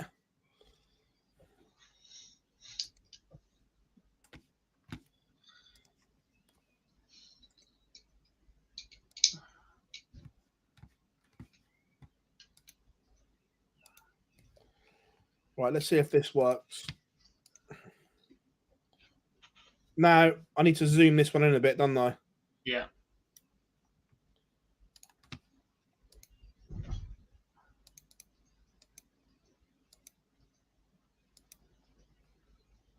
Perfect.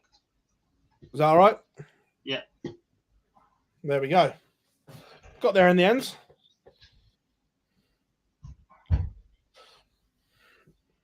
Greatest German player of all time. It's got to be Manfred Bildo because he beat Phil Taylor at the Tavern.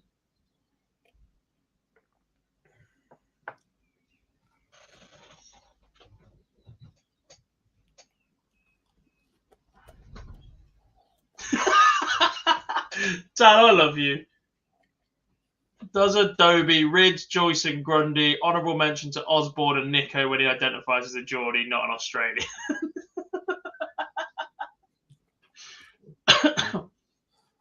Daryl Gurney, averaging 104, is 4 up on MVG.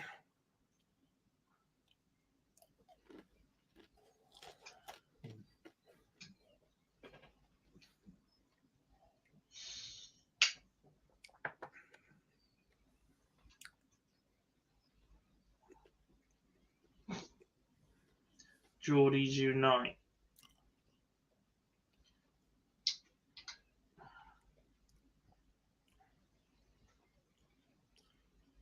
Hetero Whitlock. I'm still taking Whitlock right now. Whitlock right now.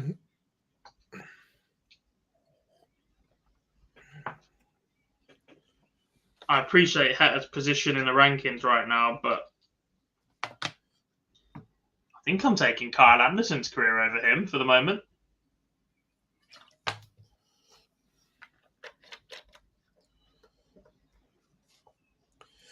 Gary is missing doubles for fun here today, or in this game.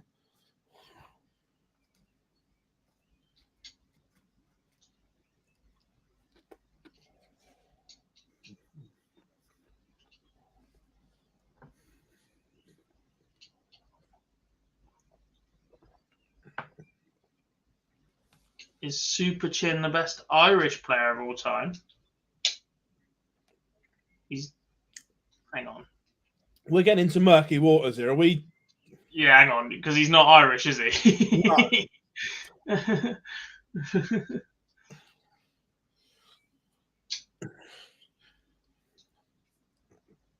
He's the best Northern Irish of all time, in my opinion. Is that because Kevin Burness is actually Welsh?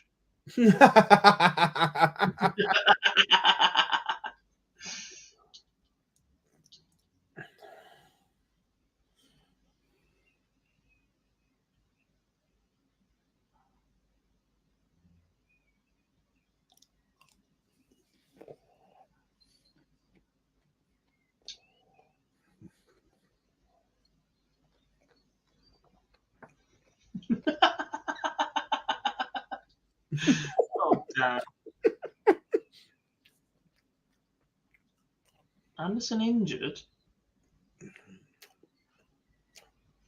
Not that I'm seeing. On streaming World 1. Oh, that's a snatchy release.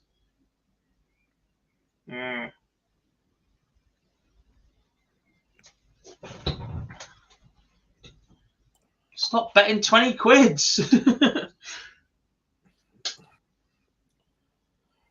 The difference is Schindler's not really making him pay for it right now. Or it's very jabby for an action that's looked so good for a while now. I'm not sure it's the shoulder though. I think it's the back. It's the lower back.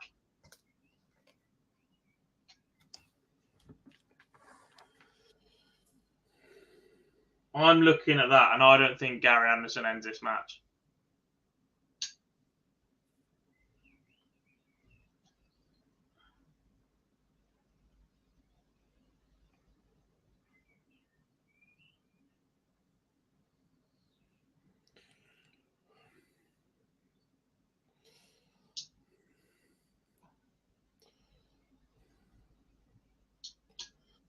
Connor Scott, absolutely flying, by the way. He might be the first man into the last 8 of a Pro Tour. Now that he doesn't have a tour card, he's 5-2 up on Johnny Clayton. This is one of Clayton's better performances of the day so far.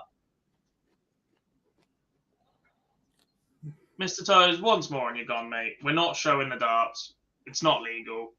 We're not about to lose our channel through copyright strikes for a rebroadcast is something we don't have the rights to do. We have a very good working relationship with the PDC in terms of getting interviews and stuff from them. And if we start trying to show the darts because you can't be asked to pay $4.99 a month, we ain't putting that at risk.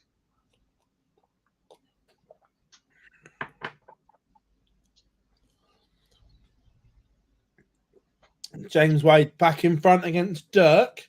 But again, a nice little run from Dirk here to the last 16. Why am I marking on board 1?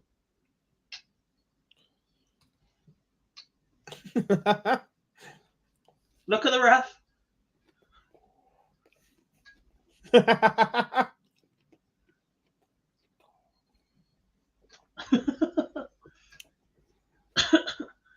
Board 2 is Danny Lauby's brother. Yeah. Obviously, we never get to see 3 and 4. I have seen Daniela wondering about it. She's very, very good. Mm-hmm.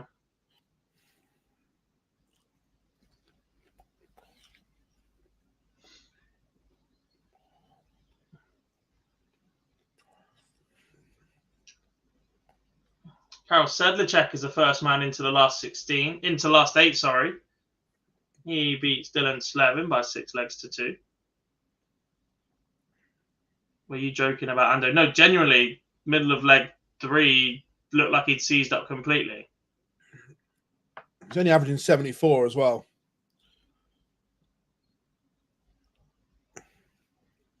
Connor Scott is through 6-2 win over Johnny Clayton. That's back-to-back last 16 losses for the Ferret. Danny Janssen is through a 6-3 win over Damon Hetta. Hetta just averaged 103 and been walloped by a guy who needs a haircut and doesn't have a tour card.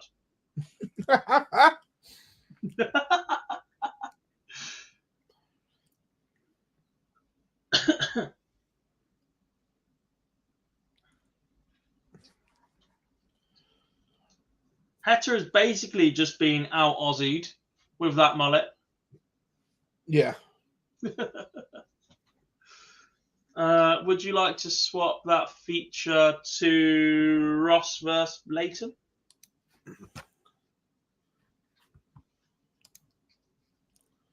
Uh, 19th, love the darts now because you are screwed. Nuno hasn't got a clue.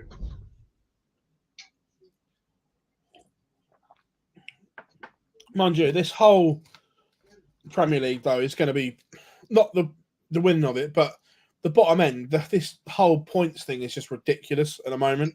Yeah, especially if they're both appealing whilst the season finishes.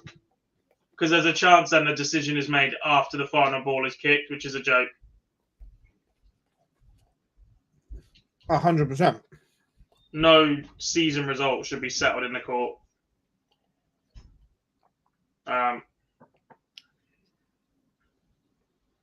If Man United had been hiding dodgy tax affairs for years, by the way, then I'll just give up. As Van Gogh is gone. Thanks for joining us, Phil, but your boy is at. Look, they're all at it.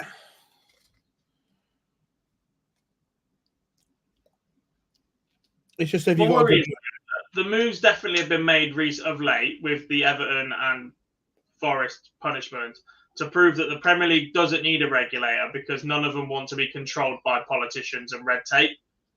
So they don't want anybody else coming in and having outside influence, which is why the Super League got shut down in the first place, by the way. The people in charge didn't have an issue with there being a Super League. They had an issue with them not being paid anymore. Yeah. Which is going to be the issue here because the people in charge at the moment will lose that charge if there's a regulator or somebody else making decisions above it that then start restrictions or that stop the Premier League from being the best league in the world, right? But what is effectively going to happen is City and United or whoever else are going to get away with stuff because their indiscretions are so big that punishments are just going to be too big.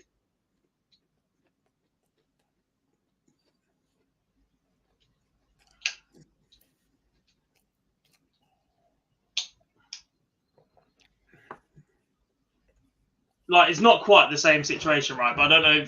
Obviously, I watch a lot of YouTuber on about the Super Series influencer event earlier on. They've had a card system since they started over a decade ago, right? Where if you're late, you get a yellow card. If you get 2 yellow cards, you get a red card. If you miss a video or whatever, then you get a card, right? And basically, those cards take away tallies of videos.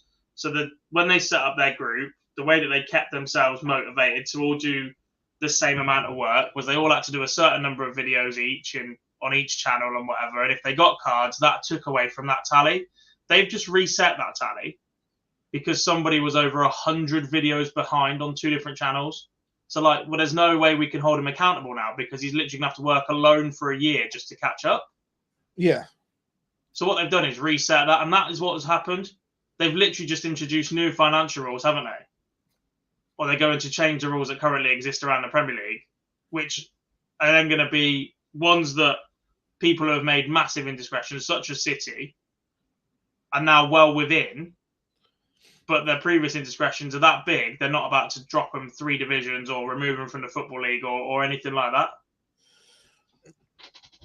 Gary's just pulled out. Yeah. Yeah. His back's gone.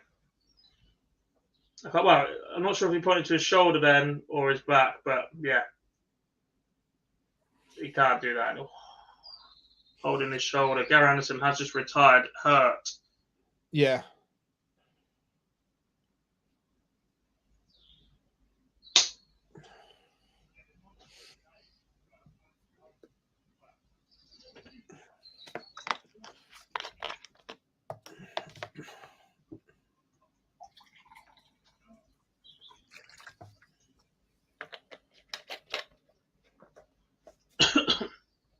Yeah, Gary Anderson has retired, hurt then against Martin Schindler.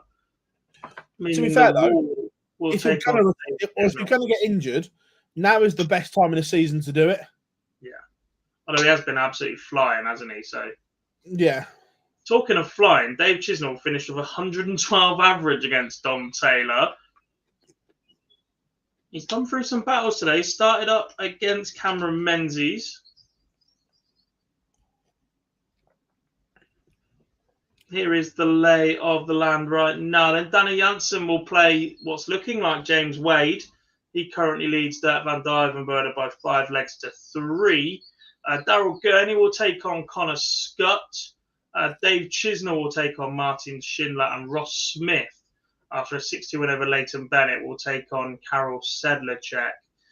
We have just lost Damon Hetta, Michael Van Gerwen, Johnny Clayton, and Gary Anderson in the same round. Brutal.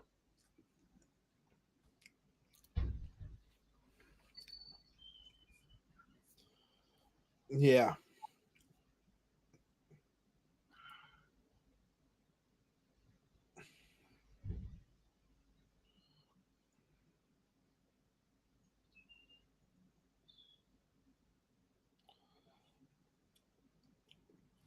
Yes, interesting. Going back to Forrest's point, though, I actually agree with them that these rules just make the elite untouchable. Yeah.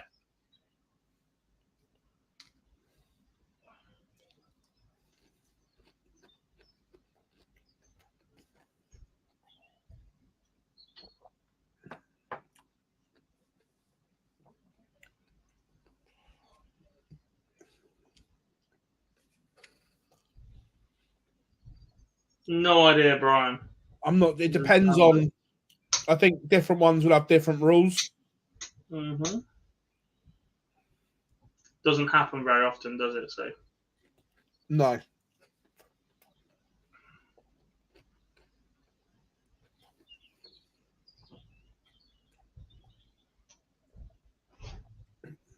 Dirk back within 1. Hello. Here we go. What a line. Gerard!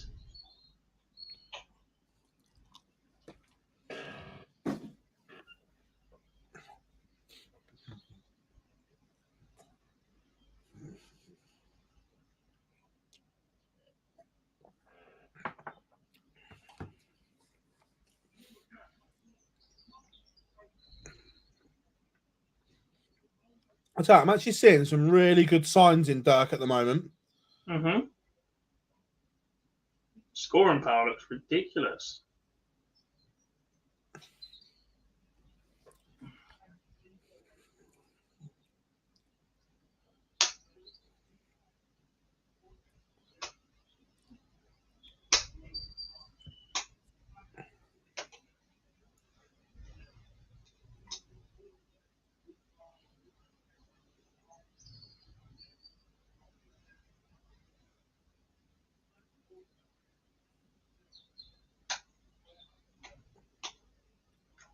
On my level.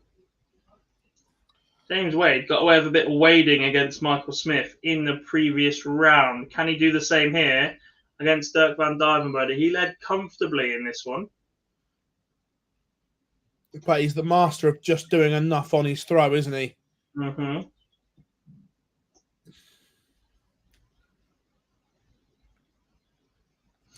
Anderson retired injured.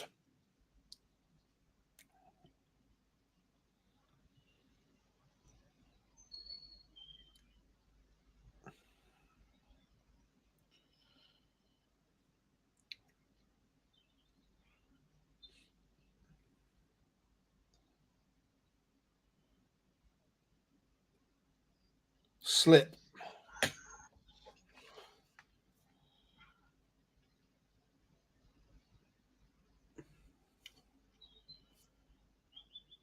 Looks like he's at his shoulder. His throwing shoulder, obviously. Should use the 19 tier, Dirk. 133 or 139 the target. Yeah, Martin automatically goes through.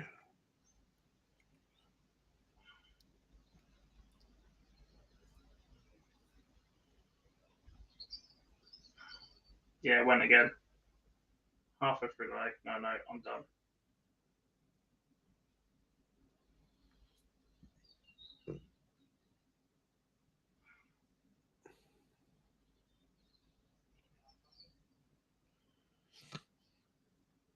Dirk puts a bit of pressure on this 52, but I fully expect this to say 52 with a little 2 next to it in yellow. Oh, didn't expect that, Gob. No.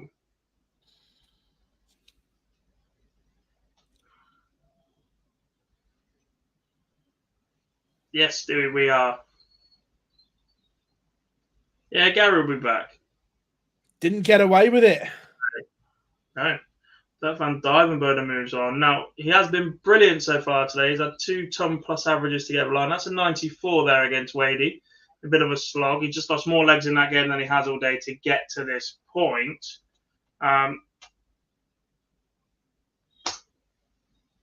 Takes on Danny Jansen next in an all-Dutch battle.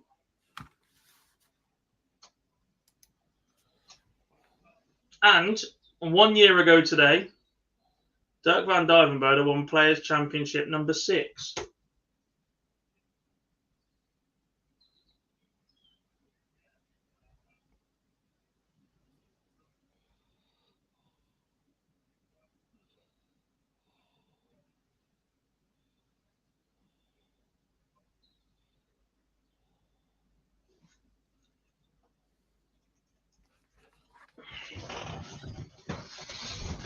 That is the last 16 complete. Danny Jansen will take on Dirk Van Dijvenbode. Daryl Gurney will take on Connor Scott. Dave Chisnell against Martin Schindler. And Ross Smith will battle with Karol Sadler-Czech. Don't forget to get involved with our poll. We're debating who is the greatest of all time, or ranked higher in your greatest of all time list. Is it Gary Anderson or is it Raymond van Barneveld? I'm going to run and grab a drink, which means we're going to do this very quickly, and we're back on inside this one.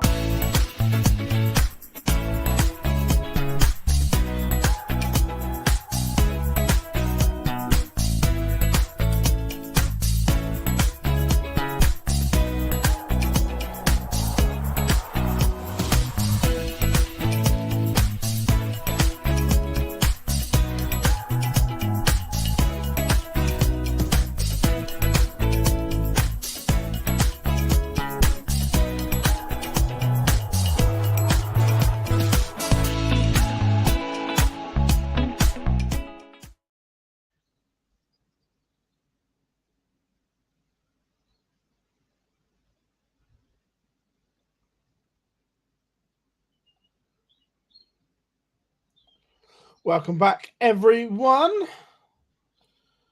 Getting ready for the quarterfinals.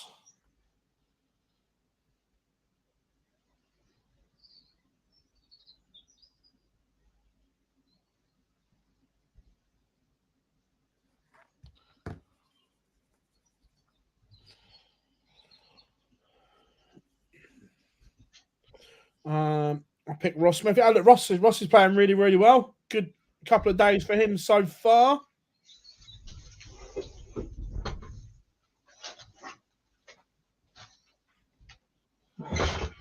Gary, is 35 mil the longest Swiss point you can get? Pros look like they can get. I don't know if they're out yet, but I believe longer ones are coming. How are we doing, Fred?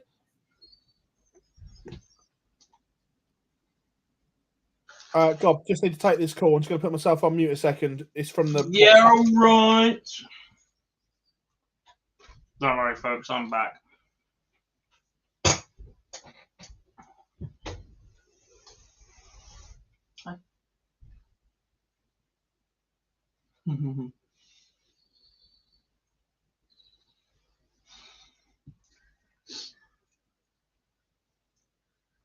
We've done about 6. Can you do some dinner for that? Okay.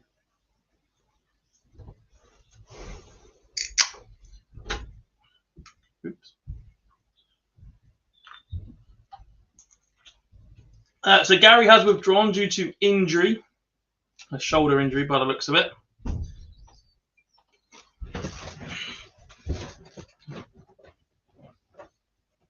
He's straight on a blow with Gary. Oi, what you done to that shoulder? Friend.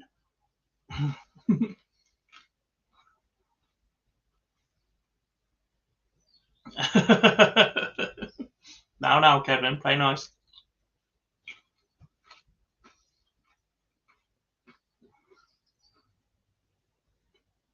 Yeah, I don't look. He's clearly struggling, even if you stood behind and not paying that much attention.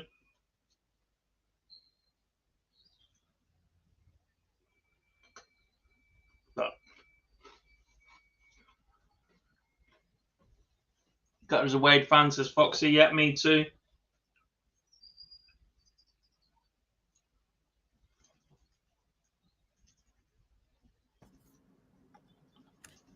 Back. Yay.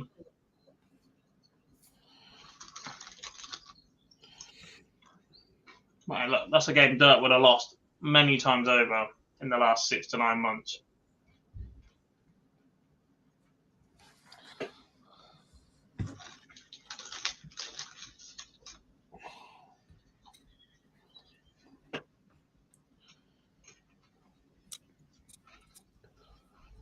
It's an interesting quarterfinal lineup here.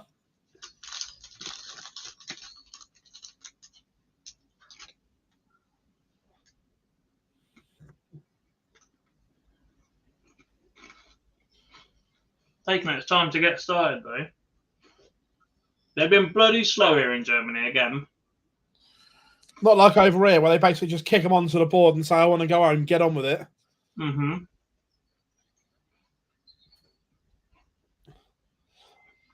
Remember, everyone, come and say hi in the chat room. Make sure you drop us a like and subscribe as well. 670 votes on the poll right now. Doesn't look like it's going to change too much. So at the moment, then, what is your list? I don't know. I need time to put some thought into it.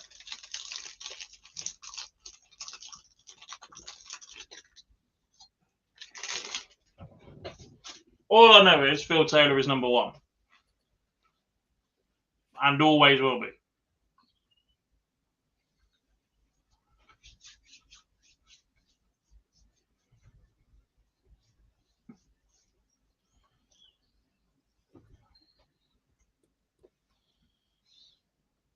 Because whilst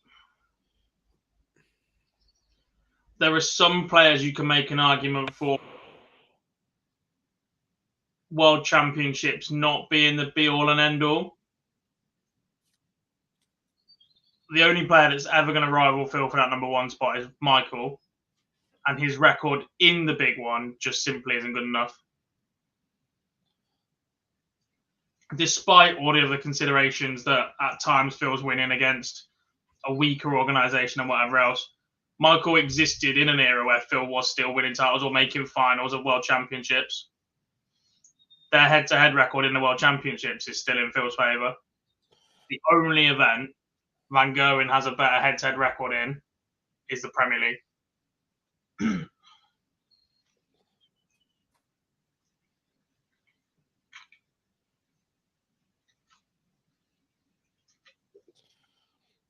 Pulled out with a shoulder injury by the look of it, Johnny. He was in, you could see he was in absolute agony.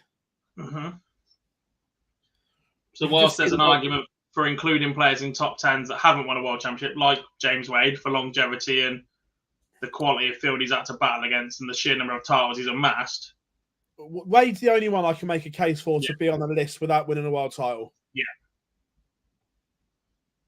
And even then, he's in the 10 somewhere, struggles to make the 5. Yeah. When you consider the likes of... The reason I'm stepping back a bit from going, this month, I don't want it to be too based on recency bias. No, I get that. And I need to educate myself more on history. Like, to win 3 world titles in 3 different decades is staggering.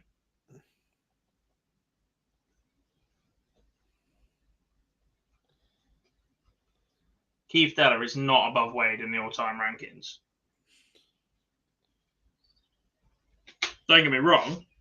The world championship he won against the caliber of opposition at the time that he beat, to beat 4th, 2nd, and 1st in the world in the way that he did, ridiculous. But he did absolutely naff all afterwards. Oh, they're showing us waiting now, but that doesn't mean they're going to load the game, so I have no idea.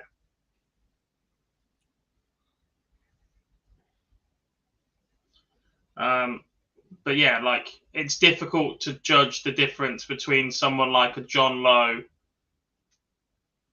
and a Wade, for instance, or a Peter Wright. Yeah.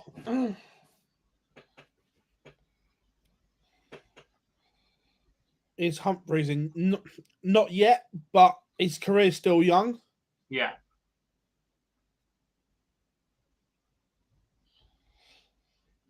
Gary pulled out due to injury. He was struggling the whole game with what looked like a shoulder issue. Yeah.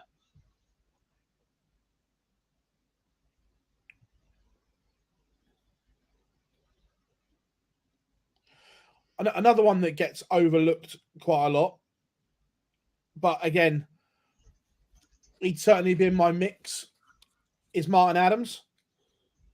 100%. But because he never ever made the jump, gets forgotten about and overlooked. No problems, mate.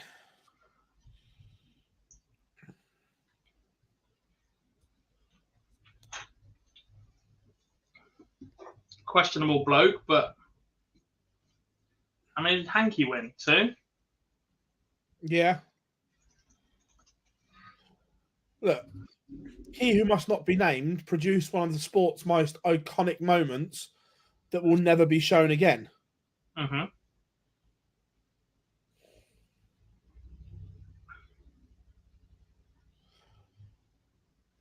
No, Baz, what I'm saying is a lot of people question when you talk about Martin Adams in that bracket and caliber, a lot of people question it because he never made the switch.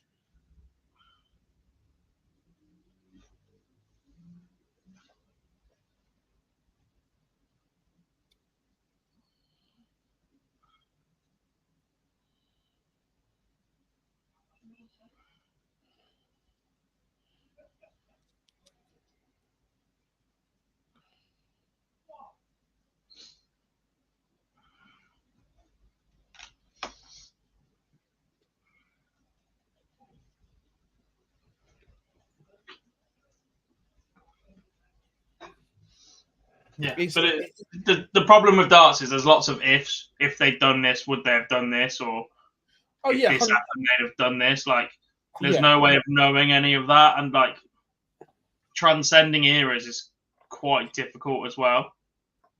Yeah. Stephen, absolutely. Like, I've got to know Martin Adams really well over the last 5 years, like, really well. And he didn't bottle coming across. He had his own reasons, which I massively respect him for, but it wasn't because of a bottle.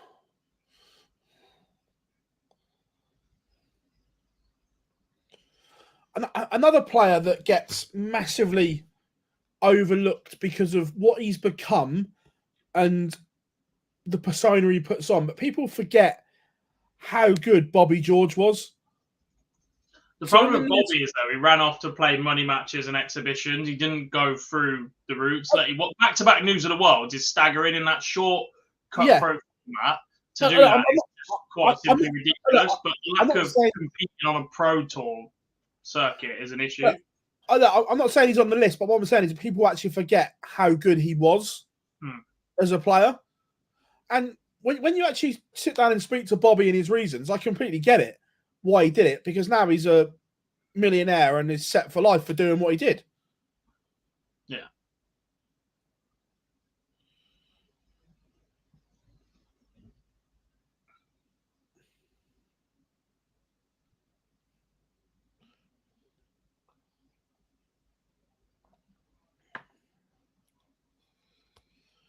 I so wish they'd bring the News of the World back. It sort of does exist. It just doesn't get... Yeah, no, I mean, on the scale of what it was, do you know what I mean? Look, the Red Dragon Champion of Champions is an incredible event. But when you see Ali Pally packed for it,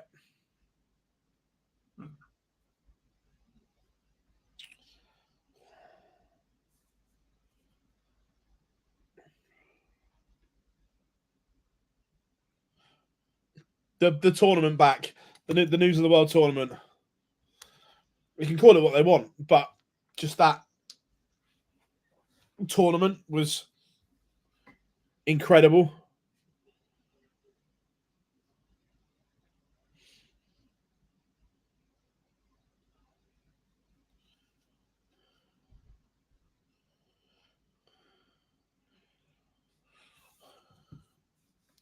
Connor Scott taking... Daryl Gurney looks angry already today. I like angry Daryl.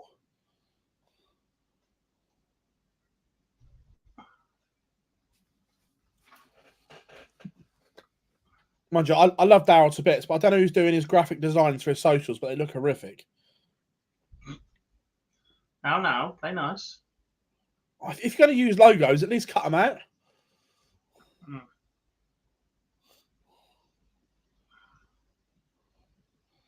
Need to bring back the 100%. Look, Bob Anderson was again an incredible player.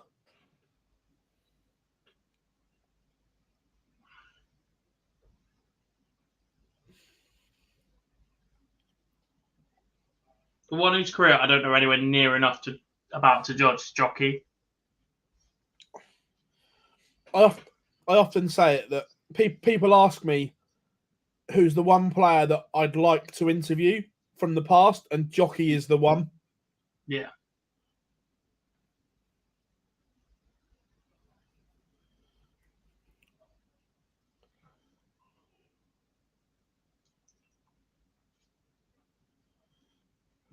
Yeah, Jockey is the one that I would...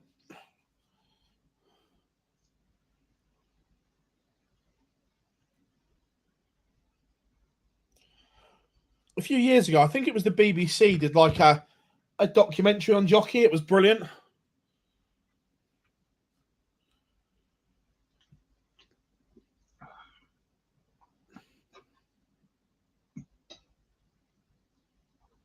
I need to go and study up on Jockey. Yeah. Again, one of those throws that just shouldn't work, but just did.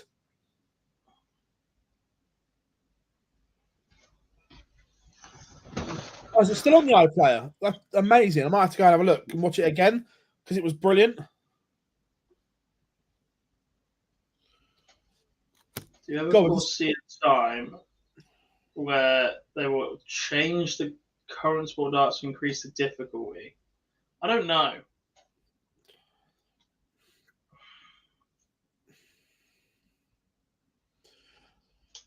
I don't think so, because it's been like it for so long.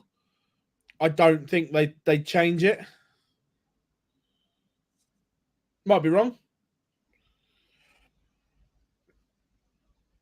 Go if the jockey documentary is still on the iPlayer, it's well worth a watch. Yeah.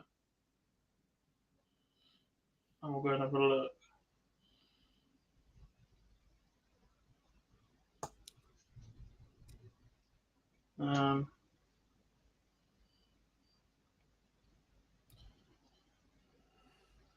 Yeah, the thing with changing the difficulty for me is, at what point do you do that? Because then all your records change and everything like that. Like, the comparison would be soft tip, where the game is not so easy, but the fact everything is just playing on bullseyes, it's almost you wait for a miss in that, and actually this could then become the same thing anyway. And would it still be as entertaining if it's 9 data, 9 data? Actually, you've missed one there, or you've had a slip there, and you put a feature up, mate. Yeah, which one do you want? We'll go Ross.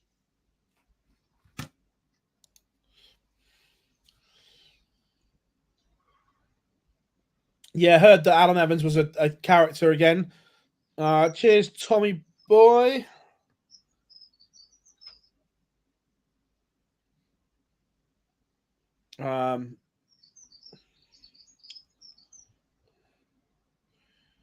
Yeah, I'd love to have seen Jockey and Eric play in this modern era, like in like Premier League, thousands of people in an arena.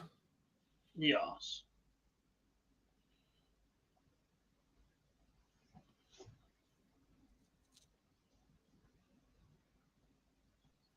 Or just with modern equipment.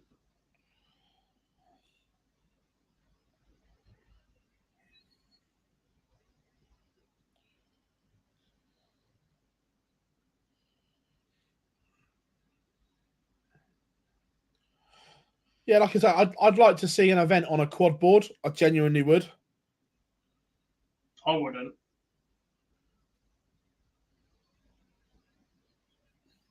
How come? Just out of interest. Because I can't add up fucking trebles quick enough. There's no way I'm doing floor times. I can tell you 3 quadruple 20s is 240, but that's about it.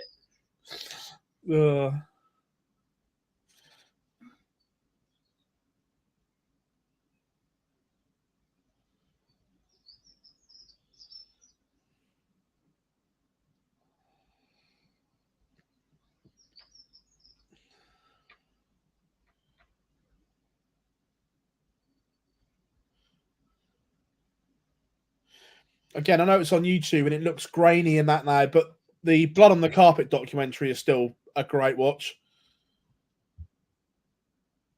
Never seen. Have you not? Obviously, the sad news that Dick Alex passed away last week, but he's in there with a young Tommy Cox and everything like that.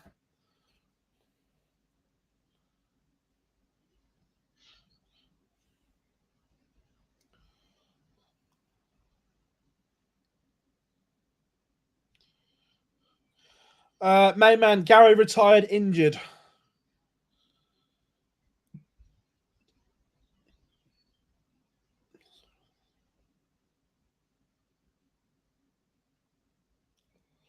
Bob, the problem is you couldn't switch the Dutch Open over because it's exactly that. It's an open tournament. Yeah. Look, I've said it and I'll say it again. The one that I'd like to see the PDC nick is turn their Masters into what was the Winmar Masters.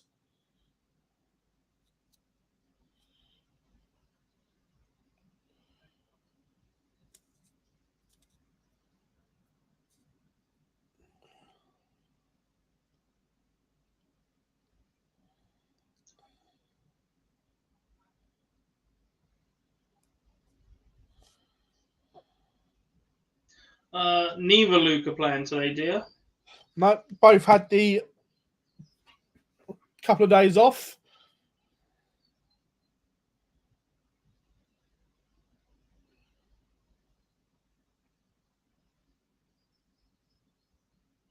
Not a problem. Not a problem at all. Ross Smith, averaging 102, finds himself 3-0 to the good.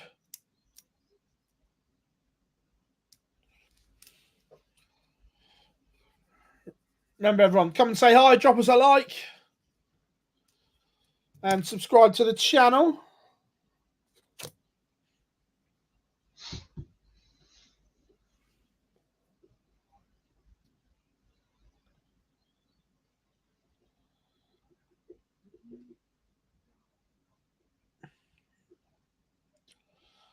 So, Kevin, there are a lot of players that do not make a living from darts if that's their only job.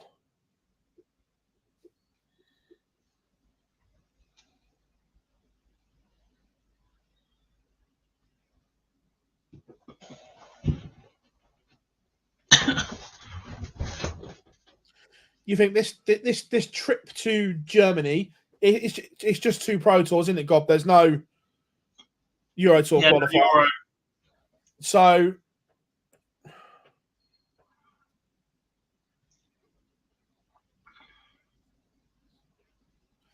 this trip, you're probably looking at the best part of £1,000 per player as a cost.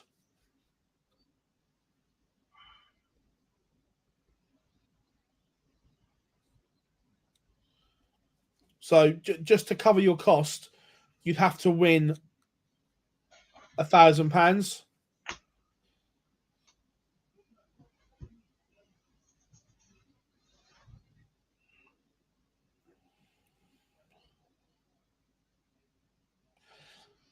Dirk van Duivenbode, Gob, averaging 106.5 right now. Man, don't miss. You're on, Dirky boy. I mean, there's at least one player averaging 100 in every match right now. Dirk 106 in a 4-1 lead over Danny Jansen. Daryl Gurney 103 as he leads 5-0 over Connor Scott. Dave Chisnell's averaging 106.3, 2 apiece for Martin Schindler and Ross Smith. 4-0 to the good against Karel Sedlacek, averaging 101.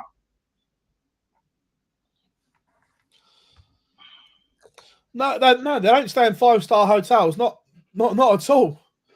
But the hotels in Germany, plus your flights, your accommodation, your travel, your parking at the airports, your living costs for 4 days, because they all arrive the day before, and by the time this finishes, the likelihood is they won't go home tonight either.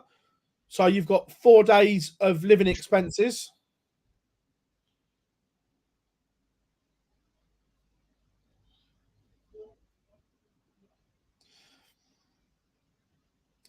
I genuinely reckon you're looking all in. You'll be close to £1,000 per player.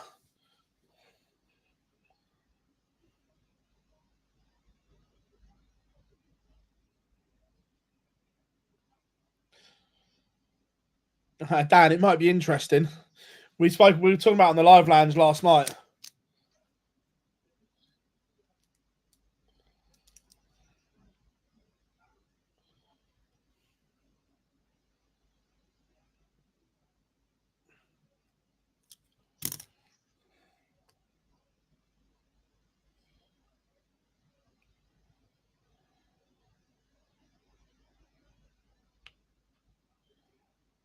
So Ross Smith closing in on a 5-0 scoreline. But Daryl Gurney has served the bagel.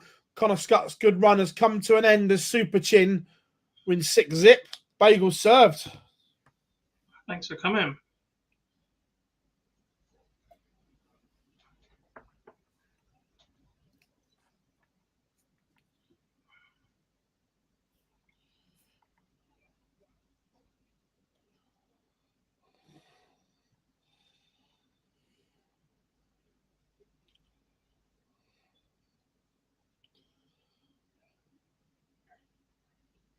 Again, a Pro Tour in the UK for a UK player.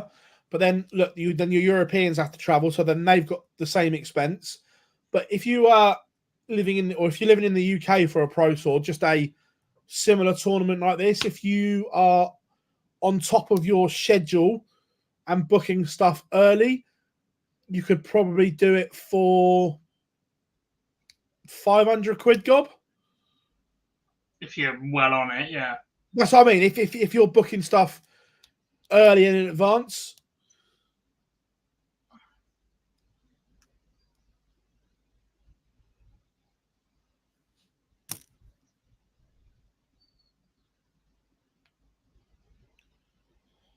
Bob, yes, I was lucky enough to interview Andy Fordham. So I interviewed him probably 3 or 4 months before he passed away.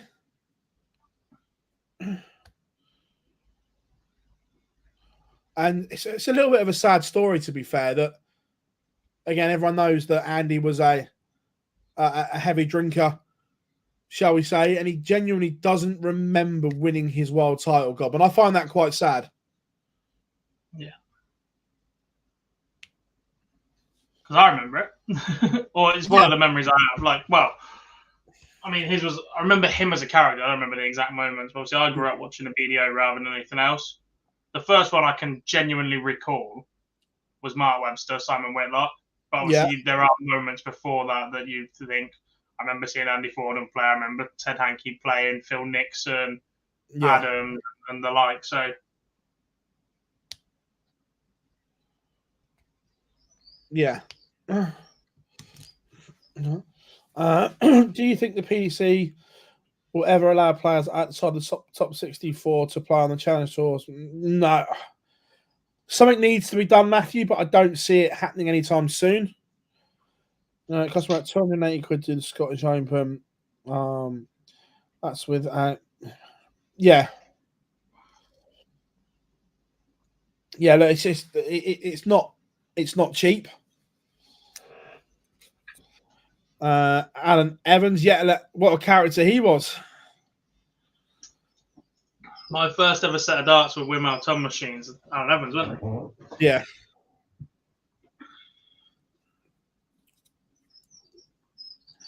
That's what Jamie on the board. Yes. That's what JK throws with the ton machines. I don't know if you know. Did you ref Jamie? Not yet. Yeah, he plays with ton machines.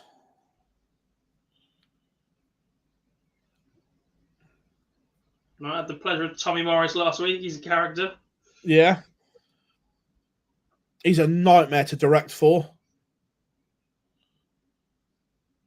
I mean, for a fast player, he does have that moment where he sets that first dart, but then it's just the follow-up. It's his speed to the oche as well. He runs. Yeah. Evo was pretty quick last week as well. Yeah.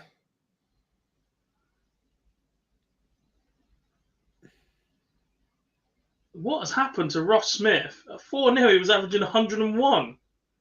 Lost 14 points on that average.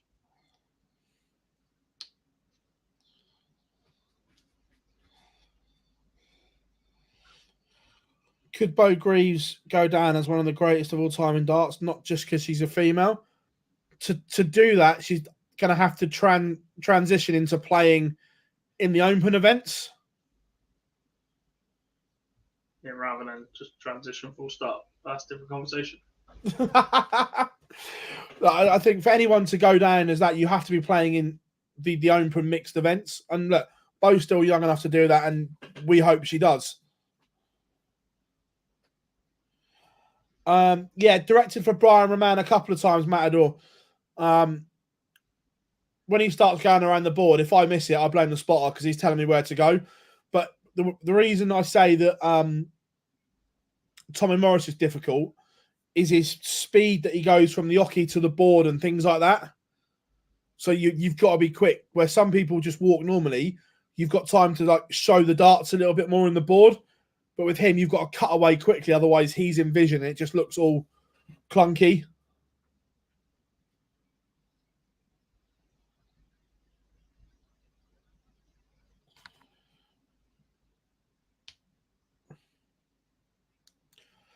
Conan Whitehead's a nightmare because he just enjoys making the spotter look an idiot. Steve West is the same. He asked the ref who's spotting and goes, "Watch this, I'm going to mess him up." Because he's Yeah. quite regimented in the way he goes with stuff as well. But if he's already through or whatever, he's like, "Right, I'm going to go a different way." Yeah, I'm going to mess the spotter up here. Yeah. He'll be sat on treble 18 and I'm going.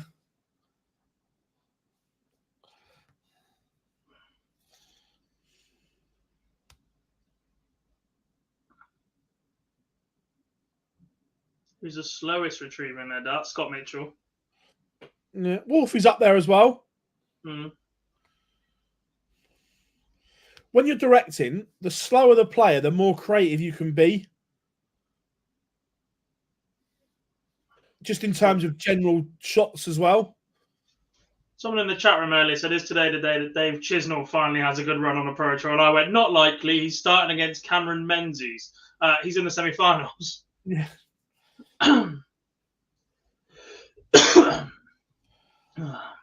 Yeah, so the job of the spotter is, because when you're directing, you can't look at the eyes or anything like that, because you've got so much to look at in terms of different shots and everything like that. So the spotter is the one that keeps an eye on the player. He's telling the director when to go up, down, and things like that, and the way they're going. Like there's certain numbers on the board that you can't go up and down for. So one of the calls is to me. So there's a separate key where you're going where he wants you to, and everything like that. So it's really, really good, to be fair. There's a great video. It's on Richard Ashton's social of him being a spotter, and Richard's the best spotter in the world. Absolutely incredible. The key is that as a spotter, you are not going to get everything right. You will get stuff wrong because the players will just do something funky, but it's not panicking and just being calm under pressure.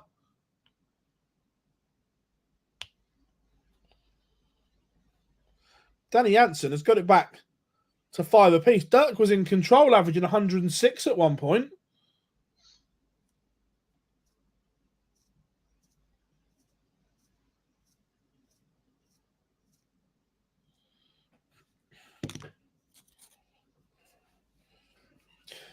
Do you remember, God, when the systems were programmed wrong and you had me in your ear? Yep. Not bad.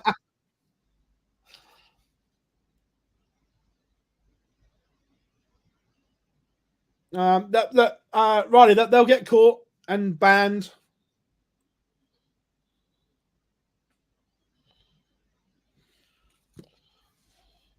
Smudger gets over the line, and let's go to this last leg decider. The all Dutch affair. Dirk was in control. No such thing as too many shots of me. You should see more of me shouting 180.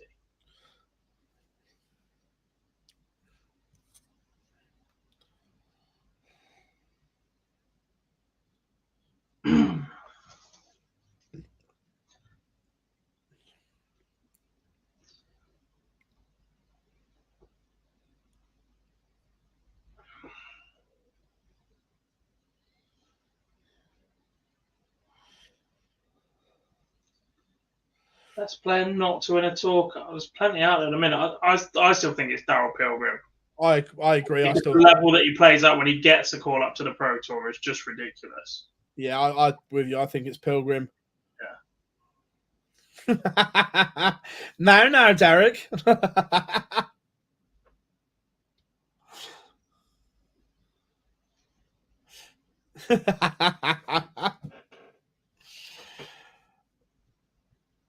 Arse. How are you doing, Glenn? Hope you are good, mate. Is Dirk about to rescue the situation? Don't let me tell him never to call you again, mate.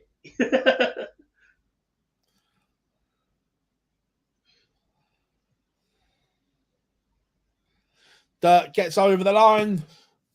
DVD is into the semi-finals.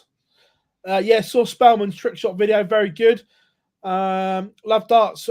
We need to sort that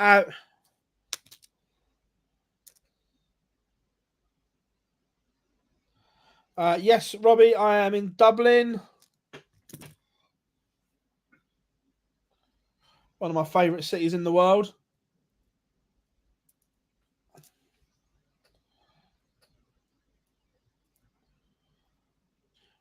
You have been to Dublin before, Gob?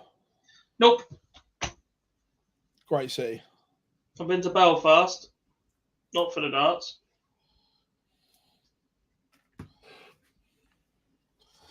Yeah, no. Dublin's just an incredible city. I'm off to Prague next week. You're doing Friday to Monday? Tuesday to Thursday. Nice. Cheeky little midweek, couple of days, couple of nights. Flying from Stansted 7 o'clock Thursday morning and come back late Thursday night. Your final four on today's Pro Tour, Players' Championship number 6. Dirk van Dijvenbode will take on Daryl Gurney, and Dave Chisnell will battle with Ross Smith. Gary Anderson did forfeit his game against Martin Schindler. He looked brilliant up until that match, and then he seems to have developed a shoulder injury. I'll go in ADC. ADC where? Probably not is the answer.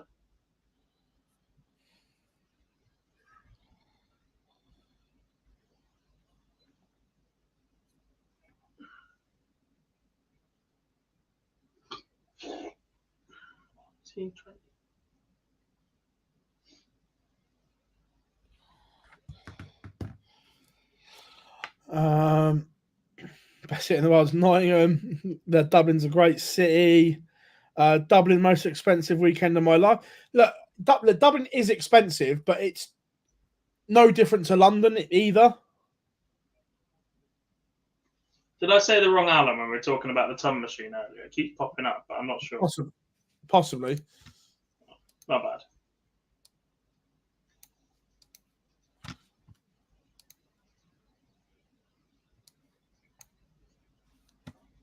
Middlesbrough. Oof, I'm moving further south, mate. When is it? I suppose we might have to be on the ground covering it somehow.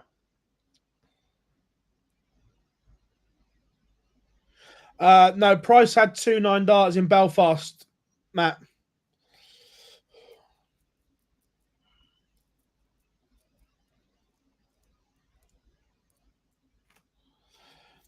Yeah, Anthony, I think God got it wrong. It happens occasionally. Sorry. My apologies. I will commit to being better. I can be better. I will be better for you guys watching along.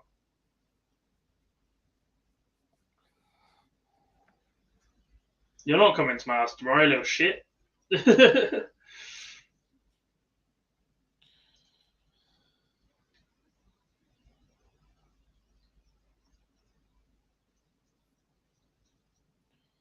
Won't be my house for much longer.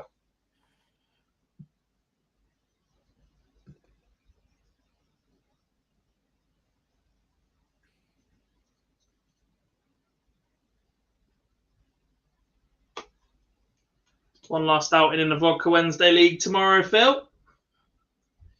Last outing, is it? Go and leave my mark. How have the team taken to your... I've not played all season anyway, have I? Fair enough. They're still in exactly the same position we finish in every single year because the two teams above us have just got superstar teams. And then we beat everybody else. Like, yeah. I think it's more my Tuesday team. No, I've literally played 3 times. I'm like, yeah, I'll sign on. All right, I'm clearing off again now.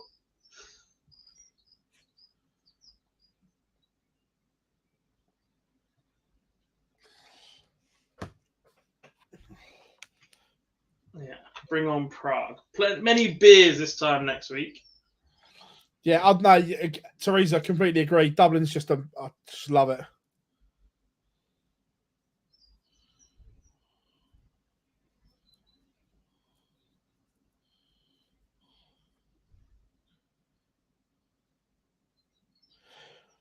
Dublin's next week as well. Dublin and Belfast back-to-back weeks.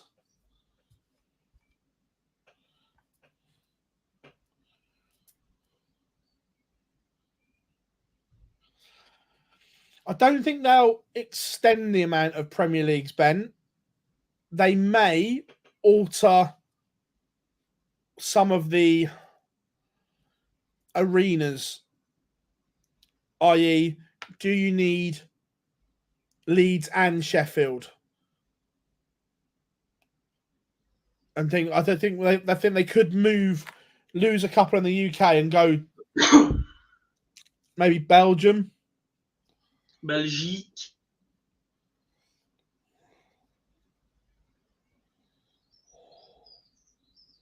Yes, I do. Good question. Which game is on which streaming board? Chisnell Ross Smith is on one, which is a stupid way round. They do this every single time. What's that? They invert the streaming board to the actual board the players are on Dark Connect. Yeah.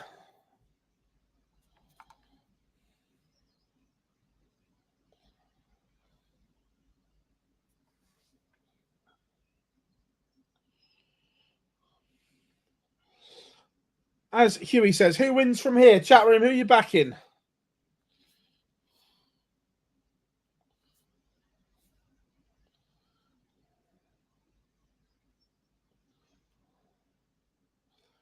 What are you saying?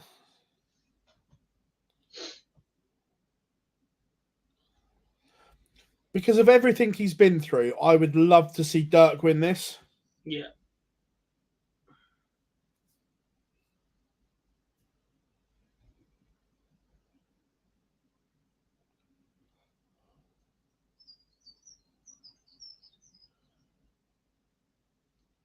Me 3.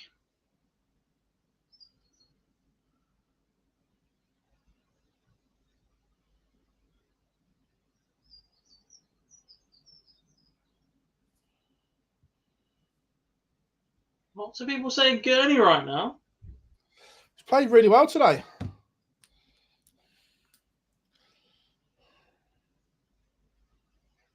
I am sacking off Birmingham Premier League, and I'm putting it in.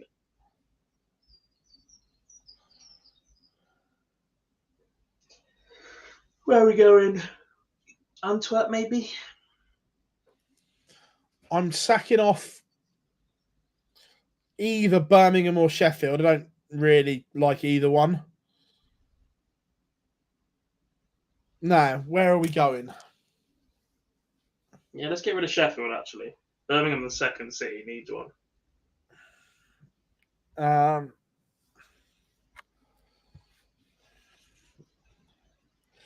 Premier League in Vegas? No.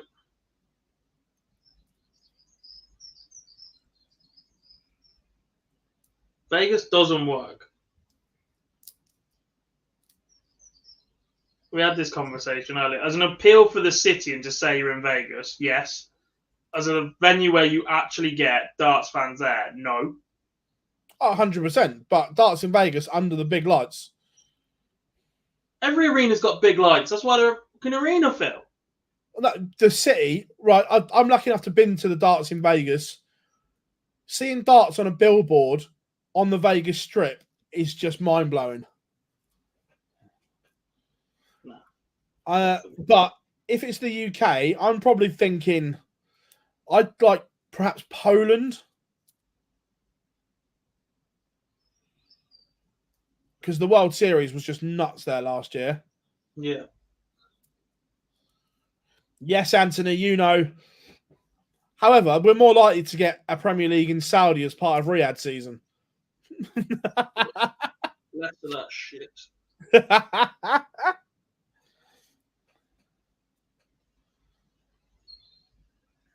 We could get rid of Aberdeen. We don't need 2 in Scotland.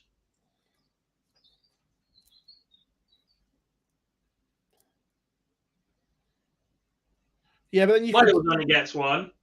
Northern Ireland gets 1. Ireland gets 1. We don't need 2 in Scotland.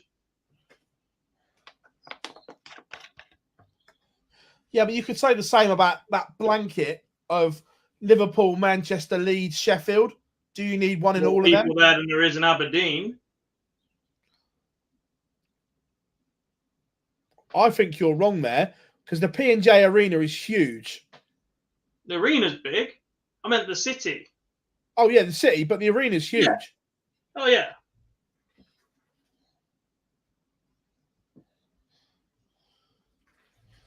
Yeah, no, you're right. There are no major arenas in the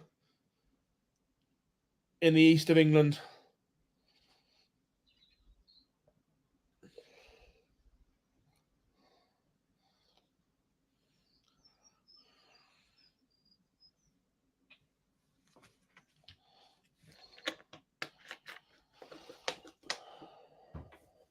No, you can't touch established venues. You can't put something else in the Winter Gardens. The Winter Gardens is the match play.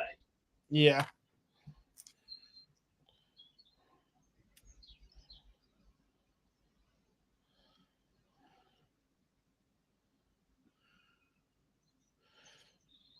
Oh, Johnny, Exeter only exists because it's the only place close enough to get people to Minehead.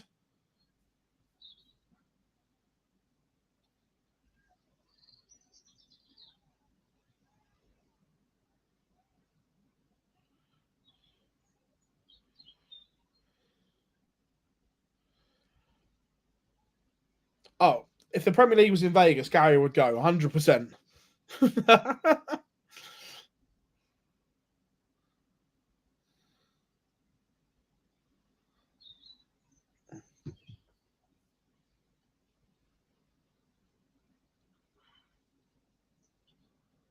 There really isn't that, though. That's the problem. Extra, that's 6,000? Yeah. No, it's not even that. It's about 3,500. But literally, there is nowhere else near enough to get people to the UK Open. Until Bristol. Yeah, but that's the earliest, 2027, I think.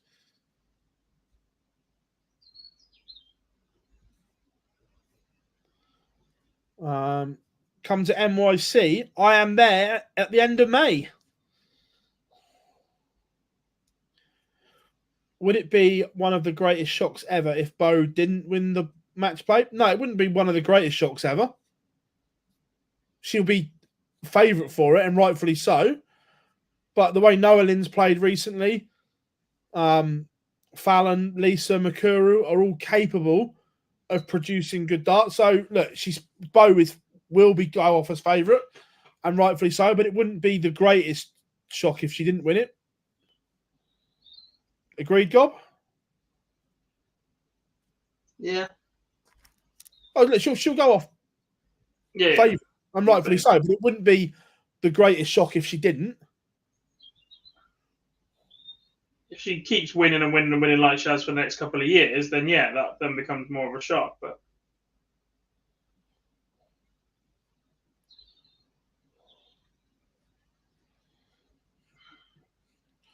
to be fair, that's a good one. I'd love Doc Darts there. Darts at the Royal Albert Hall would be a bit funky. No, but I'm keen to move the UK Open to Skeggy. It's not big enough, though, is it? We'll make it bigger. We'll use Area 52, whatever it is.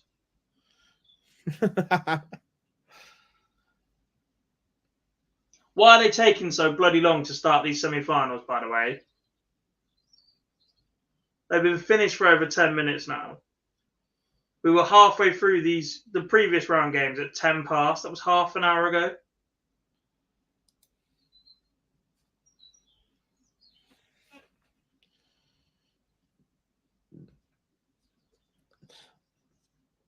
John, you are right. They did have wrestling in the Royal Albert Hall.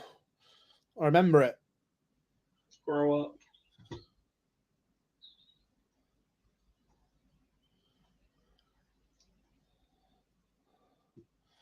I like the idea of a women's Premier League, Mike. I'm not sure how you do it, but I like the concept of it if it could be done.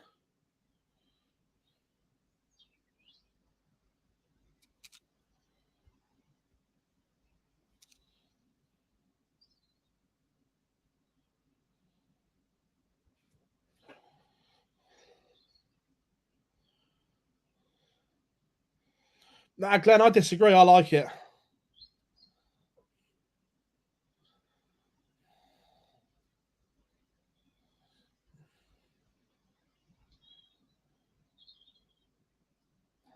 No, I haven't seen it yet, John.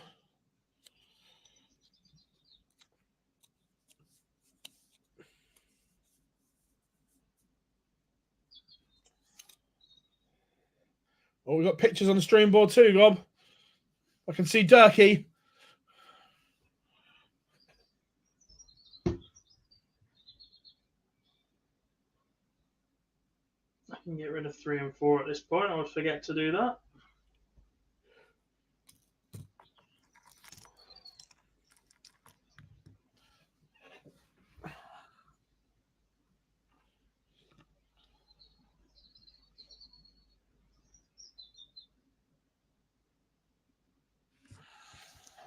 And we've got pictures on stream board 1, and Daniela is back to referee it.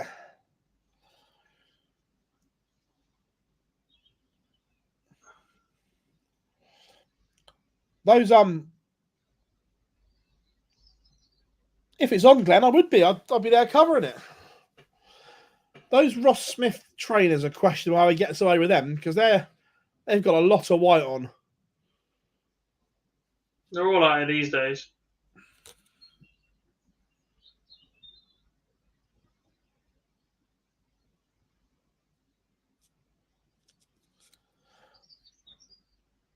Is there no in Plymouth to put the darts? And plus, it's I don't think it would work.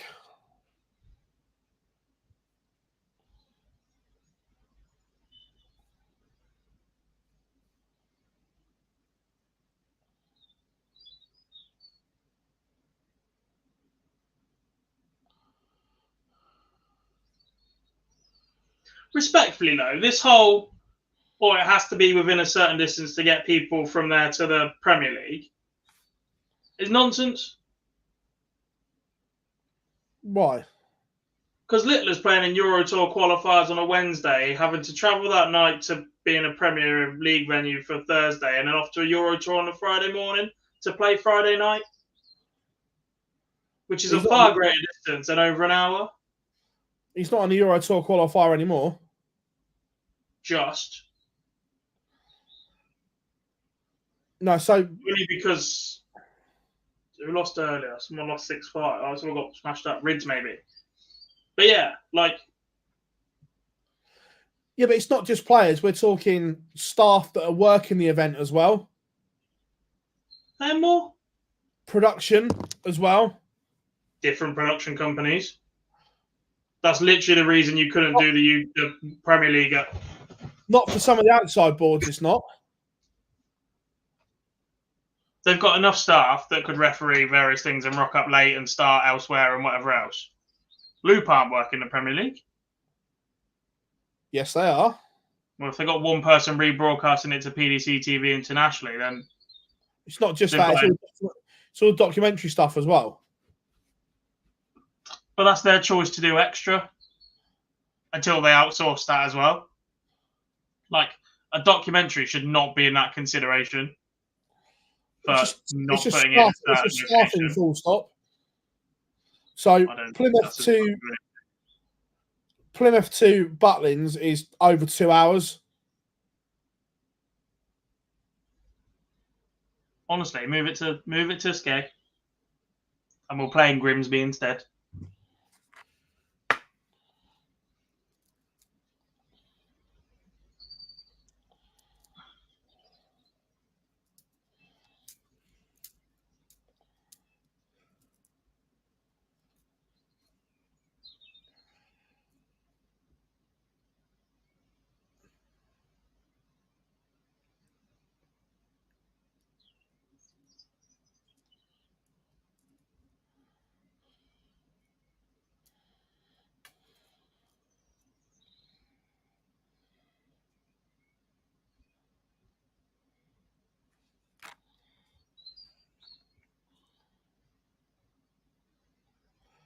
No, but we're just talking about Exeter being the only place close enough to Minehead.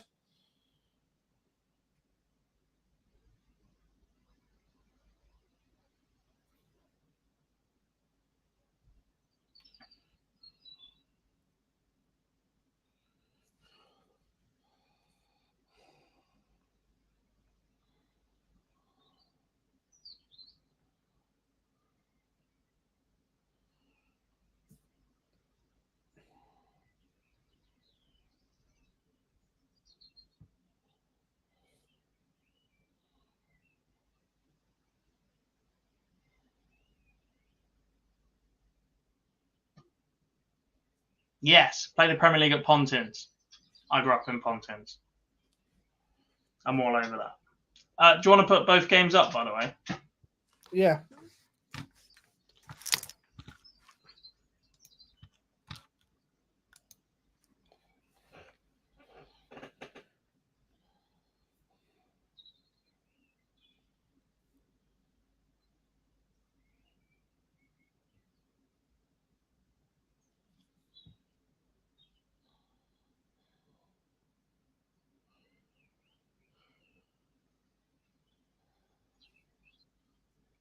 Daryl Gurney levels it up.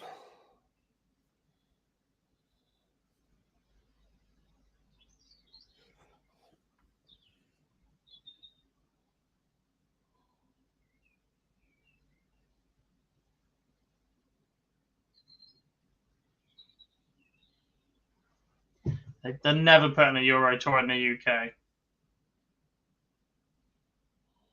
Ever.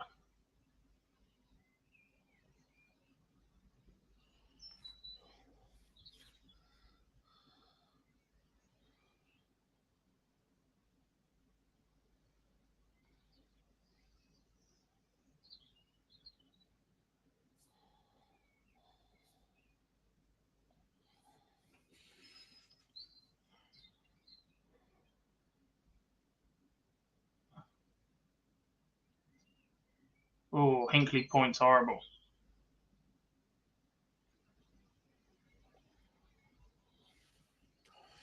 Chizzy 2-0 up on Smudger.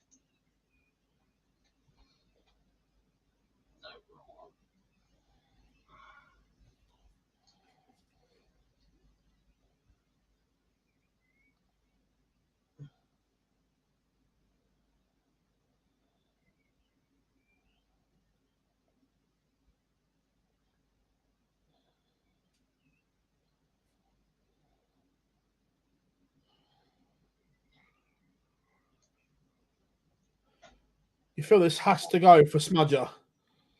3-0, maybe too much to climb.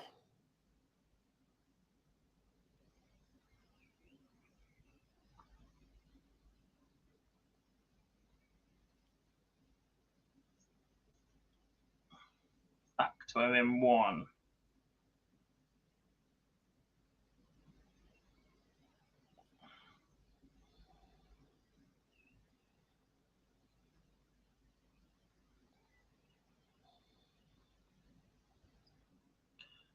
So Gary Anderson withdrew. He had a shoulder injury. Looked like it was plaguing him throughout the game, but it just got too much.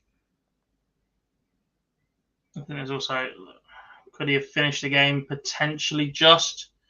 Would it have done him any good? No. Chisnell was a floor event who could take his floor game stage and be unreal at 167 from him when Menzies was left on tops. Correct. He's flying. How we doing, Sam? Hope you are good, mate. Would you be happy with a Premier League night in Wakefield? No, not even Wakefield will be happy with a Premier League night in Wakefield. There's nothing there. I was going to say, is there anything in Wakefield that's big enough?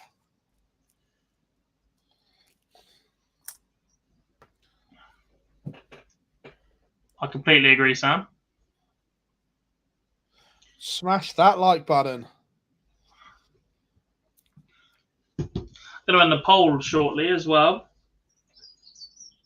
In fact, I'm going to do it now. It's not changing with that amount of votes. But there we have it. Officially, Gary Anderson is the better all-time great.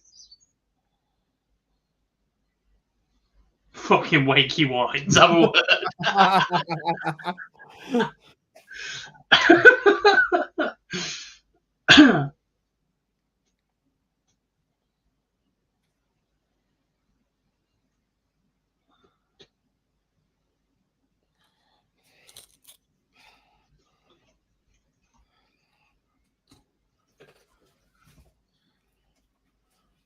Oh, magic from Chisnall. The 1-4-2 goes 3-1. Chizzy Rascal is back. Flying. Just a rascal. Chizzy Rascal. What remember, promo that was, by the way. Do you remember that promo? With a blinged up necklace with just Chizzy written on it. That was pure sky, wasn't it? Like, you know when people say what was peak Barclays, I'm referring to the Premier League. That was peak. Yeah. I remember as well that when Sky were using the John Cena for Bully Boy for a bit as well. Yeah.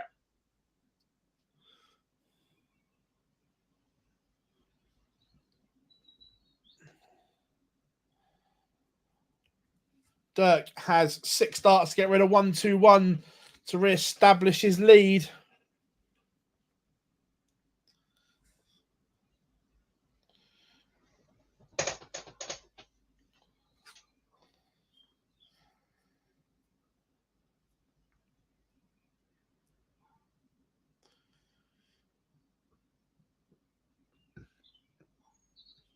I agree, Glenn.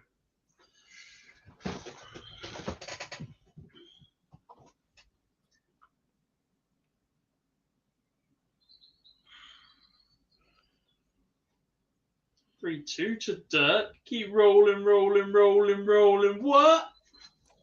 Now I know y'all been loving this. Right now. What have you done now? Stop clicking shit. Oh, sorry. Is that better?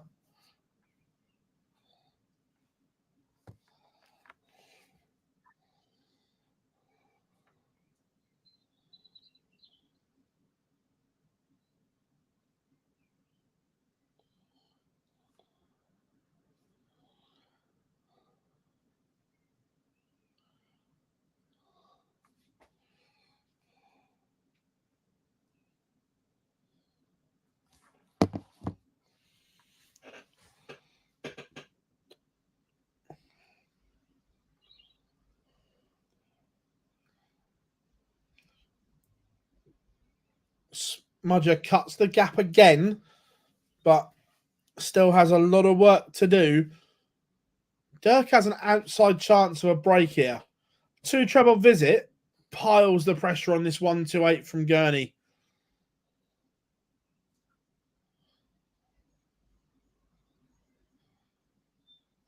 Pressure applied. This 1-2-8 may have to go.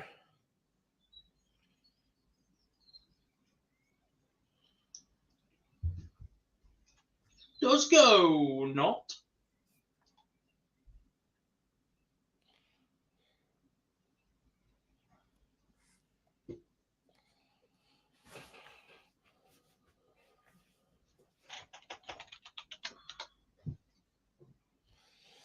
Yeah, Tommy, he spoke about it. I think it was at the Masters that he said it is on the mend at last, which is great. But he's missed an opportunity there. And Daryl Gurney pins the 80. It should be 4-2, but it's not. It's level 3 apiece.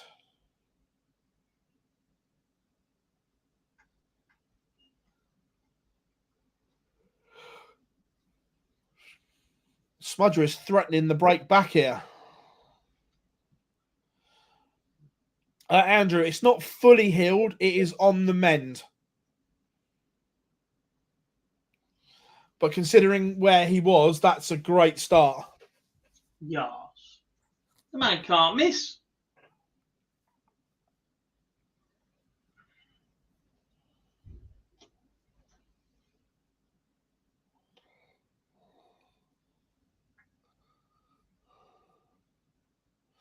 Smudger levels. Chizzy started well, but there's just been a dip here, and Smudger is taking advantage because he's raising his game when it matters.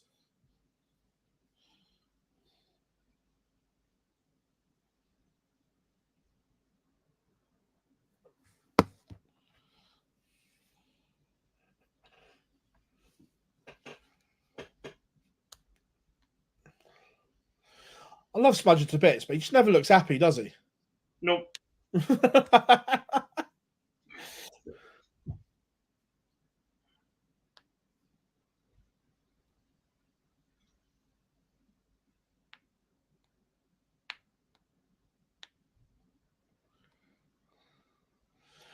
Dirk is back in front against Gurney. It's a good question, Sam. God, did you miss any nines today? No.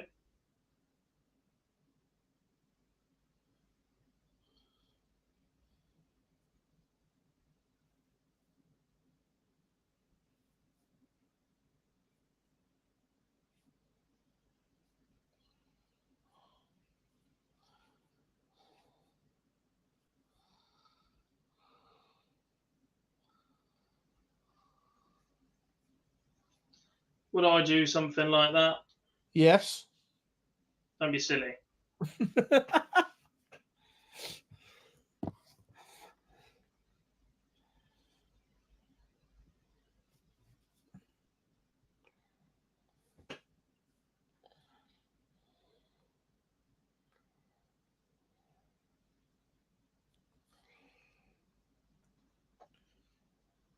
Joe Cullen did not hit a 9 unless it was treble 1, treble 1, treble 1. His form today was not good.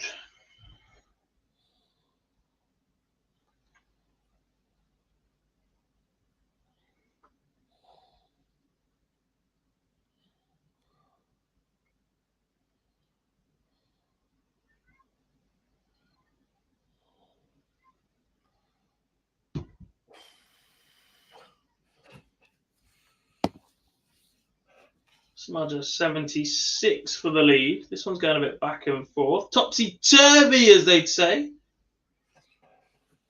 Oh, you've got them a different way around. I finally got mine to load. I just deleted all my cookies from today, and somehow it's decided to work. Just looking at the stream, it's caught up. Dirk Van Dijvenbode misses a dart at 8-8 for a breaker throw. And Ross Smith Smudger done the hard work, broke back. Is he gifting it back?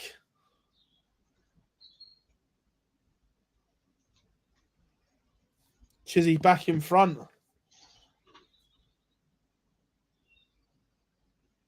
It's our pleasure, Bosch Darts. Pleasure, mate. Thank you very much. You want to send me one of your new hoodies to say thanks? Ping me a message on Instagram. I've been watching you guys, don't worry. Good luck with the academy, by the way. Big fan. Pleasure to have you on board. Oh, Smudger, that's a fine coming.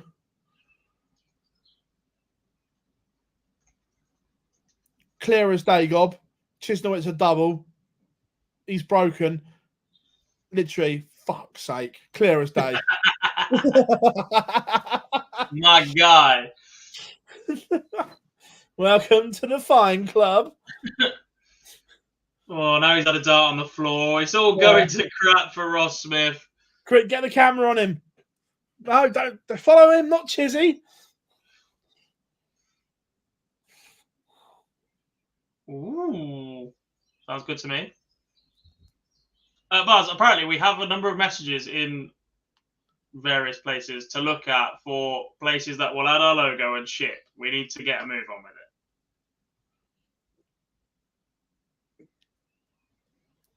Which platforms? Because I don't actually access. Because Someone said earlier they'd sent us a couple. I sent you one a few weeks ago.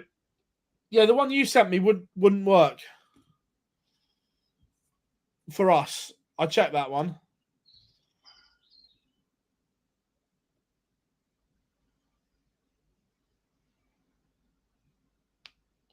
Wade did not hit a 9. Dirk now leads 5-4. What a moment. Looks like Matador's prediction's getting one shorter. Do you know you went the other way, didn't you?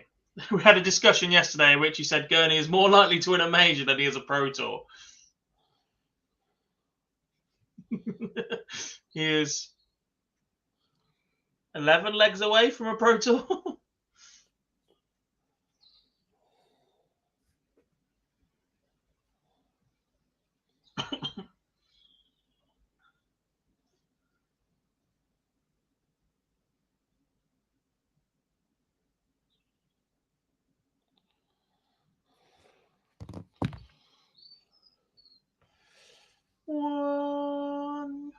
$135. Smudger looking as if he's going to go 2 behind again. He's been here before, dragged it back, but is in trouble. And Dirk is sniffing out a break of throw here. Oh, 52 after 9 gob. That'll do. I'm going to do that tonight. What, hit 52? Just 52. Did you not see my score on Saturday night? That ain't getting beaten all season. What did you do? You know the 9 dart challenge? Yeah. A couple of others. Harvey had a go, 140 something. That man plays for the county, right? I went and got changed, put my reffing shirt on, walked in. There was a few other fans in front of me having a go. There was one of the lads that plays for Warwickshire Youth that had been in there to support Jensen Walker this weekend, and a few others. I'll have a go then, boys. Ton 40, ton 40. Thank you very much for coming. 380. Get that on the whiteboard. Again, Dirk misses 2 darts to break and Gurney steps in. Resilience from Super Chin. I then went to Super League last night and averaged 60. Not last night, night before. 60's all right. Without a dart, a double.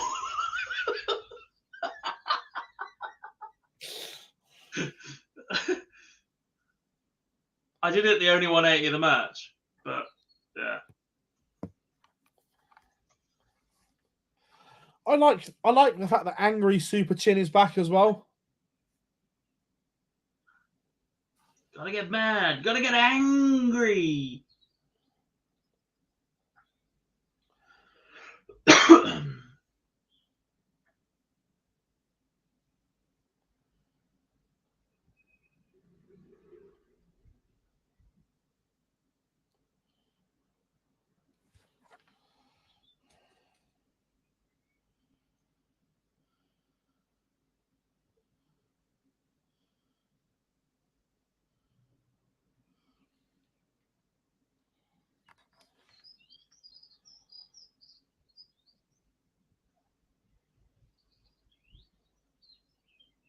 Any of these are.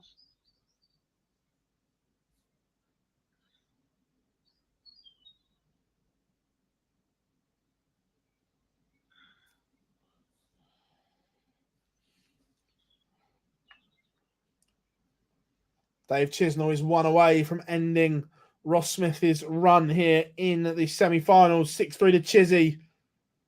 Just can Dirk, Chizzy rascal. And Dirk also goes within 1. The Ober Genius looks to be back. A year on from lifting this event.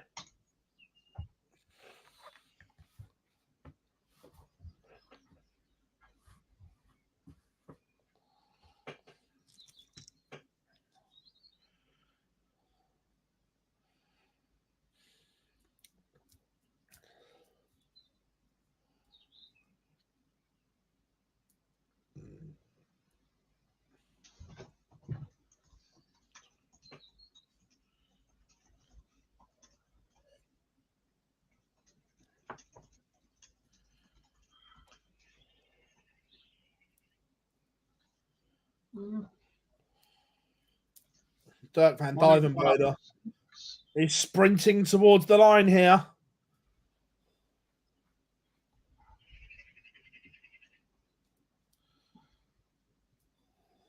$150 to leave 32.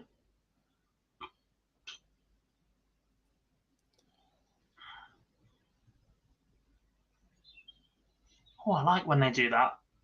So darts rankings on Twitter have started to add context to what's going on as well. So they said half an hour ago, this is an important run for Dirk, whose match play spot is actually far from secure, but the 5K is already today strengthened his position on the main order of merit and get him closer to the tour spot. So he's currently 15th on the main order of merit, 2 grand ahead of Ross Smith, with Stephen Bunting just 9 grand behind, playing really well. On the other one, he was 2.5 grand behind Brendan Dolan, who was in 16th. So a big run in both regards for him on his search.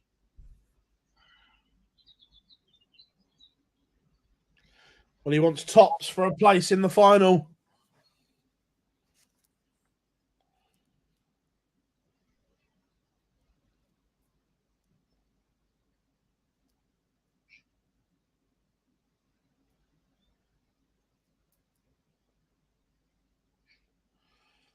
Dirk. Every time Dirk has missed, Gurney has punished. I don't think Gurney is led in this semi-final.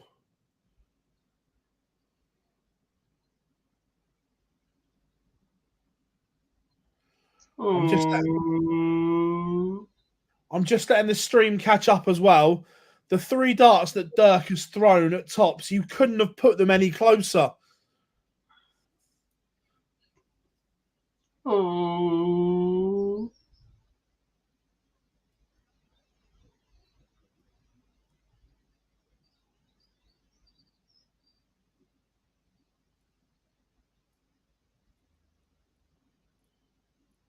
Oh, Dirky. Is this just a case of not winning game or not because of the injury? He's not used to winning big games.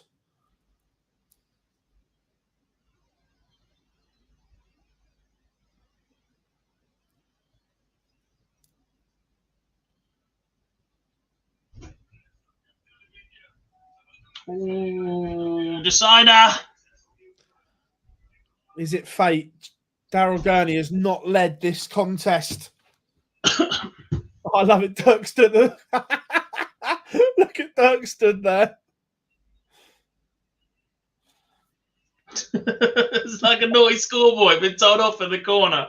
Yeah. Oh, Dirk, you go and stand over there. No raw from Gurney, but a double fist pump. And a look up. Didn't have him down as a religious man. Afternoon, Mike. How are we? How are we doing? Jonathan, you're paying way more attention than we are. We're just chatting nonsense. With that result, the 16 ET5 and 6 are set, including Luke the Nuke Littler. Yeah, we're still going to talk about him, even though he's not playing. Luke. We've already given Dara a shout out.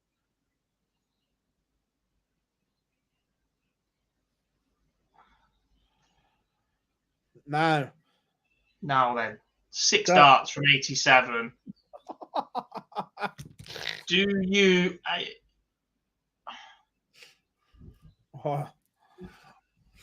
He's clearly not gone for ball, but that was going to be my next question. If it comes to it, do you go that way? No. What's he done there then?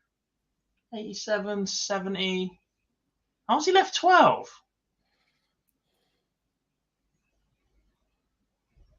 How on earth has he left 51, 36? First start was treble 2. Oh. You. But Dirk is into the final. The Open Genius has done it. Yeah, I don't think I would have got to that point, but fair play. Today's final will be Dirk van Dijvenbode against Dave Chisnell. Go on, Dirky boy.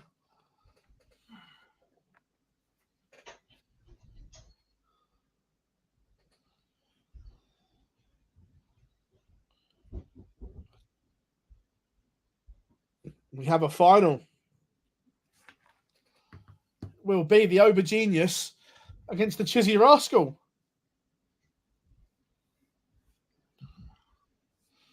What are you saying, chat room? What are you saying? What are you saying?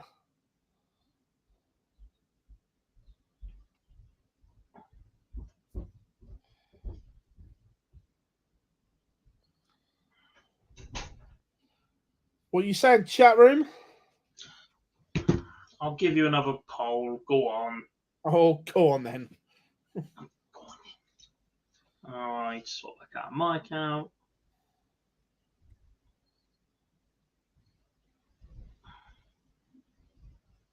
Don't forget, by the way, check out my UK Open vlog on my channel.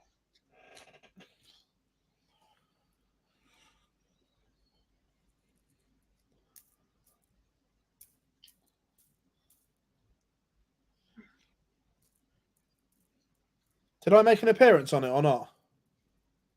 I don't think he did, actually. Then don't go and watch it. You might appear in the one on I'm going to do this weekend. Did you do one this week? Are you doing one this weekend? That's all, isn't it? Yeah. There's less. The sessions aren't as intense, and we've got plans for Saturday night with people, haven't we? So yeah, we'll do both sides of that. The venue's a little not more open, but yeah. Of course, I'm doing one this weekend. Looking forward. Back doing some comms this weekend as well. I'm driving on my own, so I'll just do it from when I get there. Touchdown on Friday. What time are you leaving Knots on Friday? Rehearsal's 5. I'm probably going to leave here about 10 off 10, I think.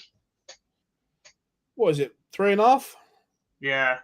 Got to go Stoke and up, ain't I? Yeah. So, yeah.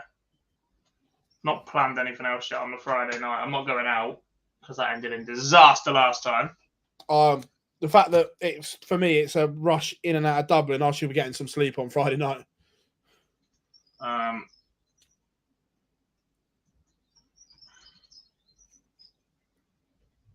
There we go. We have a poll live. Fire it up. Let us know who wins. Dave Chisnell, Dirk Van Dijvenbode. That will end by the time the final starts. So get a move on.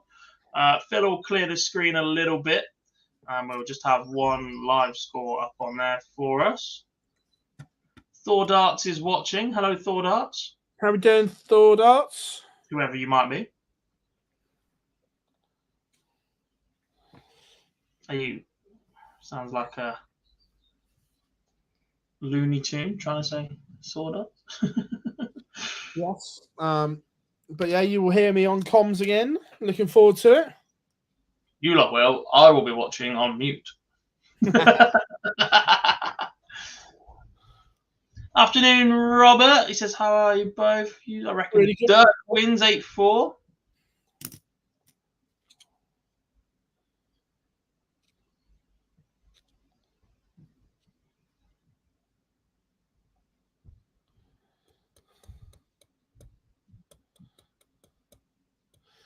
I can close that window as well, but I'm going to go.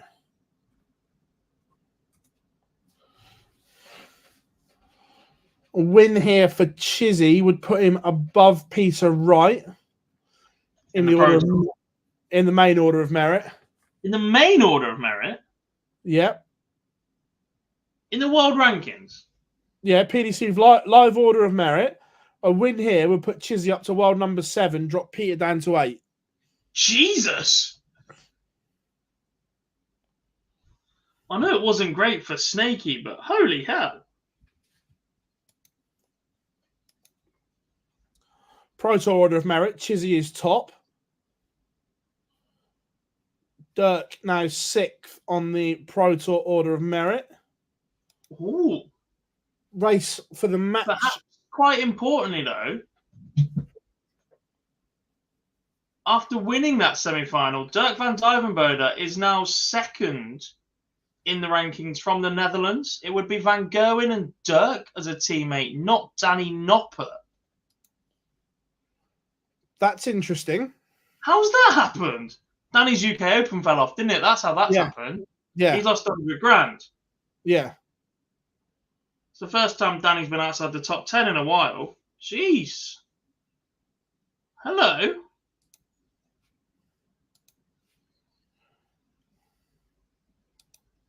Why are you saying my name? My name's on the screen. You need to exit this one and then reload the next one when it loads. It should just go over because it's the stream board.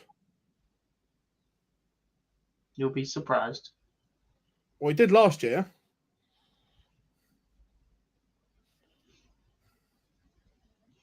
Danny is still ahead. Not according to this. Live order of merit. Danny Noppert, 434,500. Dirk van Dijvenbode, 438,500. He's 4K ahead.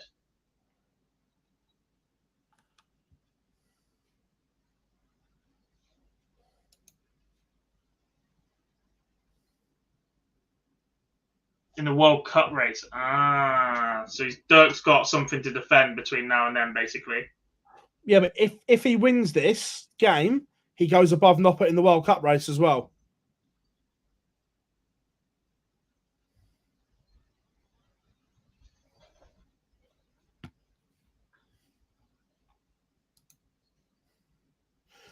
Let's be fair, Michael will probably pull out anyway.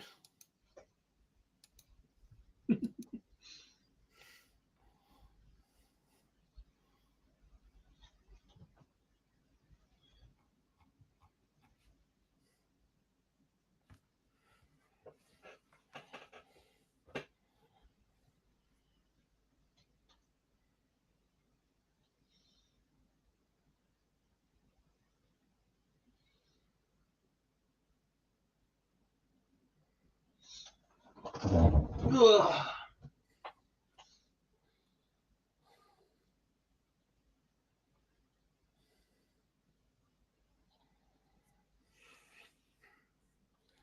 How long did you see Humphrey stay at number one? For a while, I think. He's racked up so much in such a short space of time. And he's got another crack at a cycle of a match play and another world championship. I don't think he can be caught for at least 18 months. Yeah, I think he's set for a long, long time now. Yeah, I think he's set there for 18 months.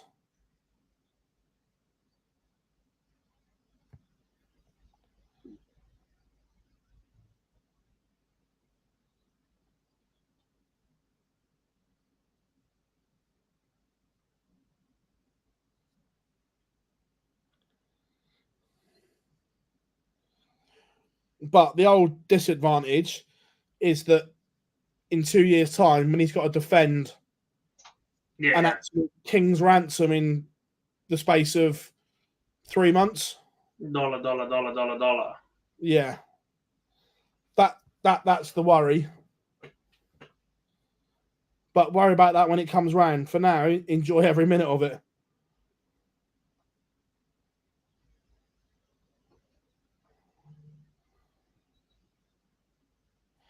Mark, I don't. To be fair, the last couple of years, he's only withdrawn because of injury. So as long as he's fit, but it is 2 years he's not played in it for, isn't it? Yeah.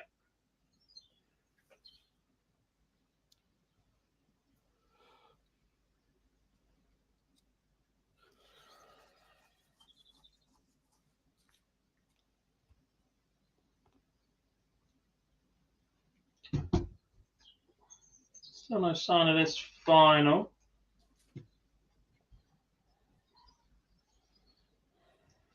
We'll whack this one up.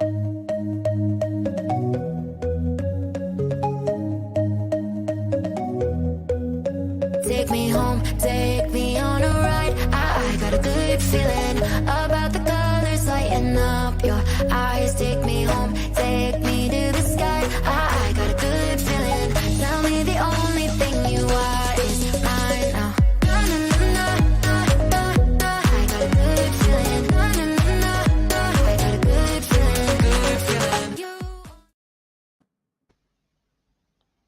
If you are looking for an event to get to, do check out dartshop.tv for the best lineup of exhibitions you could possibly imagine.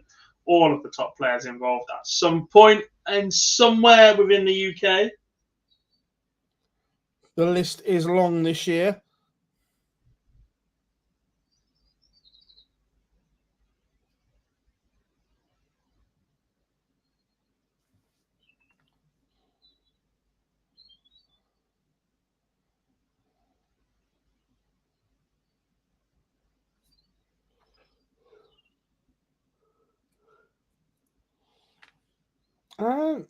I'll find out, man. I can't remember.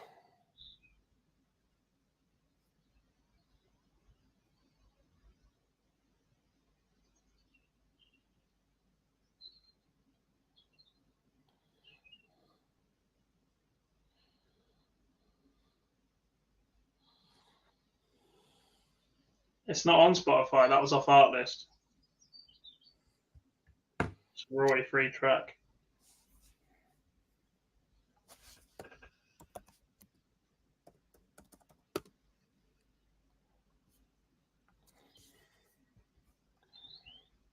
Oh, deep joy. It's going to be fucking wet and windy in Blackpool this weekend. Shock! We were going to play golf on Friday morning, but bugger that.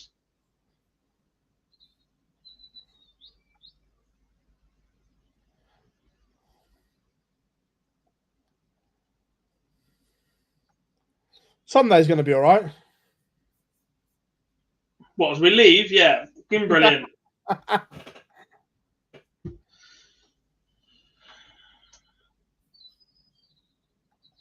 No idea who's ref in Dublin. Charlie, possibly.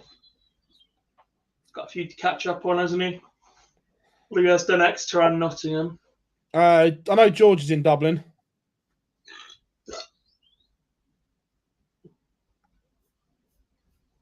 Wasn't Charlie maybe then? Yeah, I know George is there. I don't know who else, but I know George is. Is Connor spotting the rest of the week? Pazzo's back. Connor spotting. Owen's reffing a week, isn't he? Yeah.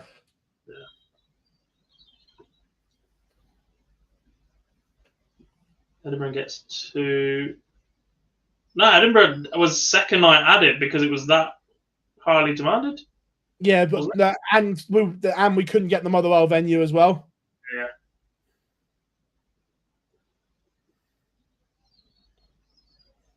I know there's nothing else there either. Yeah.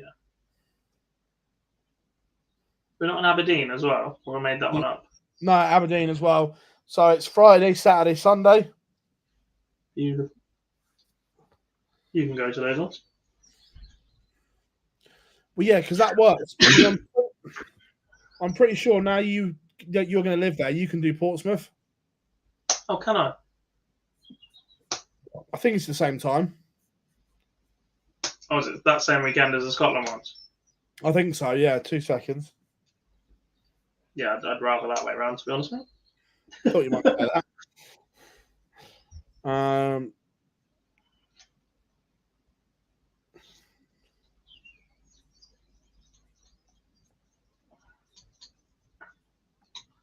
Here we go then, the final warming up. See, look, and I told you it'd switch straight over. Me.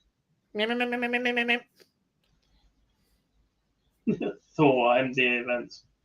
Everything's a joint venture now. We're all friends in this circle. Do you find Andy Barton's performance on the tour right now just disappointing? Not disappointing because he is playing well. He's just not quite getting the results as yet. I think he's finding his feet. I think he'll come good. And I think he's one of the players I'm least concerned about second season syndrome with.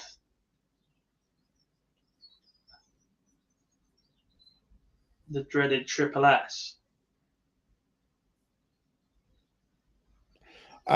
Yes. Portsmouth is the same weekend as those. Mint.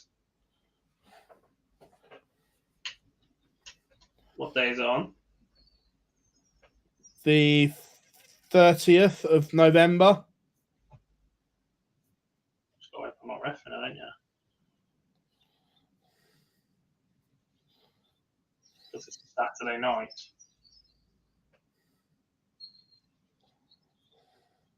Great success.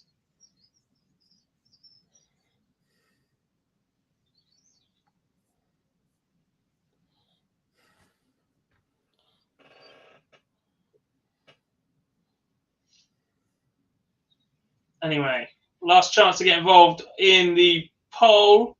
123. How on earth have we put a poll up? And within 12 minutes, we are 2 votes short of the number of likes this stream has for 5.5 hours work. Come on. You know what to do, everyone.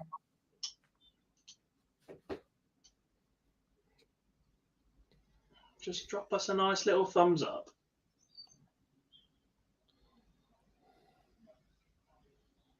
That's all you gotta do. Just tap it in. Just tap it in.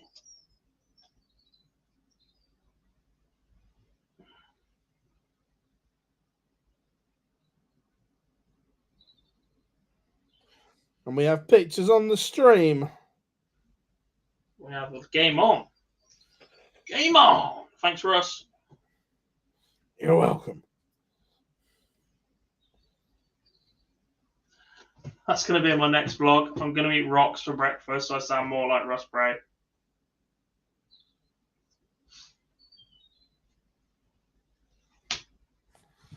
Chizzy has the arrows.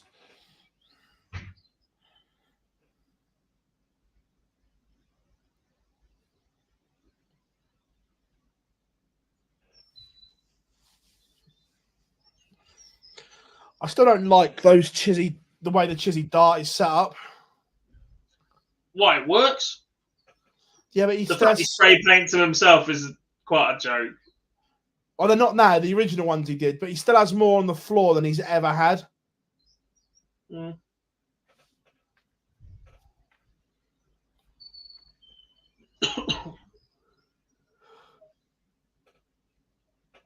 Can someone, if he wins this final, can he please buy a belt? Because all he's done all day is pull his bloody trousers up. Do you reckon he forgot to pack one?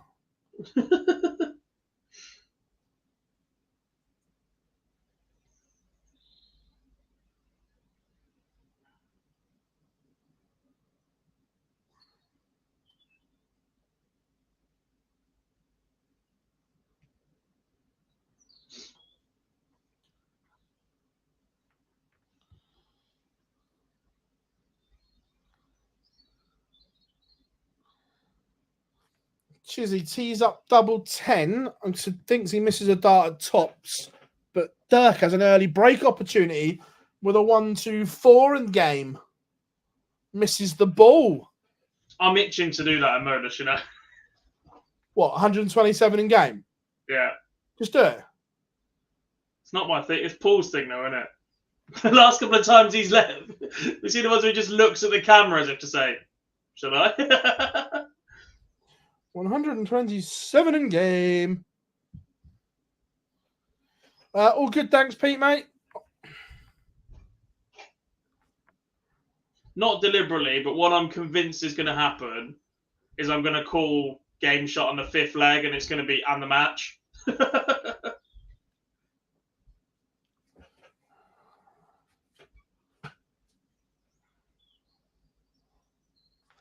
Game shot in the 125th leg. 2 10s for Chisnell has him in the lead, and threatening a breaker throw nice and early here. Yeah. With a maximum. God may get a little bit excited if this is another. Ooh. Boo! Bayaka shot. You went back to back earlier.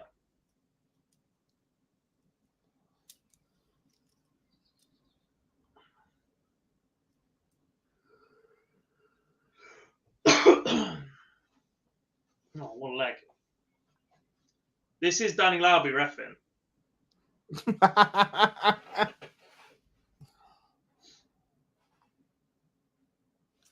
It is German Lauby.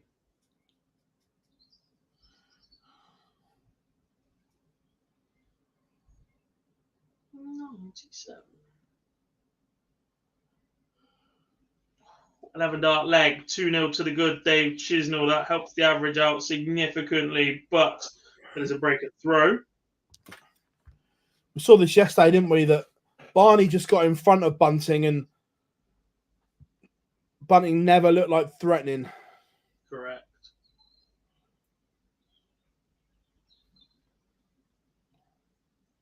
One of the rest looked like Ian B.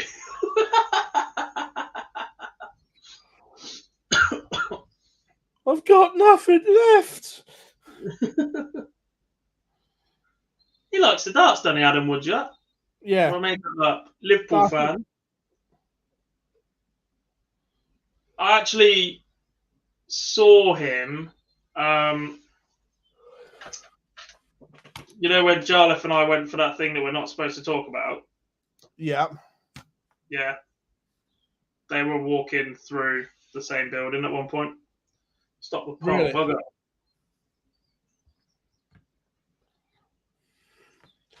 How are we doing? ASG, hope you're good.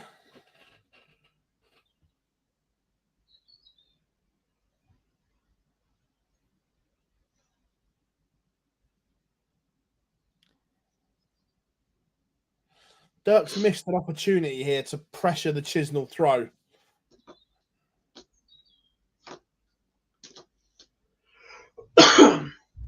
There's still time in this leg, but it's reactionary now, isn't it? It's not. He's not forcing it. Yeah. Chance here, though. Tunnel more. That's not enough.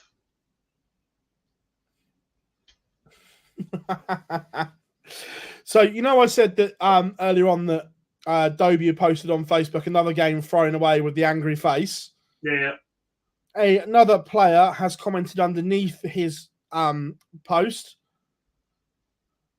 I'll give you the wording and then see if you can guess who it is. Callum Ritz. Just realised why I haven't bothered coming here for the last 3 years.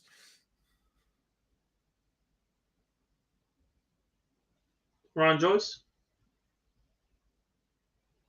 No, but close. Joyce Ritz. You're looking at the wrong element of why I said close. Not coming here. Gary? No. No. Who's not travelled? No. So? Right, no, yeah, so I was not played in Hildesheim for 3 years.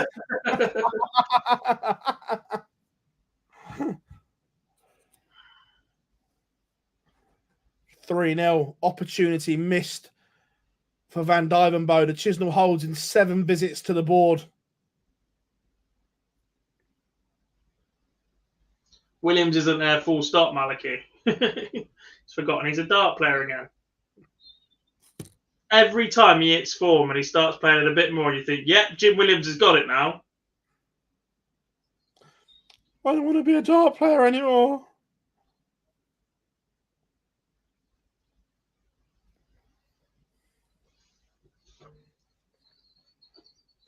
Had a response so far from Dirk, 181 after 6 darts.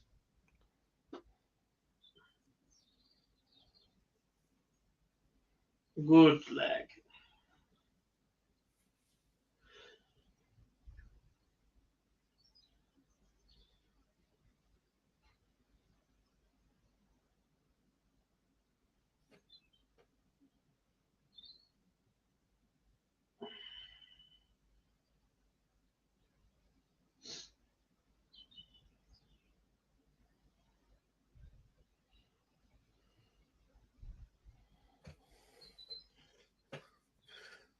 Interesting, Gob, how the gambling rules seem to be slightly different in Germany. I won't say how I've acquired this information, but you know in the UK that it's under 25s don't have to wear the gambling logo, like at the World Championships where Paddy and that didn't. For the new European Tour one, NeoBet, it's only under 18s, 18 and over will have to wear it. Interesting. Just interesting to see different rules in different countries, how they approach it.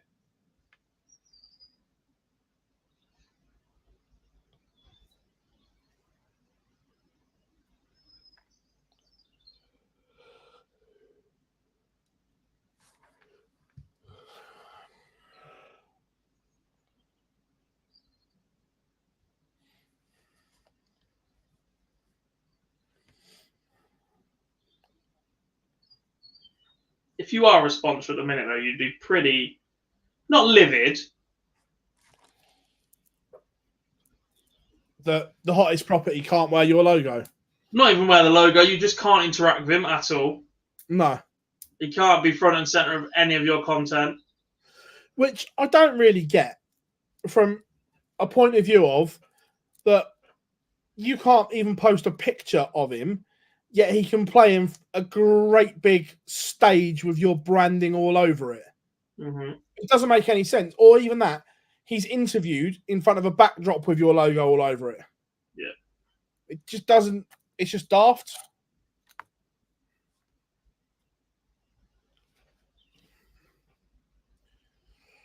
Dave Chisnell is halfway to the winning line.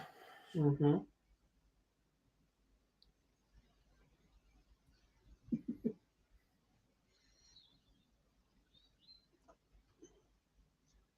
Ironic, he's going to win in Germany when nobody there will be able to understand him. It's not just us that will struggle.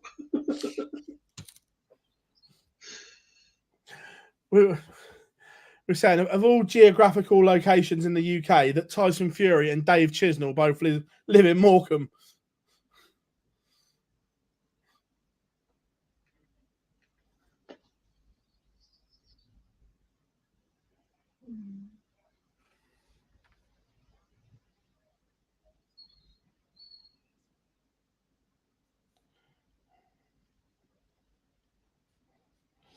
Not finalised them yet, Mark.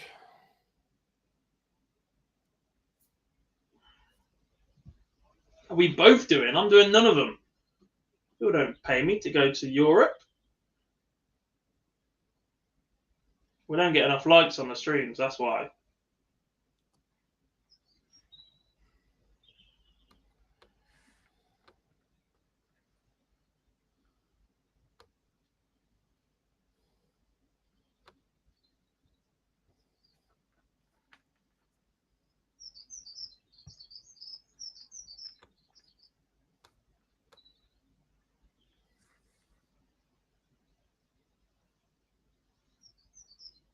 Chisholm missed ball for the fish as well, by the way.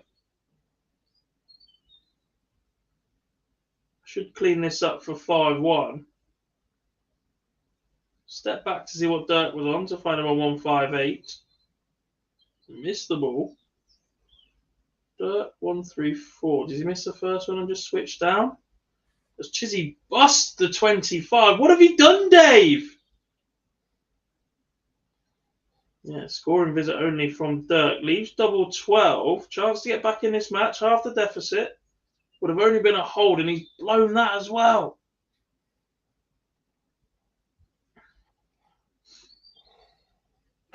What's he done here? Does he miss double 4 high? He does. God, I have a WhatsApp from Germany. Effing old age, shoulder not working properly. Wonder who that's from.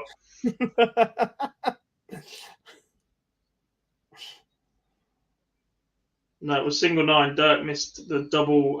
Dave missed the double 4 high in the double 18 segment. And is punished for it. Was only a hold from Dirk.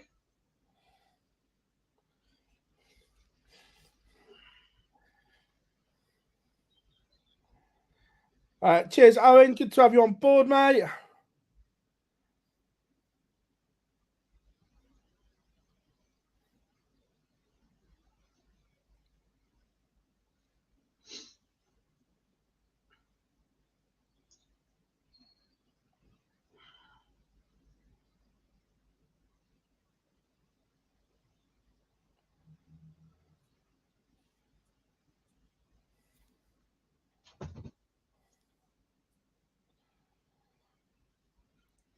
Although Chizzy's in front and in a great position, Dirk will be disappointed because he's had opportunities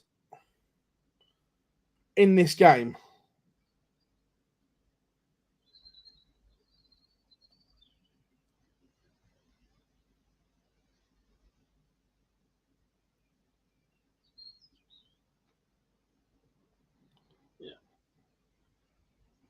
Can also point out it's only 4-2 in this round. An hour and a half ago, we were halfway through the quarterfinals. It's taken an hour and a half to play half the quarterfinals, the semi-finals, and half the final. It has slowed up.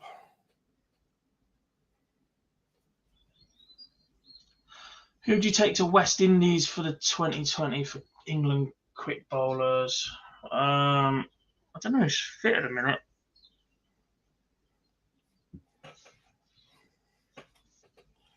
What would I go with? Sam Curran as your left arm option because he can bat. I think I'd go Luke Wood, Mark Wood. I mean, if Joffre's fit, I'm taking Joff as well.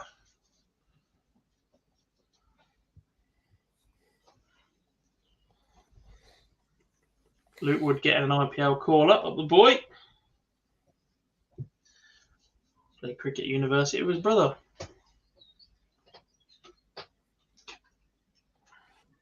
Again, another wrestling show, Johnny.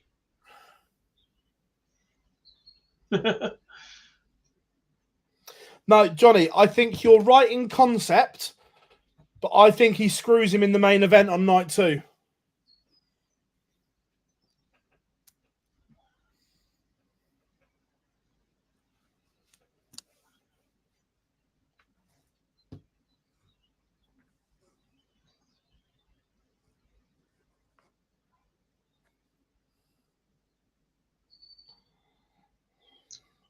Big response from Dirk once again after dropping the previous leg. Back-to-back ton 40s from Van Dyvenbode.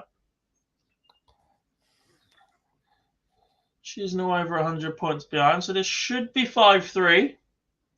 At least 6 darts from 2-2-1, and that certainly helps. We'll go 9 for double 16.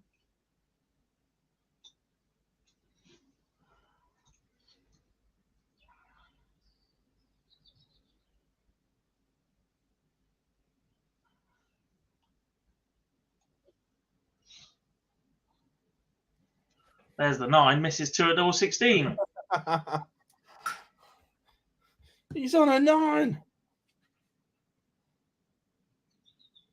This is when the MODUS Super Series tweets Dirk Van Dyvenbode hits a 9.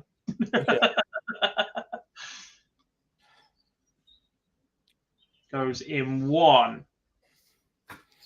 Now, Johnny, what I reckon is that on night 1, Drew McIntyre screws Cody and Seth, and then The Rock screws Roman on night 2.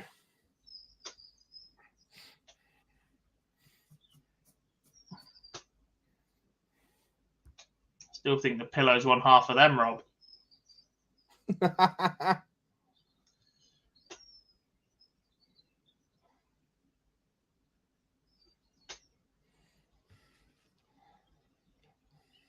Our pleasure, Richard. Thanks for joining us. Pleasure as always, mate. A little way to go. Both players need the other player's leg tally to wrap it up.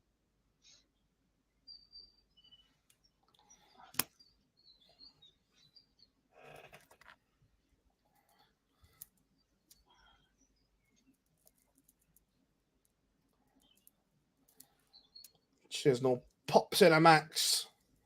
Pop, pop. Pop, pop, Maxi. 161. Took out a 167 earlier today. However, look what Dirk's left, Gob. 127. Good game.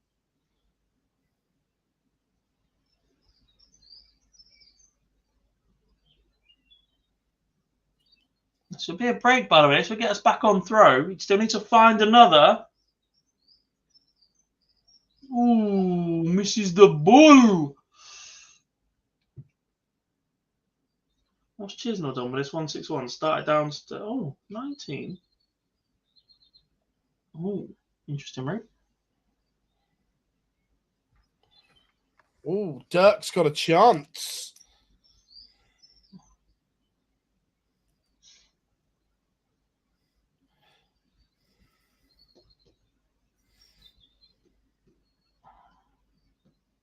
He's passed up the opportunity again, Gob. Got in for dirt. Good news for us who have plans this evening.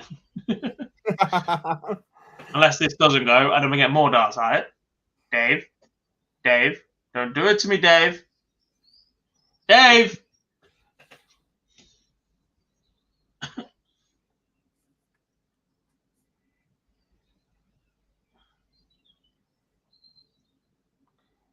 Oh, Durkee.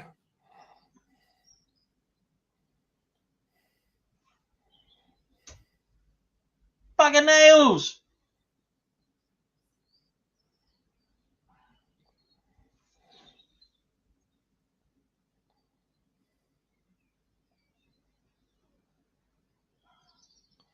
Oh. Lads.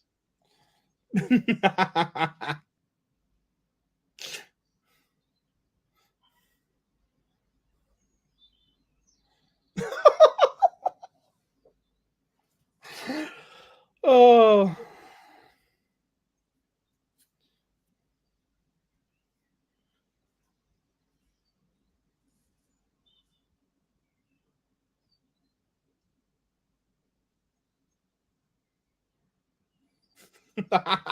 Seriously.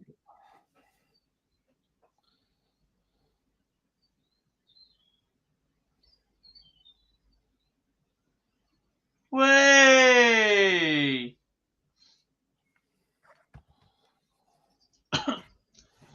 Back to within one.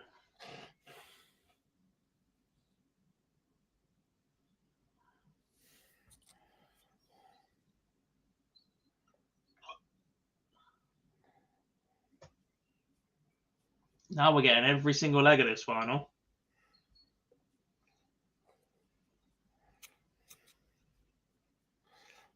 Dirk apologises for winning. Don't apologise, Durkee.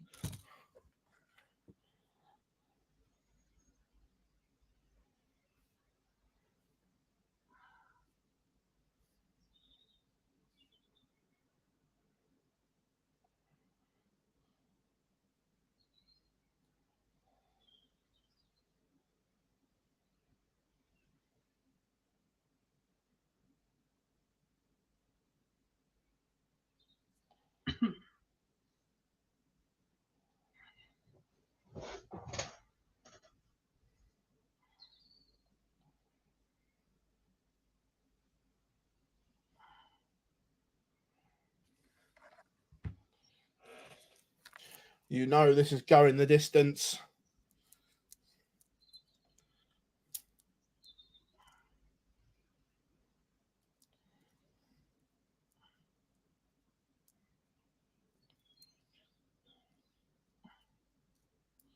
How are we doing, Luca?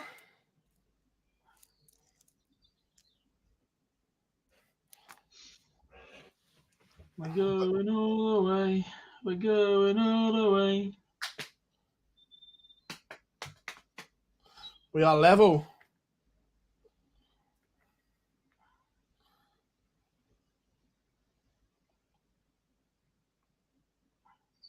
Oh. Roby John Rodriguez has just signed with Mac Elkins Management Company. Nice. Interesting.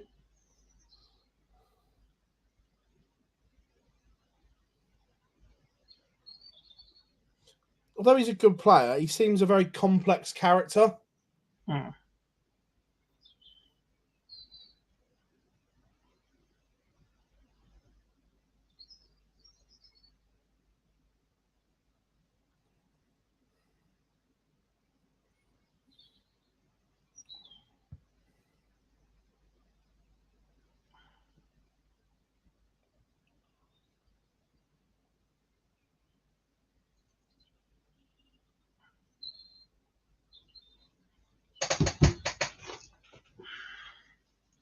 Gary Anderson has a shoulder injury, unfortunately, Sean, so he withdrew during his match against Martin Schindler earlier.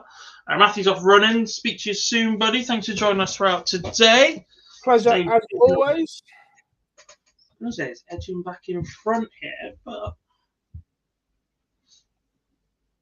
Dave's already had a 167 today. Could Dirk reel one in if this doesn't go, which it hasn't?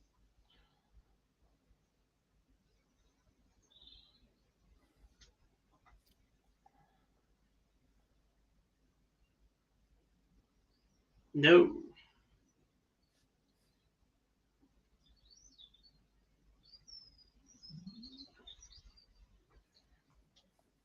What's he doing down there? Do you think Richie was good today? I didn't see any of him, so Gob might be able to enlighten you more. Oh, 2 seconds, Gob. Need to take this. Again.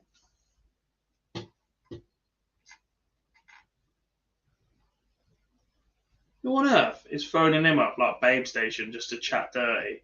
Have a word. Finals first to 8, Caleb.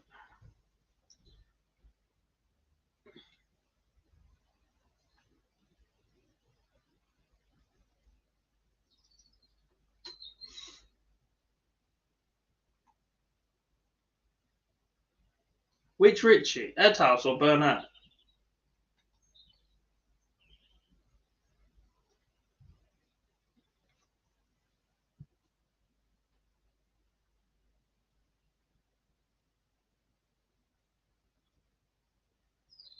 Played all right. Good performance. Good level.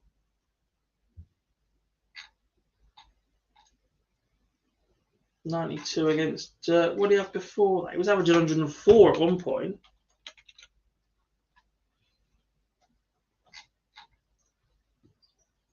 To beat Dolan, who averaged 108, ridiculous. 90 average to beat Tricol, and then beaten 6-1 by Dirk, who averaged 104. So it's been okay.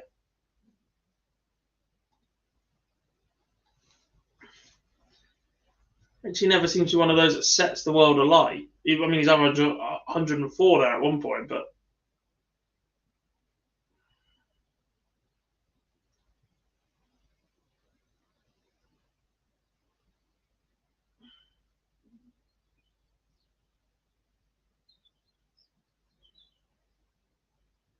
see you soon, Dale. Hopefully see you in Newbury in a few weeks, pal.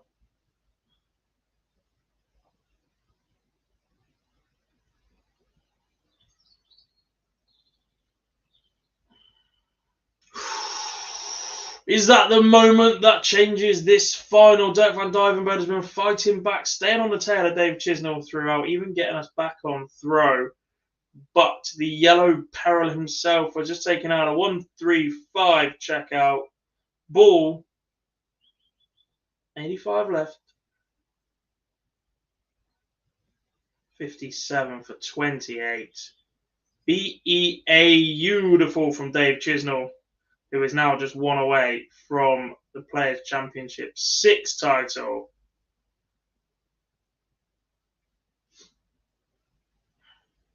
And then only opens 56. Of course he did.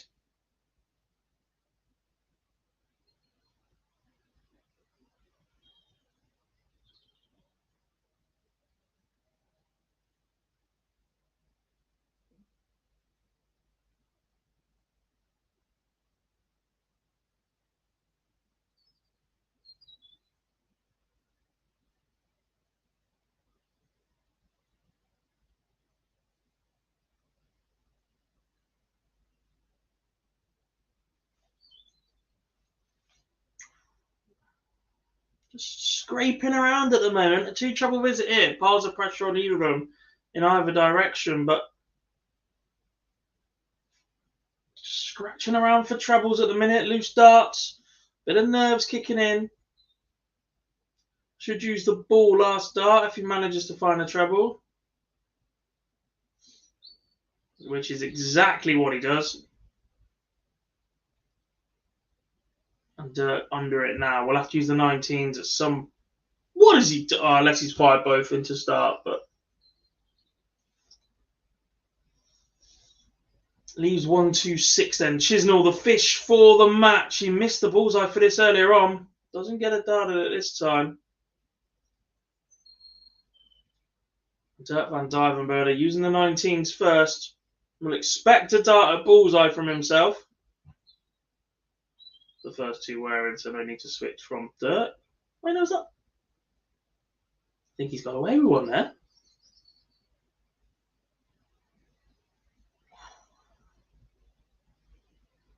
He's got to have found both trebles and missed the double on the outside. Dave Chisnell wants 86 for today's title. Did find a treble, dropped a dart.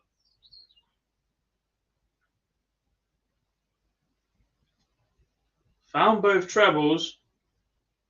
Missed double six on the outside of a bounce out. But he gets another chance at it to extend this one a little bit further. Goes in two. And he's throwing to send us level. Yes.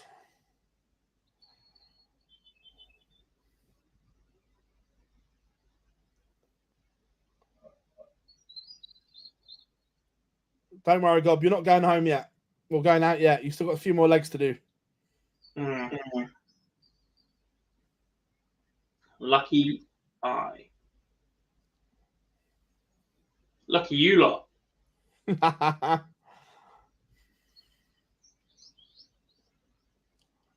That was that was a call from Germany. I've just been filled in.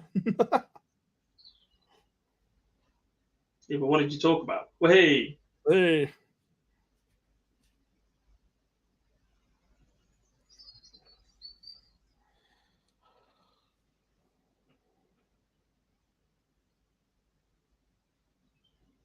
Short term. Yeah, he's all right. Yeah. Just something not quite right, but it's not horrific. Yeah. He's going to be streaming at the Women's Series next weekend. We need to speak to the rest of our team, but that is our intention, yes. Yeah.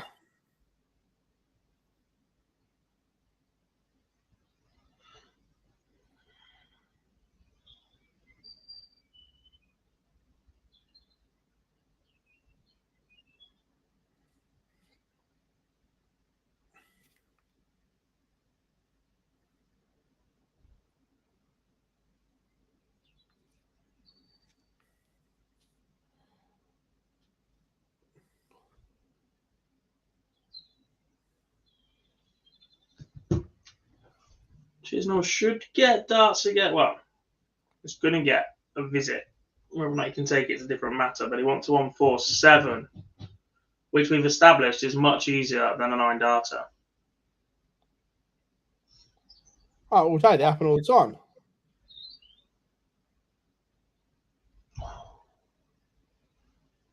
Leaves 28. Dirk back for 56.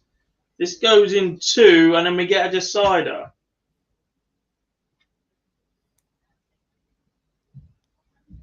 Oh, Does not go. And that could be all she wrote.